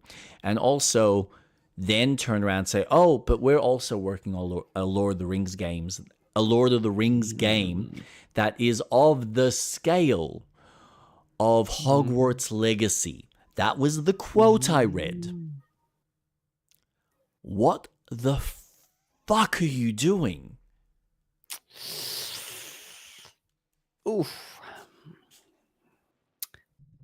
Oof. Oof, oof, oof. Fuck corporate greed.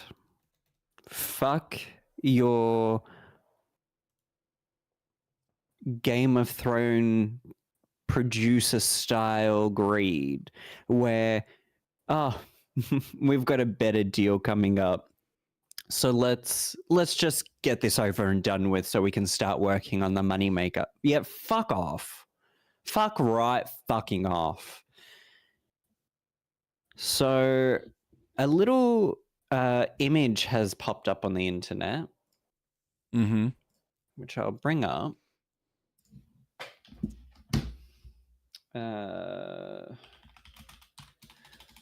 Who posted it?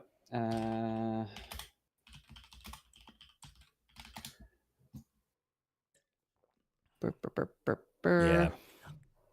It's just really fucking. This is the bitch that I hate about Embracer, because what I thought was they were going to buy these studios and just focus on making these smaller, more B-sized kind of games. Now, for whatever reason, maybe because they bought too much, they haven't been able to deliver, and they're not able to get and garner the same kind of size and scale of revenue from a lot of these smaller titles. It's making probably enough just to pay, like, for the development and pay the staff, but it's probably not making a big impact in growing the company, which is probably scaring the shit out of them. And I think they've looked at something like Lord of the Rings and went, well, this hasn't been in the zeitgeist for a while. There's people that are missing it and would like to see more from this universe, and we've got a movie that's potentially coming out, and I think something else, because apparently there's like 2 movies coming out in relation to Lord of the Rings. I found, yeah. Oh, I know one's about Golem, and then there was something else I read recently where I was like, wait, there's a second project? Okay, I haven't read into that, so whether that's real or not, I don't know. What? But of course, when you're buying into this IP, which is, I also didn't realize that the Tomb Raider games are being produced by Amazon at the same time, so they're helping with that game. There must be some sort of close deal with Amazon on this as well. At least from what I can garner, maybe. It sucks to see a studio who are, in my opinion, already doing a lot of work, losing staff, and then you're asking them to do this other thing on the side that they're boasting it being at the size of Hogwarts when all they had to do was one game. How the fuck are they going to manage that unless they're using AI tools or they're using cheap labor from overseas? And both are very likely, because it's the only way that you're going to be able to make something even close to that scale in a 3 to 5 year time span while you're making these other 2 fucking titles. One of which I know that Eidos is not directly working on. Oh, sorry, not Eidos, Crystal. But they clearly have some involvement with Wild Hogs in making the remake. It's too much.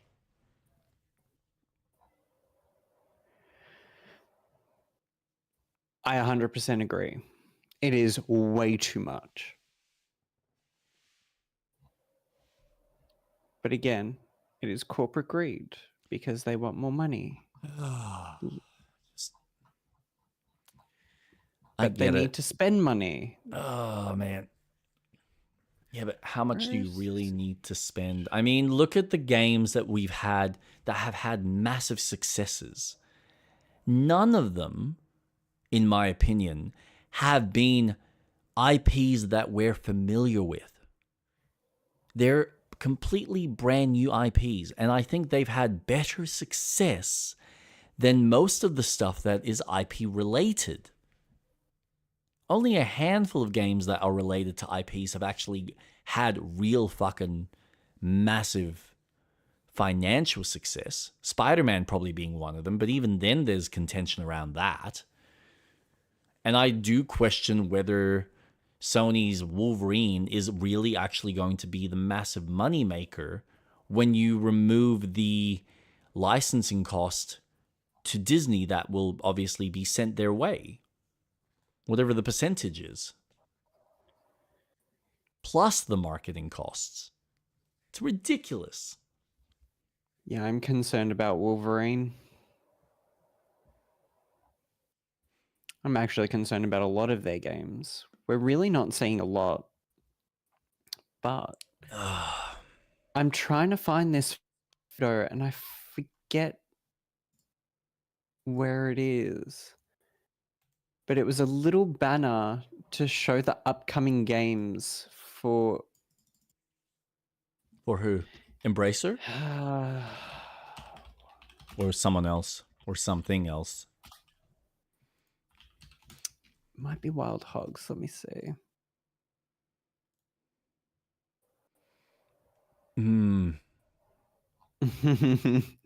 I forgot to do what I was... Damn it. What? No, there was something that I was going to do. I was going to read out some patch notes for Lies of P, but that's fine. That can be put to bed for the time being. Reshuffles its AI team. Its head of AI is leaving just after 18 months on the job. Could this be the first hint that AI is starting to weaken?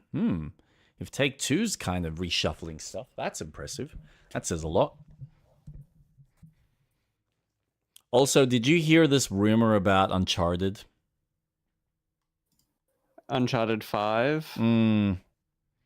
So one of the devs had shown off a little image of on Twitter or X, whatever you want to call it. Essentially, it was an image of a cannon in one of the Caribbean islands or something, or somewhere in like the like Morocco or something. And all it said underneath was research, which people are speculating is Uncharted related, which could be. Might be something completely different. I would love a fucking new Uncharted. I love a new Uncharted. Yeah. I would too.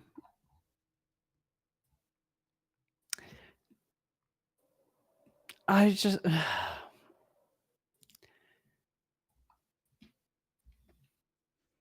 What? It's so frustrating. As someone who used to be such a fan of Sony, just watch them just shoot themselves in the face with decisions. Why wait now to make the 5th installment when the last one came out more than 10 years ago?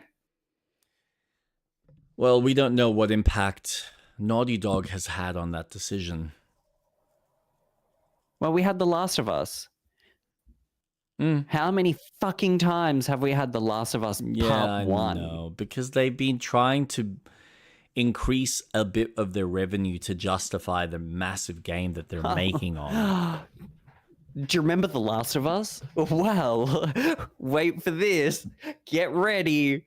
The Last of Us Part 1 remastered. The thing but that wait, for only $19.99 a month, you can get The Last of Us Part 1 remastered for the PS4 Pro. Fucking insane. I know. But for an extra $19.99 a month, you can get The Last of Us Part 1 remastered PS5 edition. And on top of that, for another drop of money, you can get an optimized PS5 Pro version. Yeah, fuck off.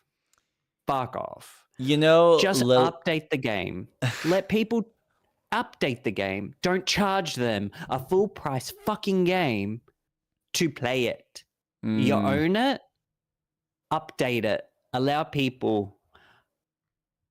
I'm so sick and tired of that IP, but why wait so long? And not to mention, have we forgotten Intergalactic? Where the fuck is that? You're already talking about Uncharted 5? How about a game that you announced now 3 years ago? I know. I would love another Uncharted game. I would love it. But I think it's either his daughter or they completely reboot it. Well, this is why Or it's Chloe. Yeah, I personally, I'll be honest, it's been gone for so long. I would love them to just go, hey, we're going to focus on the daughter.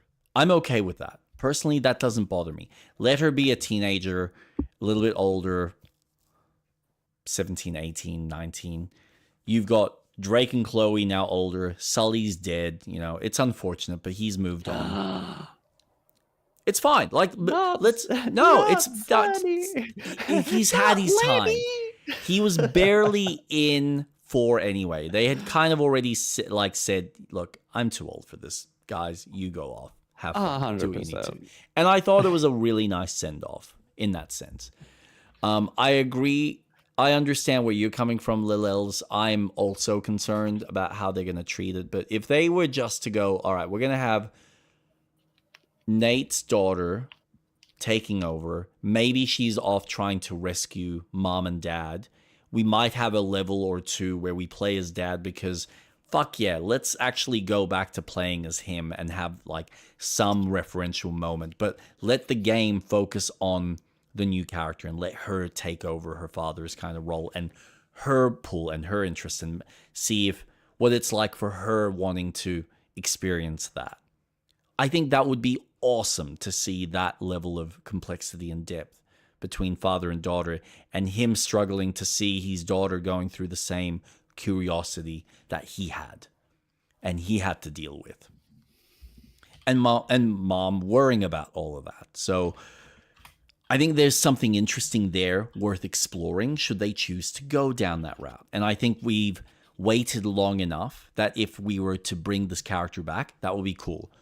Alternatively, the other option is, which is basically what Lilel said, and I think you've mentioned it in the past, reboot it. Mm-hmm. Just I found the video photo. I found the photo. Awesome. Hold on. I'll just change the desktop. Okay.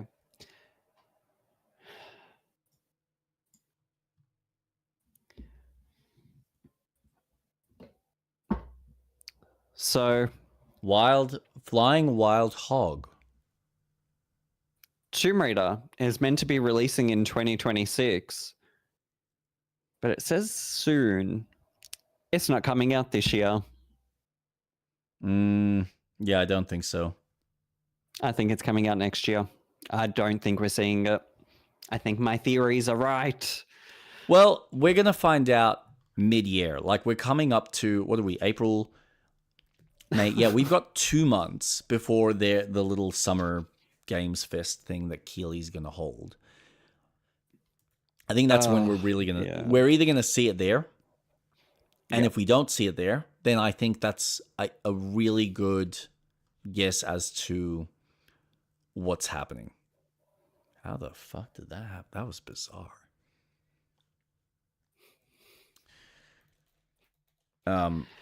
Yeah.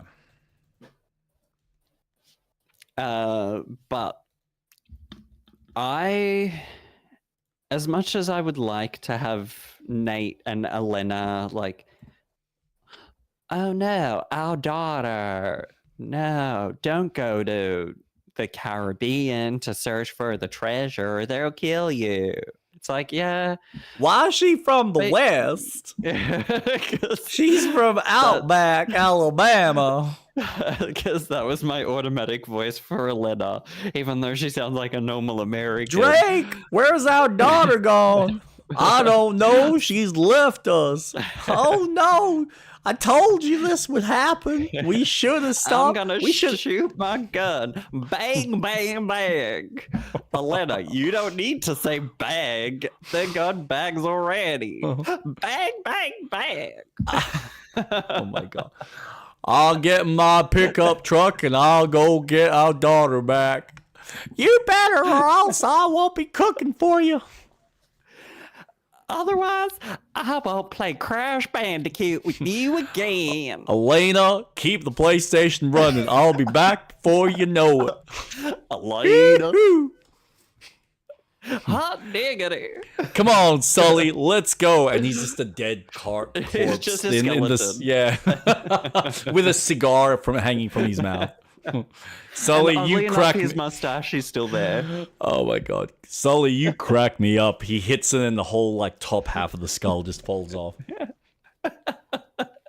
Oh god. Uncharted 5 moneymaker. I think we just put $1 million idea just then. Yeah, that was good. That'll be our remake of the series. Bunch of hillbilly adventurers out again, going to Peru. Hey, look at that big old Indian fella.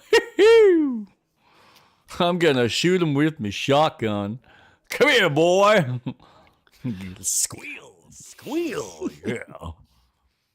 And then you've got to have the stereotypical, Nathan Drake, you have come with a treasure. I will take it from you. Bang, bang, bang. Bang, bang, bang. God, you sound just like my wife. I told you, it already goes bang. Why do you have to emphasize the bang? Here, let me show you.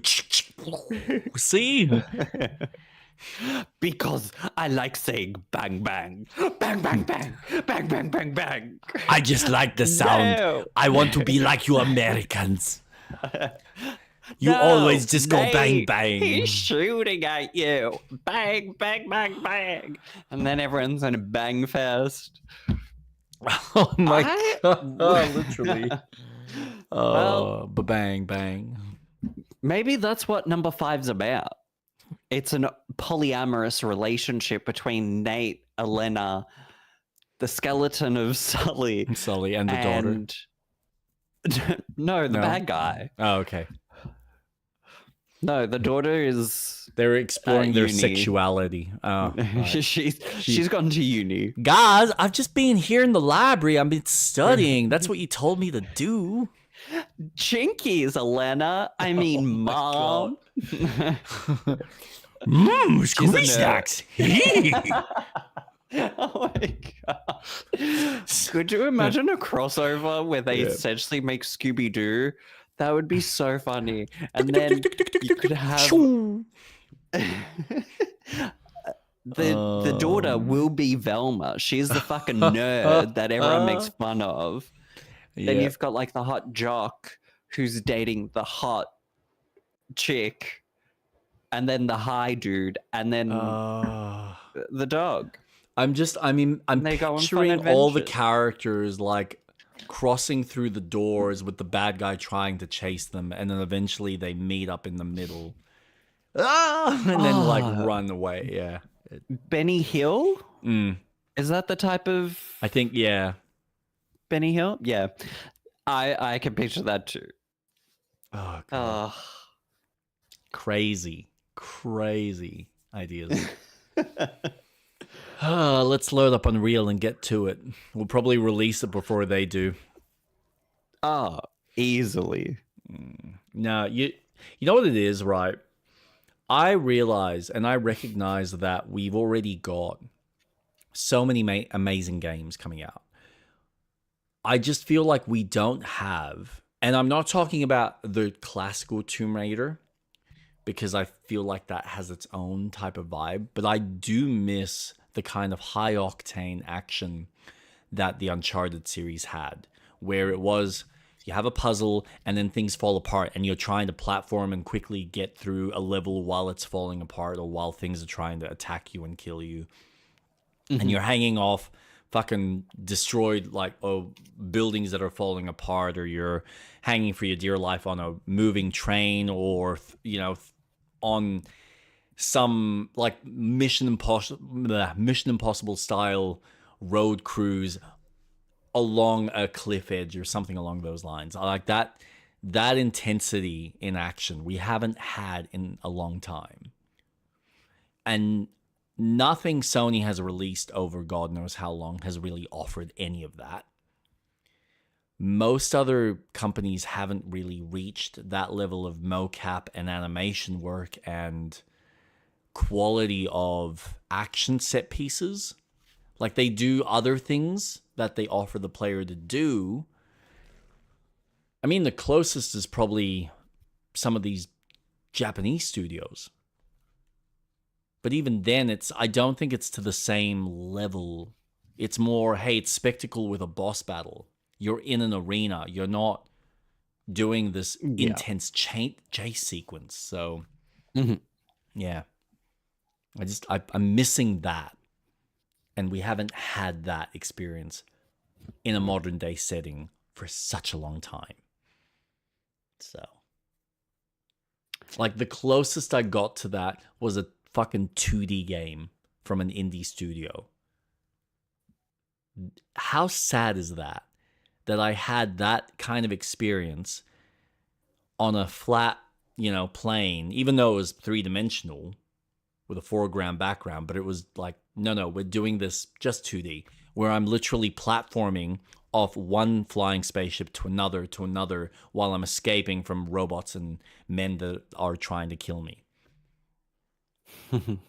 So, yeah. What was that? It almost feels like that era of Planet of Lana. 2 or 1? 2. 2? One's got a few sequences, but nothing to the level of 2. 2 just takes it up to the next level. I think the next closest that we're going to get is that, not Returnal. I keep saying Returnal. It's not Returnal. Replaced. The 2D sprite game.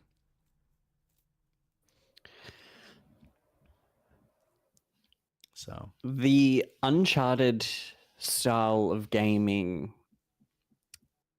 was such a Hollywood action of its time. Yeah. Yep. We're just not getting that anymore, even in Hollywood films. No. Even when Tomb Raider Legend came out, that felt like a proper action movie. Even Anniversary and Underworld, it felt very like awesome. Here's your start, middle, and end action adventure, cool sequences, quick time events, explosions, cool shit happening. Uncharted did exactly the same thing. It was very action oriented. But now the games that we're getting are so far from that. Yeah. And you're right. Maybe we are thirsting for it.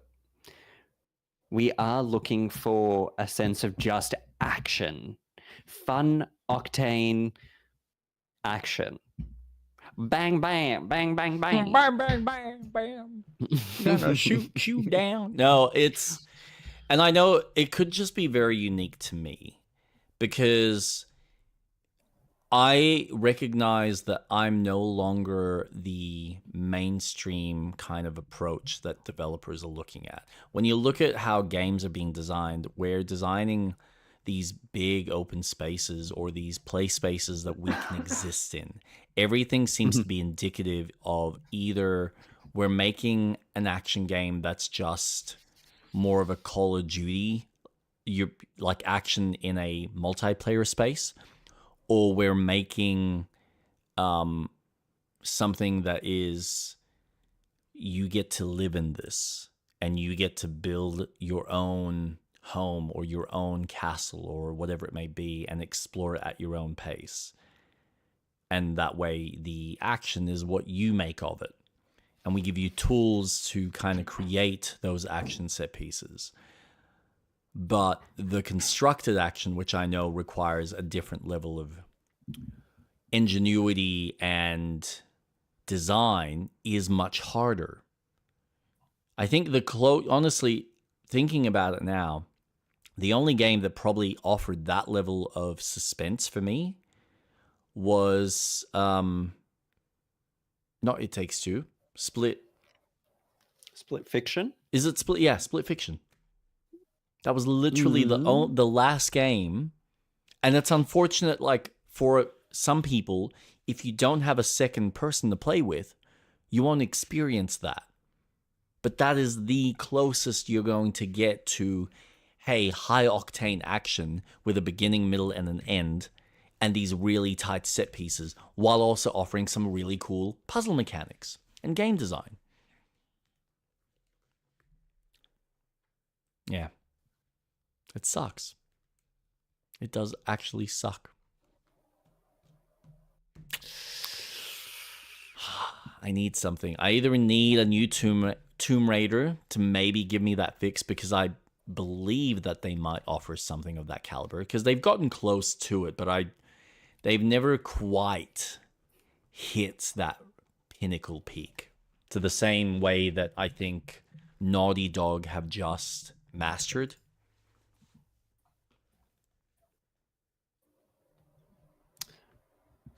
Yeah, because Naughty Dog went for the very Indiana Jones style. Mm-hmm. Whereas Tomb Raider was, okay, we'll take inspiration of the exploration and puzzle elements. Yeah. With light shooting. Yep. Until you get to the later ones. But have you finished all the Tomb Raiders? You haven't? No. So I still need to go through the original older ones, apart from one, because I did finish the original. Mm-hmm. But I do need to go back to finishing 2. And then there's obviously 3, 4, 5, 6. And then 7, 8, 9. Yeah, well, then it's Legends. Then it's for me, it would be replaying Legends, doing the anniversary, even though it's technically 1 again, and then doing Underworld, which I missed out on, but I heard really good things from you and from other people. So it's just making the time for it, which is the hard part. And then making sure that the game is accessible. Yeah, you just play the remastered versions of 1 through to 6. Yeah, Legend, Underworld, and Anniversary still work well on modern computers. You've just got to make sure that you're not playing too high of a frame rate, because then your game will be fucked. Yes, this is something that Docker was experiencing. He was replaying one of the old Lego games, Lego Star Wars. I think Lego Star Wars 2 specifically. And yeah, he was having this issue where he needed to mod the game. He can't play past a certain frame rate because it fucks with the physics and certain mechanics break. And then there's other stuff that he needed to patch in because the game would crash at certain points, and then he couldn't progress through the levels. So you had to replay sequences. And I'm like, fuck. This is like, for all the love and appreciation that people have for the PC space, this is the one issue that PC continually has to kind of keep fighting alongside, where as we get better and better systems, the older software, if it's not kept up to date, or it's not contained in a specific way where it retains the files, or it contains the max technological capabilities of its time for it to function, newer systems or newer processors and graphics capabilities just break the games. This was the issue I was having with Prince of Persia: Sands of Time. I couldn't play it on PC because the physics were breaking. So the lighting system was broken, so I didn't actually have the proper lighting system. And then some of the physics weren't doing what they needed to. So when I was going to the fountain for the first time, the one where you increase your health, I couldn't get over one of the humps of the bridge, because for whatever reason, the geometry wasn't doing what it needed to. It wasn't recognizing, hey, I'm supposed to go over this. So the game locked for me. And the only way I could counteract that was I go and download the emulate the PlayStation 3 or the PlayStation 4 version. I think it was PlayStation 3. It was a PlayStation 3 version of the game because they did the HD version for it back then, or run it on my Steam Deck because it's running through Linux through like a little emulation type software through their Proton, which does a great job of kind of going, all right, well, we are retaining what this game is and what it requires, and that's all you're going to be, what's going to be delivered to the game. So it's able to work in its truest form to the best of its ability.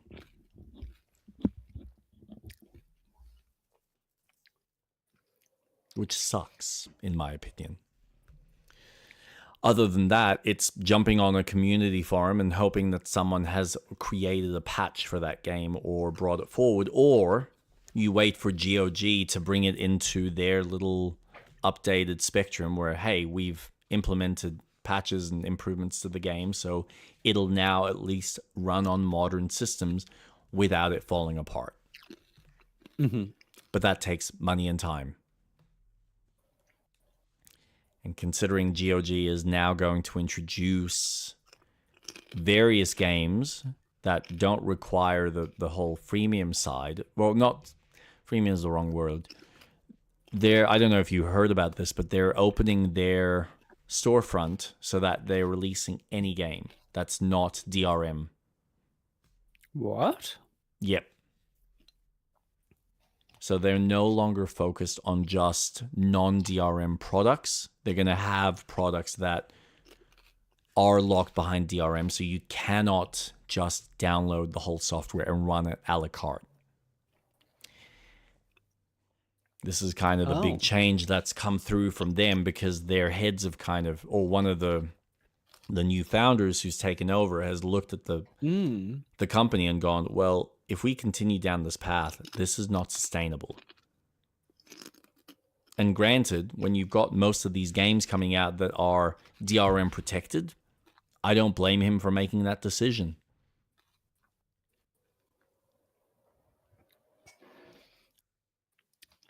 Yeah. I get it. Are they still offering the two options, though? I would say so. I haven't jumped on their site for a while, so I don't know if they've started implementing that stuff. But that was something that was announced recently. So when that comes into effect, I have no idea. But speaking of DRM, this was something I was going to bring up. Yeah, so yeah, here you go. So they've already got Doom Eternal, which is now available. So I do wonder. Access to cosmetic. The game supports cross-platform multiplayer. Yeah, they don't specify.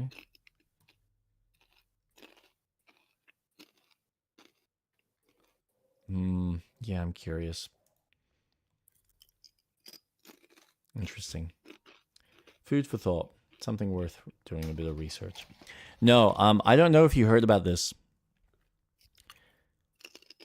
Do you realize that pretty much every game now, whether it's de novo or not, has essentially, in a form, been cracked open and are now playable? Have you heard about this? That's awesome. No. Yeah, so I love that. It's not the official proper cracking method. So for anyone that doesn't know, typically with cracked games, what they're doing is they're essentially changing some of the code in the game so that it's accessible and you can play it, and like they're usually changing the exe file, or they're changing an ini file in it so that it doesn't require access to the internet to run, or it doesn't require some sort of check. But with things like de novo, but with things like de novo, which work on the back end of the game and is being constantly verified online with a de novo server, that's been a lot harder, especially as de novo has gotten better and better at being broken. It's a lot more complex to pull it apart in such a way that you can then just play the game. So what crackers have done is they've created a thing called hyper... Let's see if I've got it written down here in my notes. Hypervision. Now, for anyone that... I'm not as familiar on this, so don't quote me entirely. But essentially, when you're building a computer, there's a thing called a kernel, which is the programming or the specific software code that is in charge of all the major functions of your computer. So before you get your operating system that installs onto a hard drive, it is the root of your system. It determines every action that your computer takes before, like, it will make it from a security standpoint, because of course there are, files that are needed to be secure in order to make sure, like, those root folders or those root files, if anything changes, that determines how your system is running on the back end before your Windows even kicks in. So we can basically have things, it can change how the computer operates on a fundamental level, which is That's really... why I don't like that Marathon has kernel access. Yeah, which a lot of these companies are starting to play with. Now, this is what Hypervision is. We watched that recently. No, so this is what... Such a good film. I need to watch that. It's so good. Every time I watch classic. it, it's like such fucking hell. Anyway, right. Hypervision is on a kernel level crack. So it is, it's fucking insane. It's scary when you read into it, because it's basically creating a backdoor and it's overriding some of the kernel access. Now, this has already been around for a while, apparently, but they haven't felt that it was safe enough to use it for most people. They've apparently gotten it to a point where now it's a lot safer. It's a lot more direct on what it's able to get to without affecting any of the major security aspects of your computer. There are still, this is the thing, it's not foolproof, and the wrong people could potentially implement other coding inside that would then start recording things that you're doing on the PC and then transmitting that data. And that's kind of the concern when you're playing with kernel level instructions. It's easy for a developer, or it's easy for someone to put in information that can then track all your personal keystrokes or all your personal information that you're doing on a computer and relay that over the internet in packages without any piece of software knowing, because again, it's at the root level of the PC after you install anything else on top of that. So think of it as your core foundation. It's like the soil before you've even put on the fucking concrete of the house. If there's maggots and shit underneath that soil, or there's, something like lava that's going to pierce through, that shit's going to affect everything, and your whole fucking earth just falls apart. So that's your kernel, and then you've got the foundation, which is your Windows, and then you've got everything else that you put on top of that foundation. So they've essentially created a kernel level entry that is then bypassing de novo completely, because it's able to essentially tell de novo exactly what de novo needs. It's almost like saying, okay, we're going to get behind de novo completely, and we're going to tell it exactly where it needs to send its information to. So now de novo's little cheat sheet doesn't work unless they get behind that and somehow implement kernel level security. So this is what's scary now, is by them breaking it this way, what are the chances that we now start seeing games releasing more like kernel level patches or kernel level games that are now all having to cross-check with your system to make sure that nothing from a kernel level is being affected. But maybe we're also putting our own personal tracking information in there, because why not? No. I'm sorry, but Claire Obscure didn't need it. Yeah, I know that. Baldur's Gate 3 didn't need it. These games don't need de novo. Games can sell. You don't need protection. If a game's going to get cracked, it's going to get cracked. Yep. But these developers are, and this is the thing, it's not like they're paying a small amount of money. Blizzards. It's your Activision. It's your Capcom EA. as well. Capcom. I get it. But you still make money. You still get a revenue. I still don't understand why games are so fucking expensive to build. Why have they gone up exponentially? From a couple of million to now hundreds of million? I'm sorry. What are you doing? That's a joke.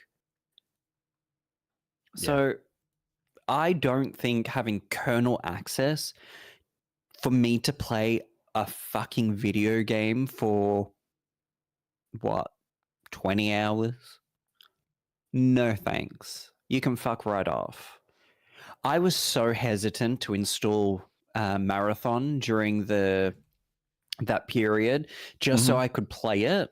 Yep. Just so that we could have the conversation about it. And fuck me, I looked at that screen when it said that it was installing the kernel access, the battle eye, and I was like, oh, what am I doing? I'm going to get malware. This is fucked. This is fucked. I shouldn't. No, let's install it. Let's spend an hour, then uninstall the game, get it the fuck off. Yeah. For $60, you are selling your information, because Bungie does collect your data. It's part of the agreement. That shit is deep-rooted. I don't approve of... Look, I get it that this is bypassing a... It's almost like fighting fire with fire, but to an extreme. Yep. But I don't think studios need to rely on de novo or BattleEye or having such restrictions, because if a game can sell, the game will sell. Yeah. And that, I agree. It's proven. A game's going to get cracked and pirated. In today's day and age, I'm going to say this really carefully.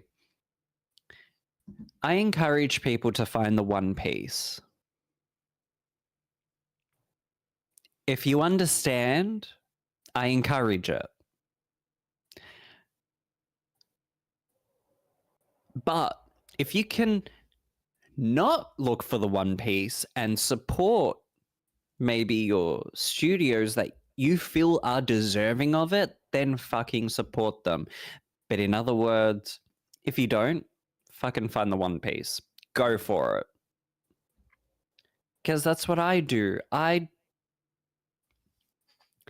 There is so much on the internet that requires a subscription. Why am I spreading myself so thin over all these different private channels that now I feel like I'm watching Foxtel and I'm just watching ads? Amazon Prime? I'm getting ads for medication. I'm getting ads for kitchenware before the show even starts. And then I get 5 allotted advertisements within the show. It's like, why are you giving me product placement of things? I get it. You want me to go on Amazon to purchase items. I get it. but I'm also, well, I'm not paying it. My parents are, which I've told them to stop, but that's a different story. I shouldn't need to pay a premium price, which keeps getting higher and higher, doesn't get any lower, to watch something, then for them to go, oh, well, this show's now leaving the channel because the license is up. Oh, well,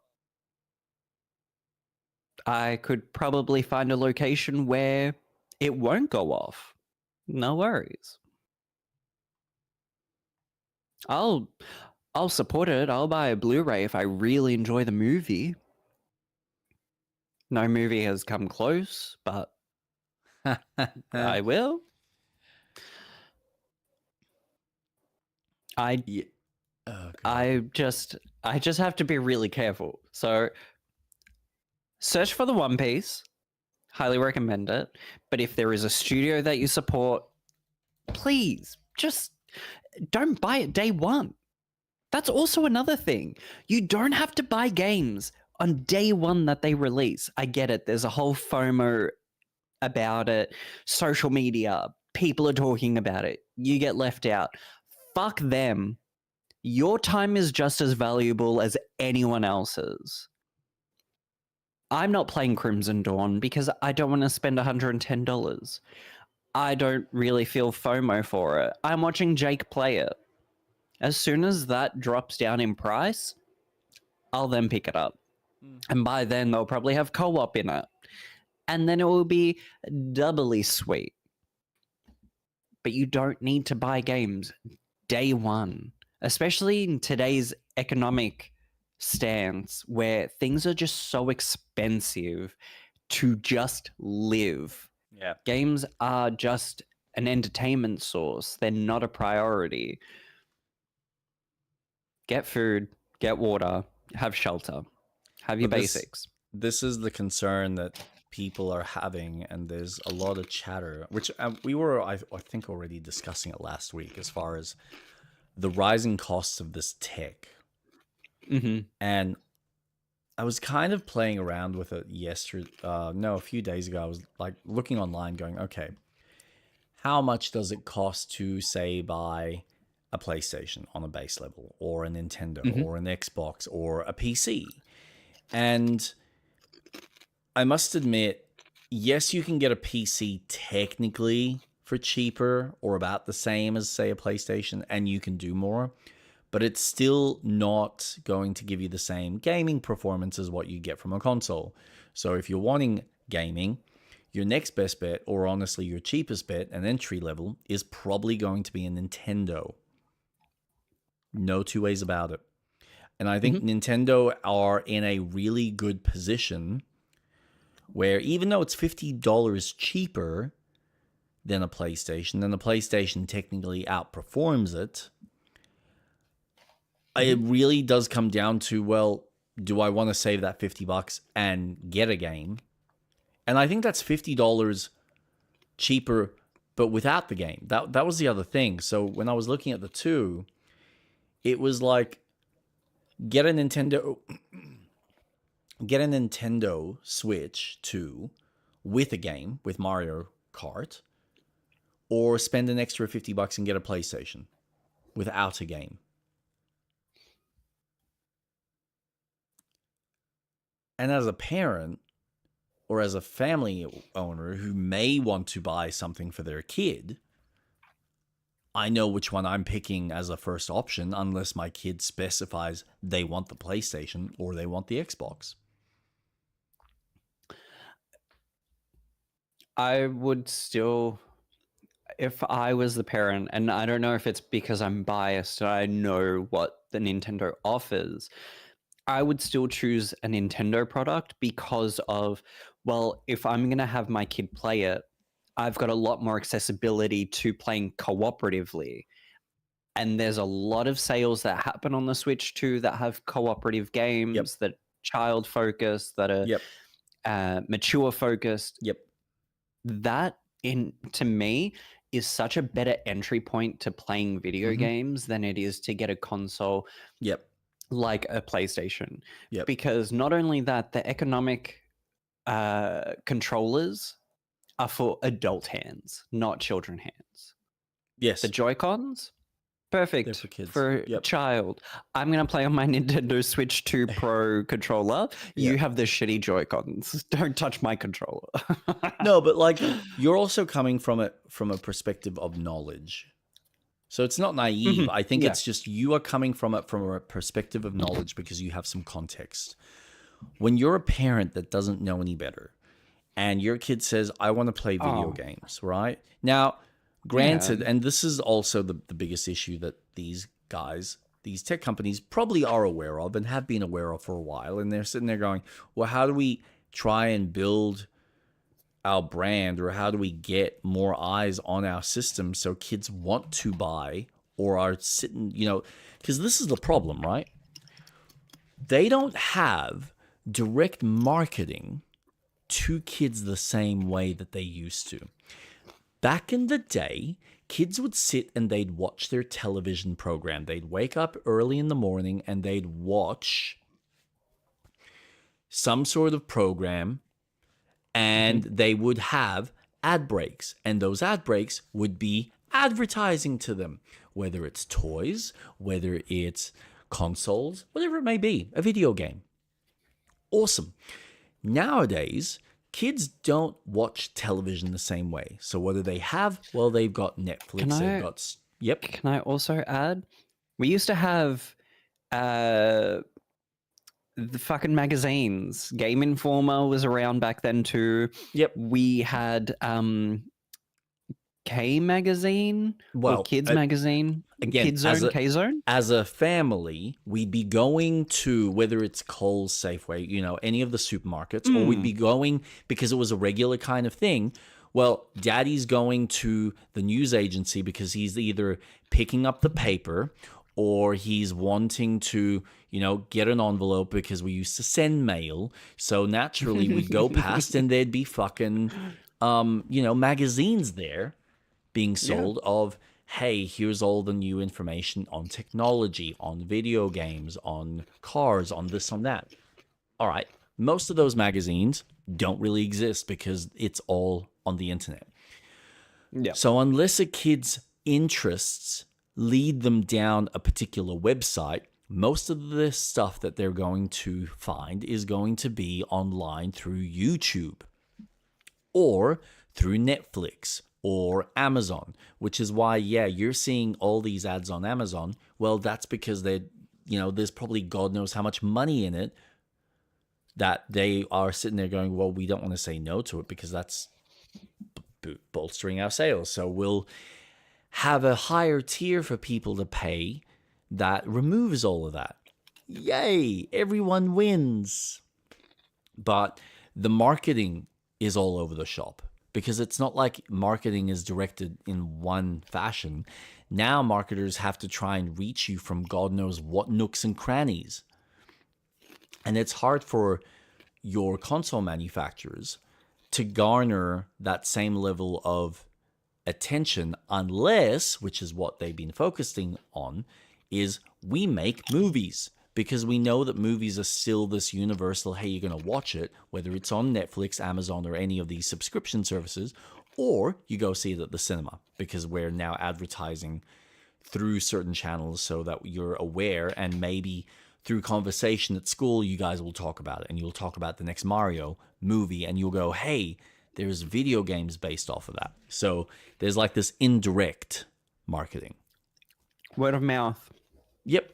It is still proven to be the best form of marketing than any other form of marketing. Yeah. But you got to get it. You need to make it interesting enough for people to talk about it in the first place. Mm-hmm.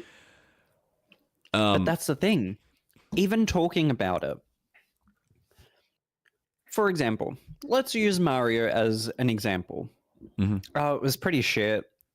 Oh, really? Why? My kid didn't sit well through it. He got really bored. Oh, okay, so you don't think my kid will like it? No, I don't think he will, because our kids are very similar. Okay, thanks for letting me know. Boom, you just lost a couple of, $60. Yep. Bam. That marketing works. Word of mouth is powerful. Impressions very powerful. Was it good? Yeah, your kid's going to love it. Well, then that brings up the debate. Why didn't they just go together? Why wasn't it a play date? But I digress. These parents suck. I've made the worst example of these parents. They could have gone together and watched it. God damn it. That's it. Well, I think, look, I've heard the other comment about something along those lines where whether it's bad publicity or good publicity, any publicity is great publicity. Good. Yeah, because you're talking about it. Yeah, you are talking about it. This is what companies don't want. If you're not talking about it, that's concerning because no one gives a shit. When people are talking about it, whether it's good or bad, there is interest. And when there is interest, people will kind of go, no, it can't be that bad. Now I have to try it for myself. I want to see this. And they will go out of their way and either watch the content or they'll play it themselves if they have the money and want to spend it and try it for themselves. So, yeah, it's funny watching these big tech companies struggle to build some sense of awareness in their brand. And I think Nintendo's, just because they've stayed true to themselves, they have made sure that they've stayed consistent. And the strongest thing that they've stayed consistent with is, despite what anyone thinks, we are still making sure that we are making a product that is like a toy. Because we understand that if we can get them at a young age, then we can potentially keep them for a very long time. And even if you don't play Nintendo games per se, because you might have decided, well, I'm too old for this. I've grown up. It's fine. I don't need that style of game anymore. I want something a bit more adult. That's fine. Now they're offering more of that adult content. Wonderful. You're now harnessing the power of the range of demographic that you cover while still focusing on the young generation, because that's the pinnacle. That's the high pillar. It's the important pillar. You start them young, and now we're trying to keep them for their older age. But we start them young. We keep them remembering, because even if you don't want to play anymore, or you don't have the time, or you've lost interest in playing games, you will get to a point, maybe, potentially, where you will start your own family. And you're turning around at the age of 30, 40, 50, whatever it may be, and going, well, my kid wants entertainment. I remember having so much fun playing the Nintendo when I was young. Maybe I can play with them, and the two of us can enjoy the experience, and I can relive my experience. Now you got two people, just from starting from that young age. And I think this is the issue that some of these companies are having, where they're realizing, like Square Enix mentioned this, where the demographic of people playing their games are like above 30. Well, yeah, because you have been looking at your games trying to make it for the adults, or trying to make it for this old school fan, as opposed to, why are you not looking at where the kids are and just make a really fun adventure that they can enjoy?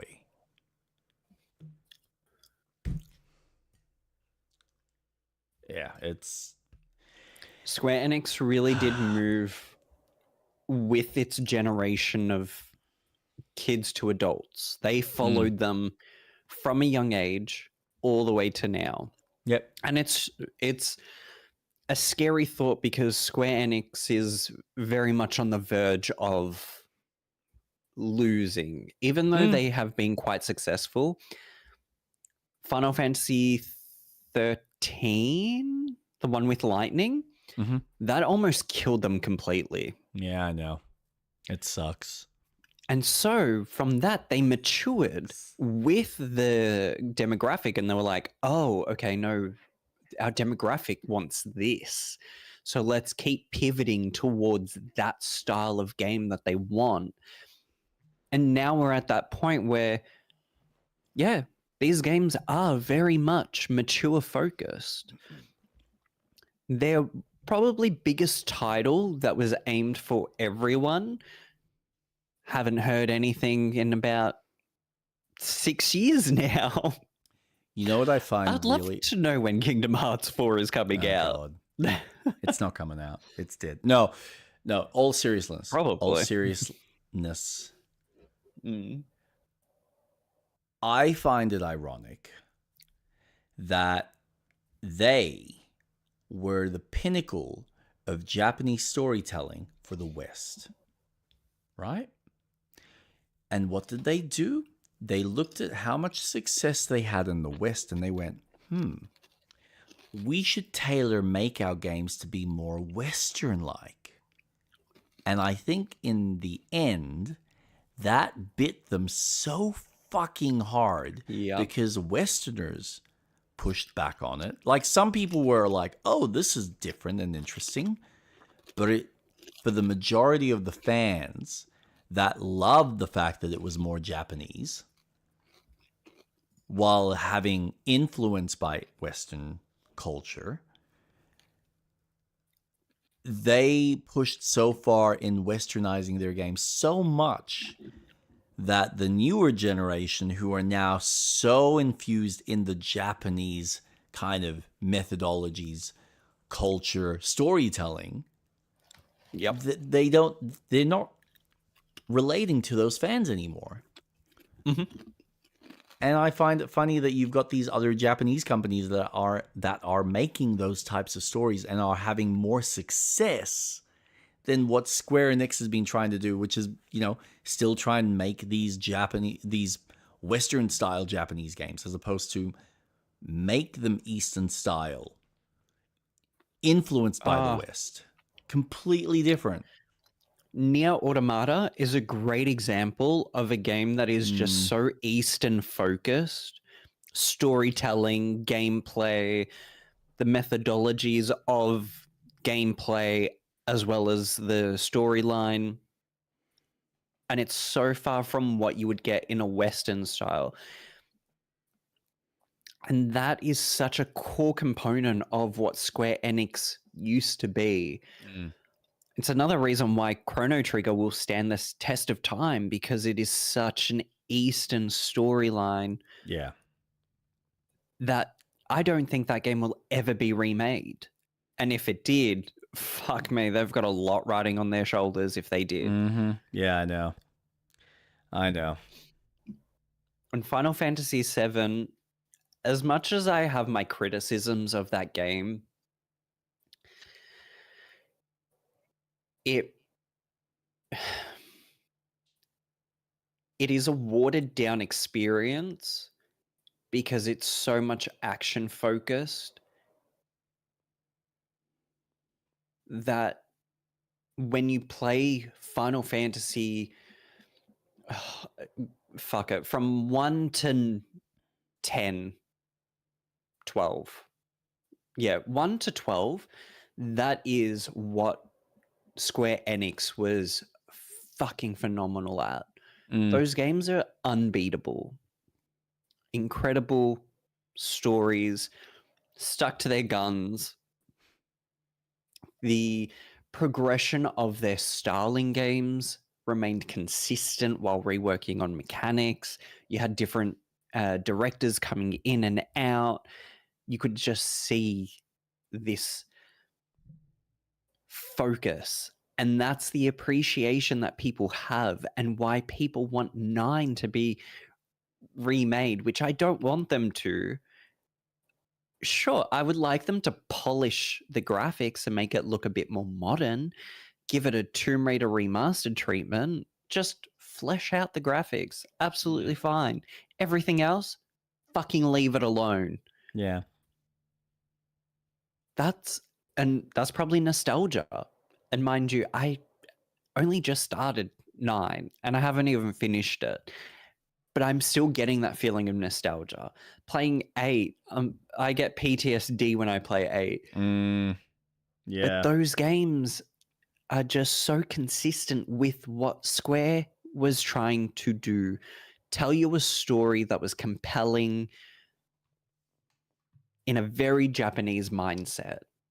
But now everything is just so, dare I say, Americanized, because that's where the market was. Yeah. I think you're right. A lot of other Japanese companies, a lot of Asian studios are starting to really kill it with how they're bringing out games and getting that attention back. Not to mention a European a European studio went, fuck it, we'll do Final Fantasy better than what Final Fantasy does. And we'll just tweak the mechanics to make it just so much more fun. And look at it now. It is regarded as one of the best games ever. Yeah. And yes, I am referring to Clair Obscure Expedition 33. You know, it is interesting. I've heard this sentiment from some of my older friends about the fact that they miss Square Enix when they used to make Jap RPGs. Like, they used to make these turn-based RPGs, and they moved away from making these more action-orientated games because, again, it's the sensibilities that the West enjoy. But that's not to say that these turn-based games aren't picking up traction. Like, there's been all these perfect examples of amazing turn-based games that have come out and have had such amazing success, and developers like the guys that did Clair Obscure finding interesting ways to make that design Sandfall. more Sandfall and Sandfall. interactive, making it more interesting, more engaging. Yes. It's not just turn-based. They're finding ways to keep you engaged and playing with the systems that have existed since the dawn of video games. It's amazing what you can do to a game when you just stop and just fuck around with your systems and just go, all right, Final Fantasy did this. What other things can we do? Not to say that Clair Obscure has done anything that is so vastly different. It's just their approach to it was just so refreshing. But I think Final Fantasy IX had a very similar system that if you hit at the right time, you would do a high amount of damage. If you could block at the right time, you would receive less damage. There was similar systems, and I think it was 9. Not too sure on that one. There was a Final Fantasy that did it, but it was nowhere near to what you have today. And it's funny because me going back to some of the older, I say older, but yeah, the 3DS era of Pokemon games, and just playing those recently because I was getting my Pokemon across to Pokemon Home. I was playing them, and then I was like, fuck, this is just nowhere near what it's like today. Still turn-based, your moves, special moves, your passive moves, you're exploring a 3D space. And then I went to Legend ZA so I could start fucking around with Pokemon Home, Pokemon in the game. And I was doing a battle and I was like, holy shit, how far we've come from just being static in one plane to now being on a horizontal plane and being able to move around, to now winds and waves going back to turn-based, well, speculating, back to turn-based, and having almost that restriction back to, well, we want to keep that old school feeling, but the open world remains the same. You'll be able to explore.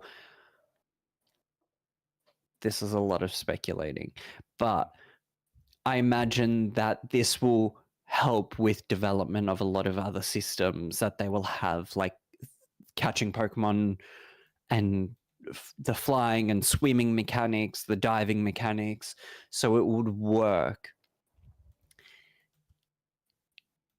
Again, say what you will. I don't know why I said it like that, man.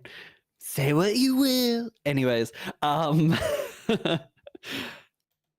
Pokemon has been very consistent with how they've made their games and their mechanics of games. Turn-based works well. Sure, the story can sometimes not hit as well because you kind of just, where do you go? Final Fantasy has so much of a back catalog that when you look at them today, 15, was it 15 with Noctis and the Stand By Me? Yes, it is 15 because 16 was the recent one. Yes, that's right, because Ben Star was in 16. 15 was such a huge departure from the games that came before, because 13 would have been the last proper turn-based Final Fantasy. Then they started going, well, let's do real-time battling with some elements of turn-based, not very heavy, it's very light. But then you look at their other IPs that they've got that are so influential to Japanese and American style IPs, where you mix both Final Fantasy and Disney into one, and then you're playing with a new system of, well, this is just real time, just action focused. There's elements of turn-based puzzles with real time because you've got enemies that are weak to a particular element, or exploring certain worlds, you need to utilize your spells. Then you've got Nier Automata, which I remember when I first played that at your place, and I was like, no, I don't like this game. This is weird. 15. No, Nier Automata. Oh, okay. Because I remember you were doing the first save, so save A, and it went from 3D, 2D. Yeah, to it was all. the Yeah, it was a bunch of plane. different. Right, and that's the thing. I replayed that game, and I'm up to save E, I think.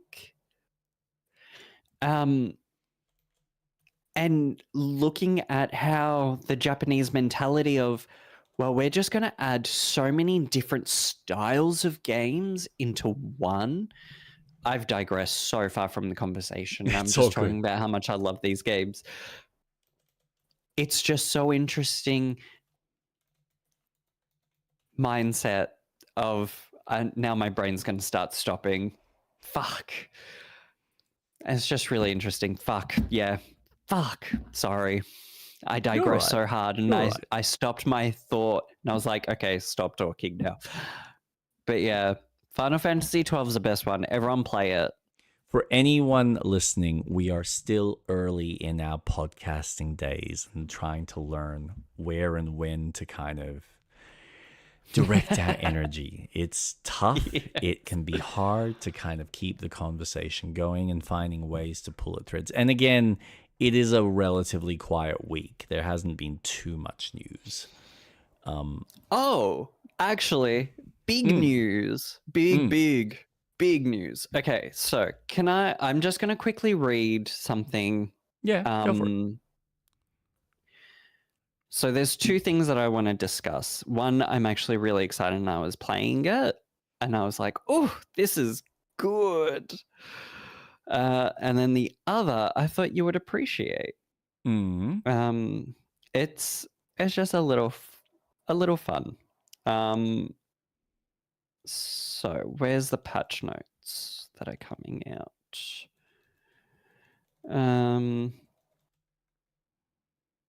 So just keep in mind that this is just patch notes for an upcoming patch for Lies of P. All right, where are we? So, Carlo's nose will now be reflective when you lie. Oh, the hitbox will also increase. So some doors you will not gain access to and lock you out. I don't get that. What do you mean?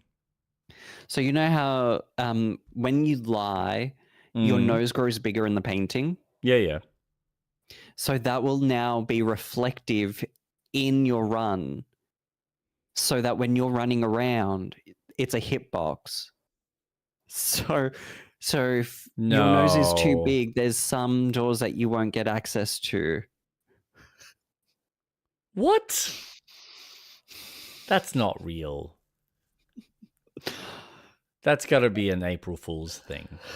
Yeah, it was. It was. Okay. One of the devs wrote it. And I was like, you know what? That's fucking great. I love that. That's awesome. And I wanted to share it because I thought you would enjoy it. Yeah, that's... Man, could you imagine if you had like an invisible hitbox because of your fucking size of the nose? You're like, why am I getting hit? I'm not even there. What? I'd be even more frustrated. I should replay it and just be like, I'll lose my shit. I thought you would appreciate that. But other than that, Jack 3 is officially on open goal, playable from start to finish. Nice. That's awesome. That's actually really cool to hear. And it's funny because I started playing it just because I wanted to see what the game is like. It's like knowing the game like the back of my hand. I'm just like, yep, I gotta go here. Yep, this mission, done. Yep, kill everyone, sure, done. It's like I'm playing this for the 100th time. It probably is. The amount of times I've restarted that game.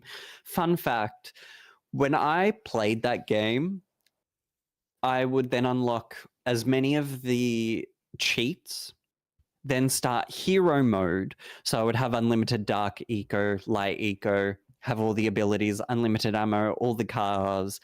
I didn't really care for the gun courses, didn't give a shit about them. And then I would play the game with essentially New Game Plus.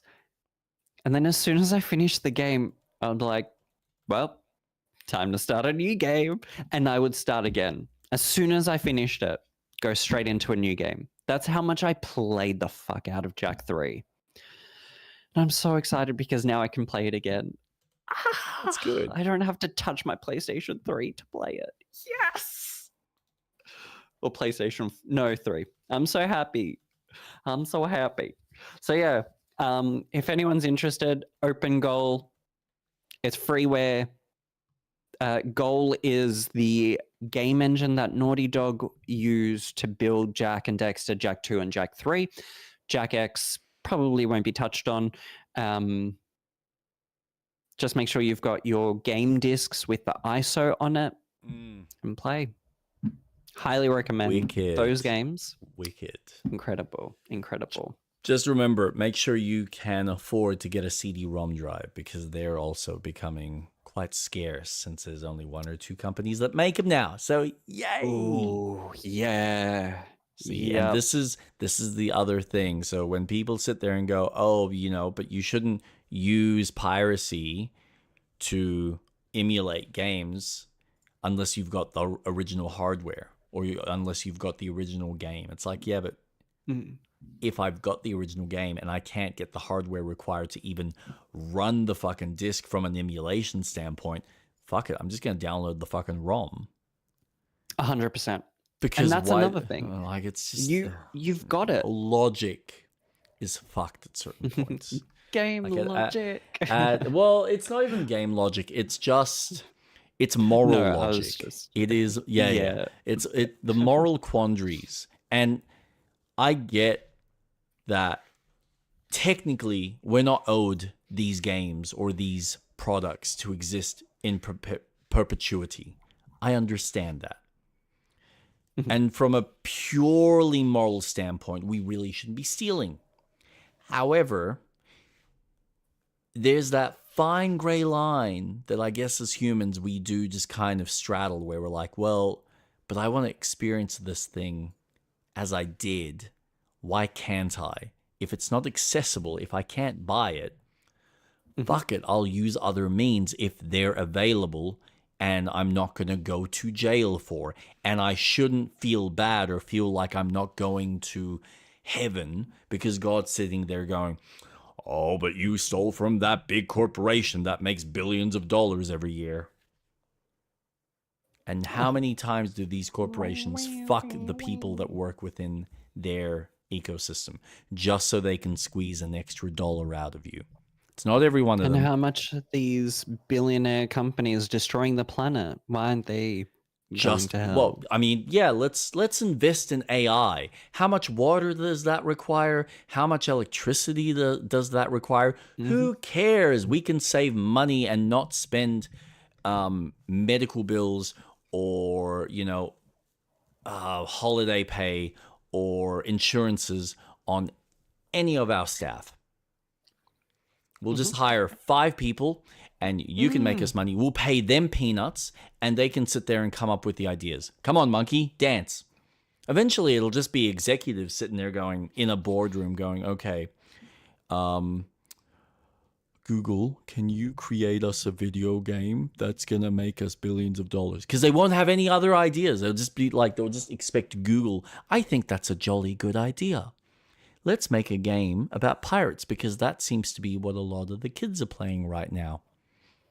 Our top searches is big titty women. So we're going to make a game based on big titty women. That is exactly what, it'll probably come back with, all right, a bunch of porn games because that's the most, viewed thing on the planet. Yep. There's some games that are not accessible anymore, like Oni.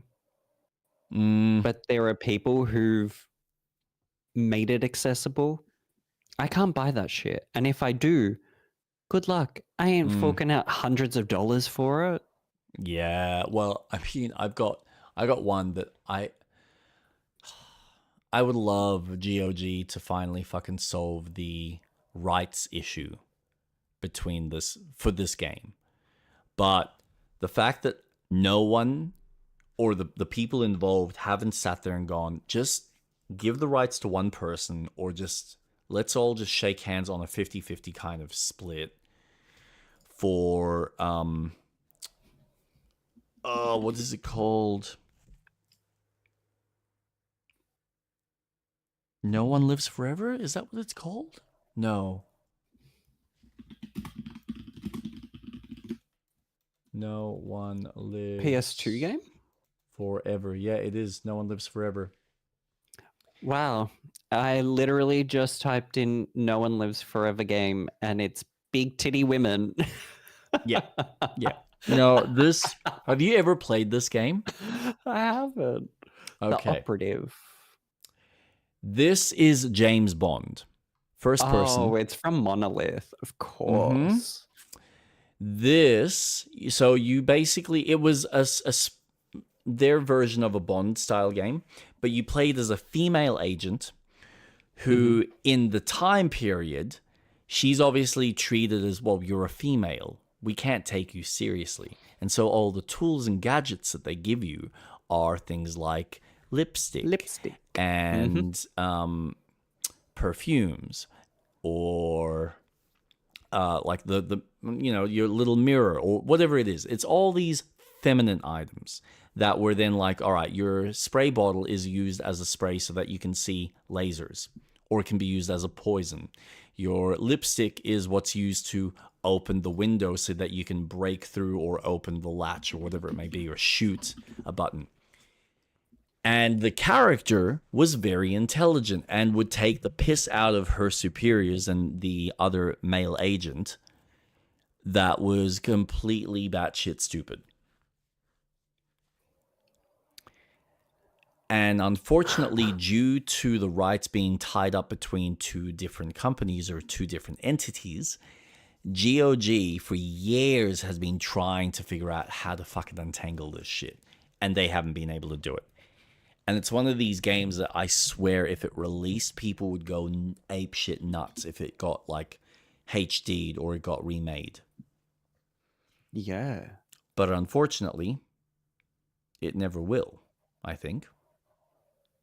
And it's another example of a game that you would have to find alternate means to play it.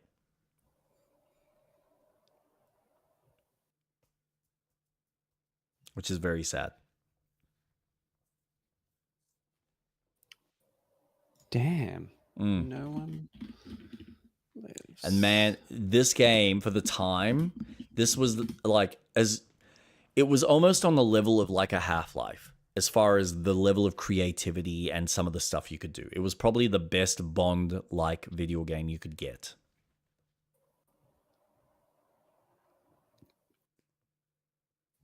And so with almost like the way Ape Escape treated it, every time you got a new tool, they put you through a little training exercise. And you'd go through and learn how to use the tool in various ways. And then you'd go and do the mission. And then use that tool as well as any others that you needed to use, whether it was ways to break into, locks or break the electronic digital locks and whatnot. So it's just, really fucking cool shit. I think that was one of the other tools was cheek blush as a means to see the fingerprints. Yep. Yeah. Man. No one lives forever tools. Gadgets. All right. Beret disguised lockpick and dagger. A belt buckle disguised zip cord. Body remover dissolves corpses. What's the body remover look like? Oh, that's a spray. Awesome. What do we have? Camera disabler, which I think was just a camera disabler. Okay. Cigarette lighter, disguised welder. Yep, so you could weld fucking shit. Code breaker unlocks locks and keypads. Lipstick explosive, disguised grenades. A canine persuader disguised as a robotic poodle. Safe cracker unlocks combination safe. Spy glasses, camera, infrared detector, and mine detector. Okay, so there wasn't a powder. I thought there was. That might have been in the sequel. Maybe. Coins, earplugs, fire extinguishers, first aid kit, flashlight, fuzzy slippers, lock-picking tools, radio, scuba diving equipment, tape recorder, telephone. Fucking just, oh my god. Okay, this is astounding. So, on Wikipedia, the reception for the first game was, oh Jesus, 88.34%. A 91 out of 100 on Metacritic. Yep. Then its sequel was much lower. The sequel was the same. Oh, was it the same? Oh, I thought it was less. 91 out of 100. Okay. I know there was high reviews.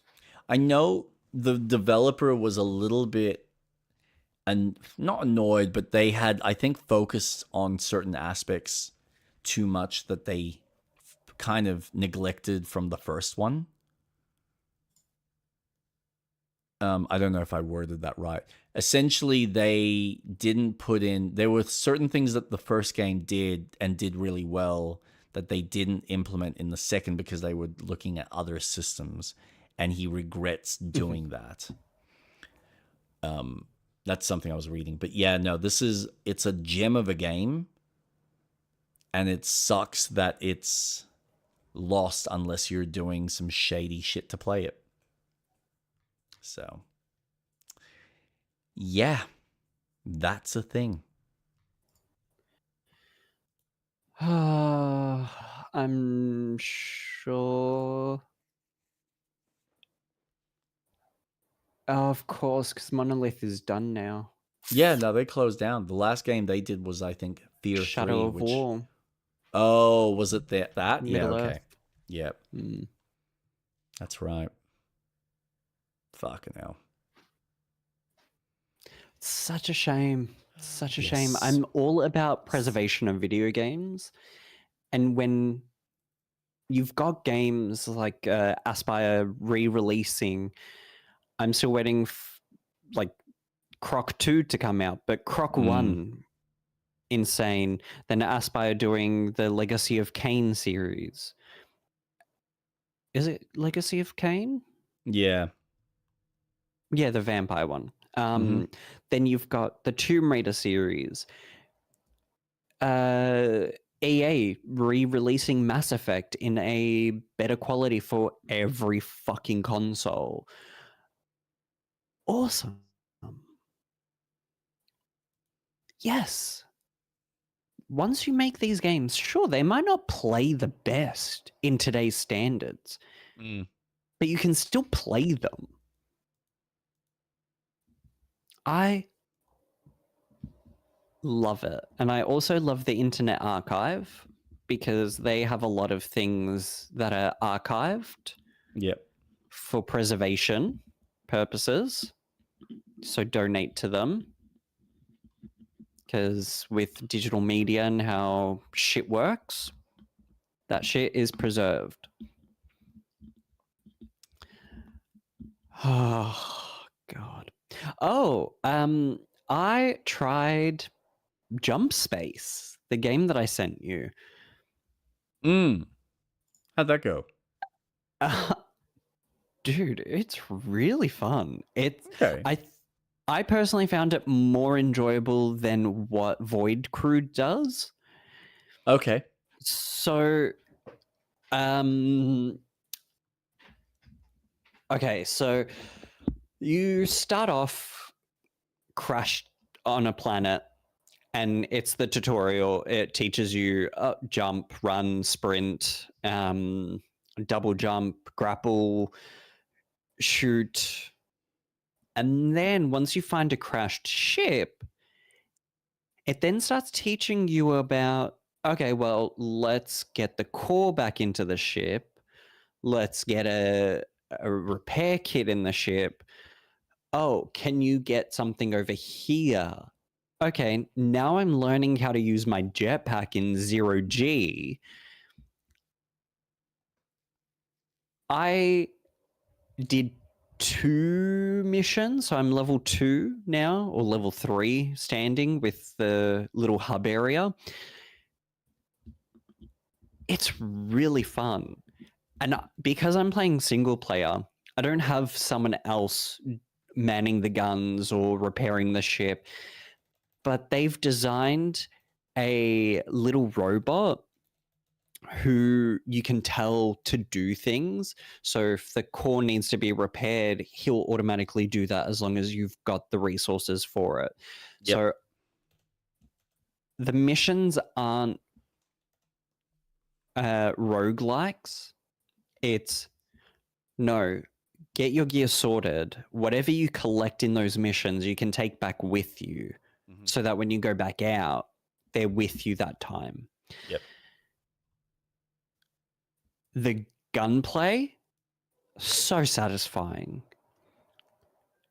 Exploring the spaces, they're not really big spaces, but The ship combat's been really fun. There was one mission where I had to go onto a little asteroid that had some computer stuff that I had to hack into. Yep. And then I got enemy ships coming in. So I had to quickly get back onto the ship, grapple onto it, run inside, start flying. The robot was manning the turret. So he was shooting enemies while I was shooting other enemies and shooting at things. It's really fun. I had a lot more fun. And the mission base is you have a map and there's a cloud that comes in. So there's 2 red markers that come in, almost like the Fortnite cloud that comes in. And as you do missions, there's one that enemy reinforcements come in and have a effect on the mission. Yep. So you might be facing a lot more enemies or a lot more tougher enemies. But then you've got a red cloud that slowly comes in each time you do a mission. So you can take your time while you're doing them to then do the final mission and then escape the space. Okay. And the way you upgrade is a little almost Tetris-like, where you have core components that might be in a line of 3, and you have to fit it into your ship grid system for it to work. Mm. And it's really cool, really fun.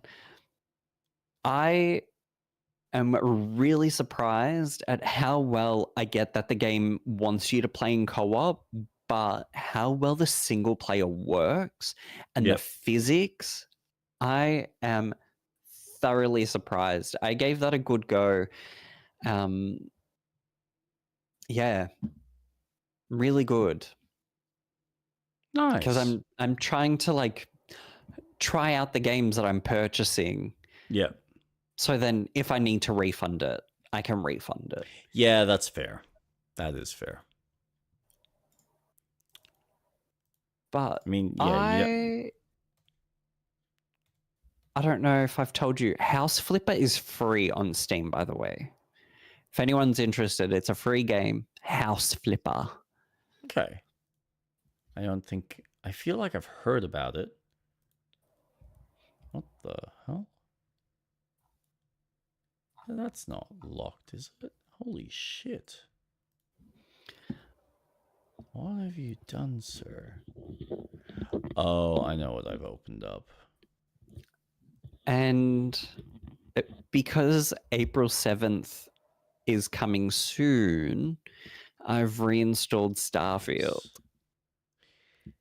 Nice.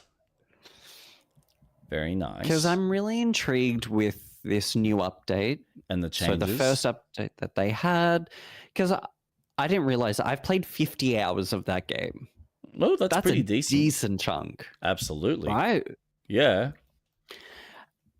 So I'm going to start a new, fresh game. Not going to touch my old game. That's, to me, my head, done and dusted. Yep. I never saw the credits or anything, but fuck that. Mm-hmm. Start a new one. Try out the whole new system that they're building with the free lanes. I don't know if I'm going to get the DLC until I play it and see if it is a game that I want to commit to playing. Yep. I'm not going to get Shattered Space because I've read nothing but negative reviews about it. But I'm really intrigued. Yeah. So as soon as that update comes out, I'll give it a go. And I'll be able to report back to you. So this Tuesday, it drops? Or Wednesday. So Saturday, I should have a little synopsis of my experience. Nice. Well, that'll be fun. So. And I also thought, what if Mass Effect had co-op in it? That would be so much fun. Well, it's funny you mention that because it technically did. In a multiplayer focused setting. No, not that mode, even though that was fun. No. It was fun. I'm It was talking very about fun. single player. That campaign, if it had up to 4 people or 3 people, because you have 2 people with you, sure, it would be an interesting approach because then your conversations with the crew are kind of missed, but that would be so much fun because I'm playing it right, obviously. Yeah. And I just think this game has so much potential having a cooperative experience where you could have someone with you. It's there. You have 2 other people. It's there. You could do it. I wonder if there's a mod. Oh god. I mean, that's maybe a possibility. How much? I don't really know. I just look at this stage. I'm kind of the mindset that unless they go off and make a whole new game, and personally, I would want it set pre-Mass Effect series anyway, then sure, go off and add a cooperative element, make it so that people can experience the game together, or you can even make a multiplayer MMO style game. Because I think the game is ripe for that type of gameplay. I'm honestly surprised that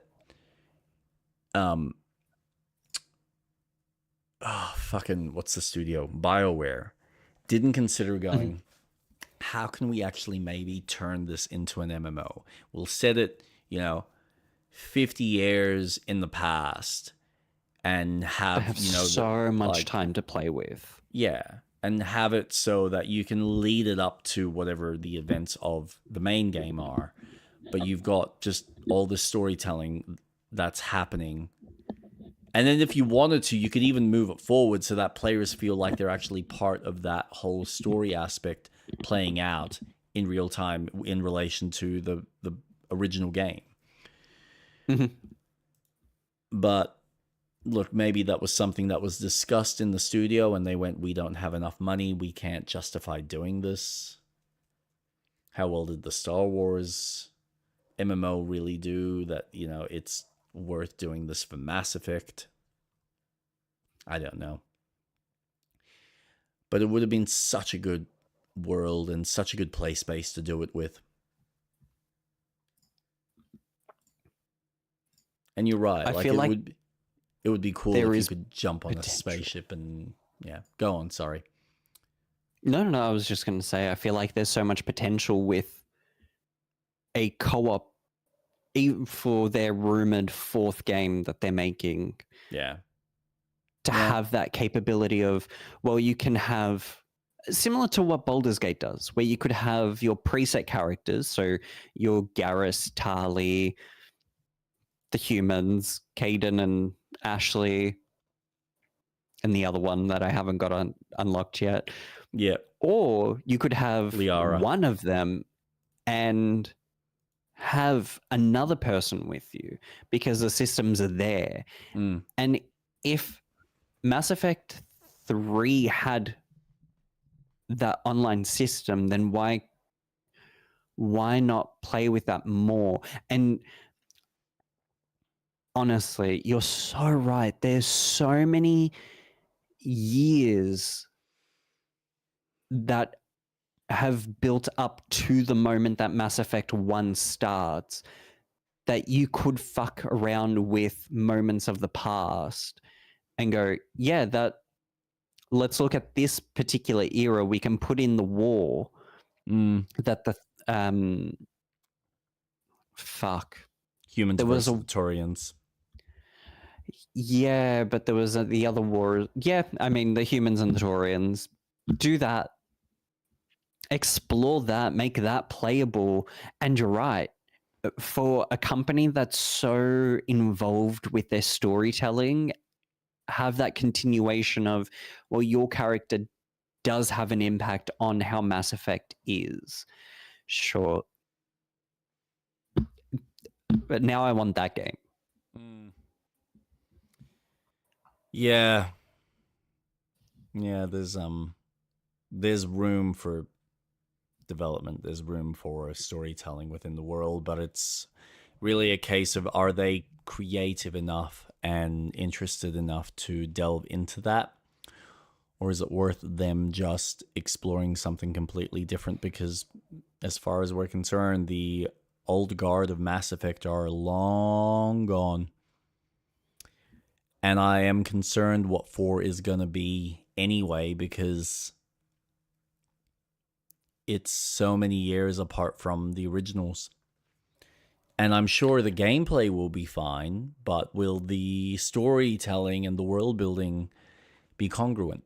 Will it feel like it's a continuation, or will it feel like we're going to have new modern politics infused into this world because someone hasn't read the fucking Bible and doesn't understand what the actual world building is about, or find ways to infuse new races that maybe exist as a means to tell more modern views and values. So we'll see. Man, I actually had fun news recently that Kate brought up to my attention. Orville is potentially coming back, which I'm so so apparently he's had Seth MacFarlane? Yeah, I think it's Seth MacFarlane. He's had the script done for a while. The problem is he's working on so many other projects that it's a matter of time. But once he gets a bit more availability on his schedule, then it'll be straight onto this. But the script is basically done.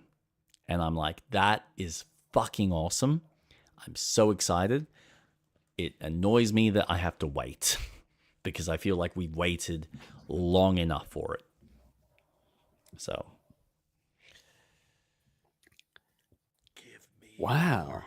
Give me more. I'm telling you, you got to watch it. You have to watch Orville. First season's a little bit like it's good, but I think season 2 and 3 is where it really just smacks. Just really smacks. Worth checking out. If you're into Trek, yeah. As far as I'm aware, what people say online, it is the next closest thing that seems to do better justice than some of the more recent Star Trek approaches that they have tried to release.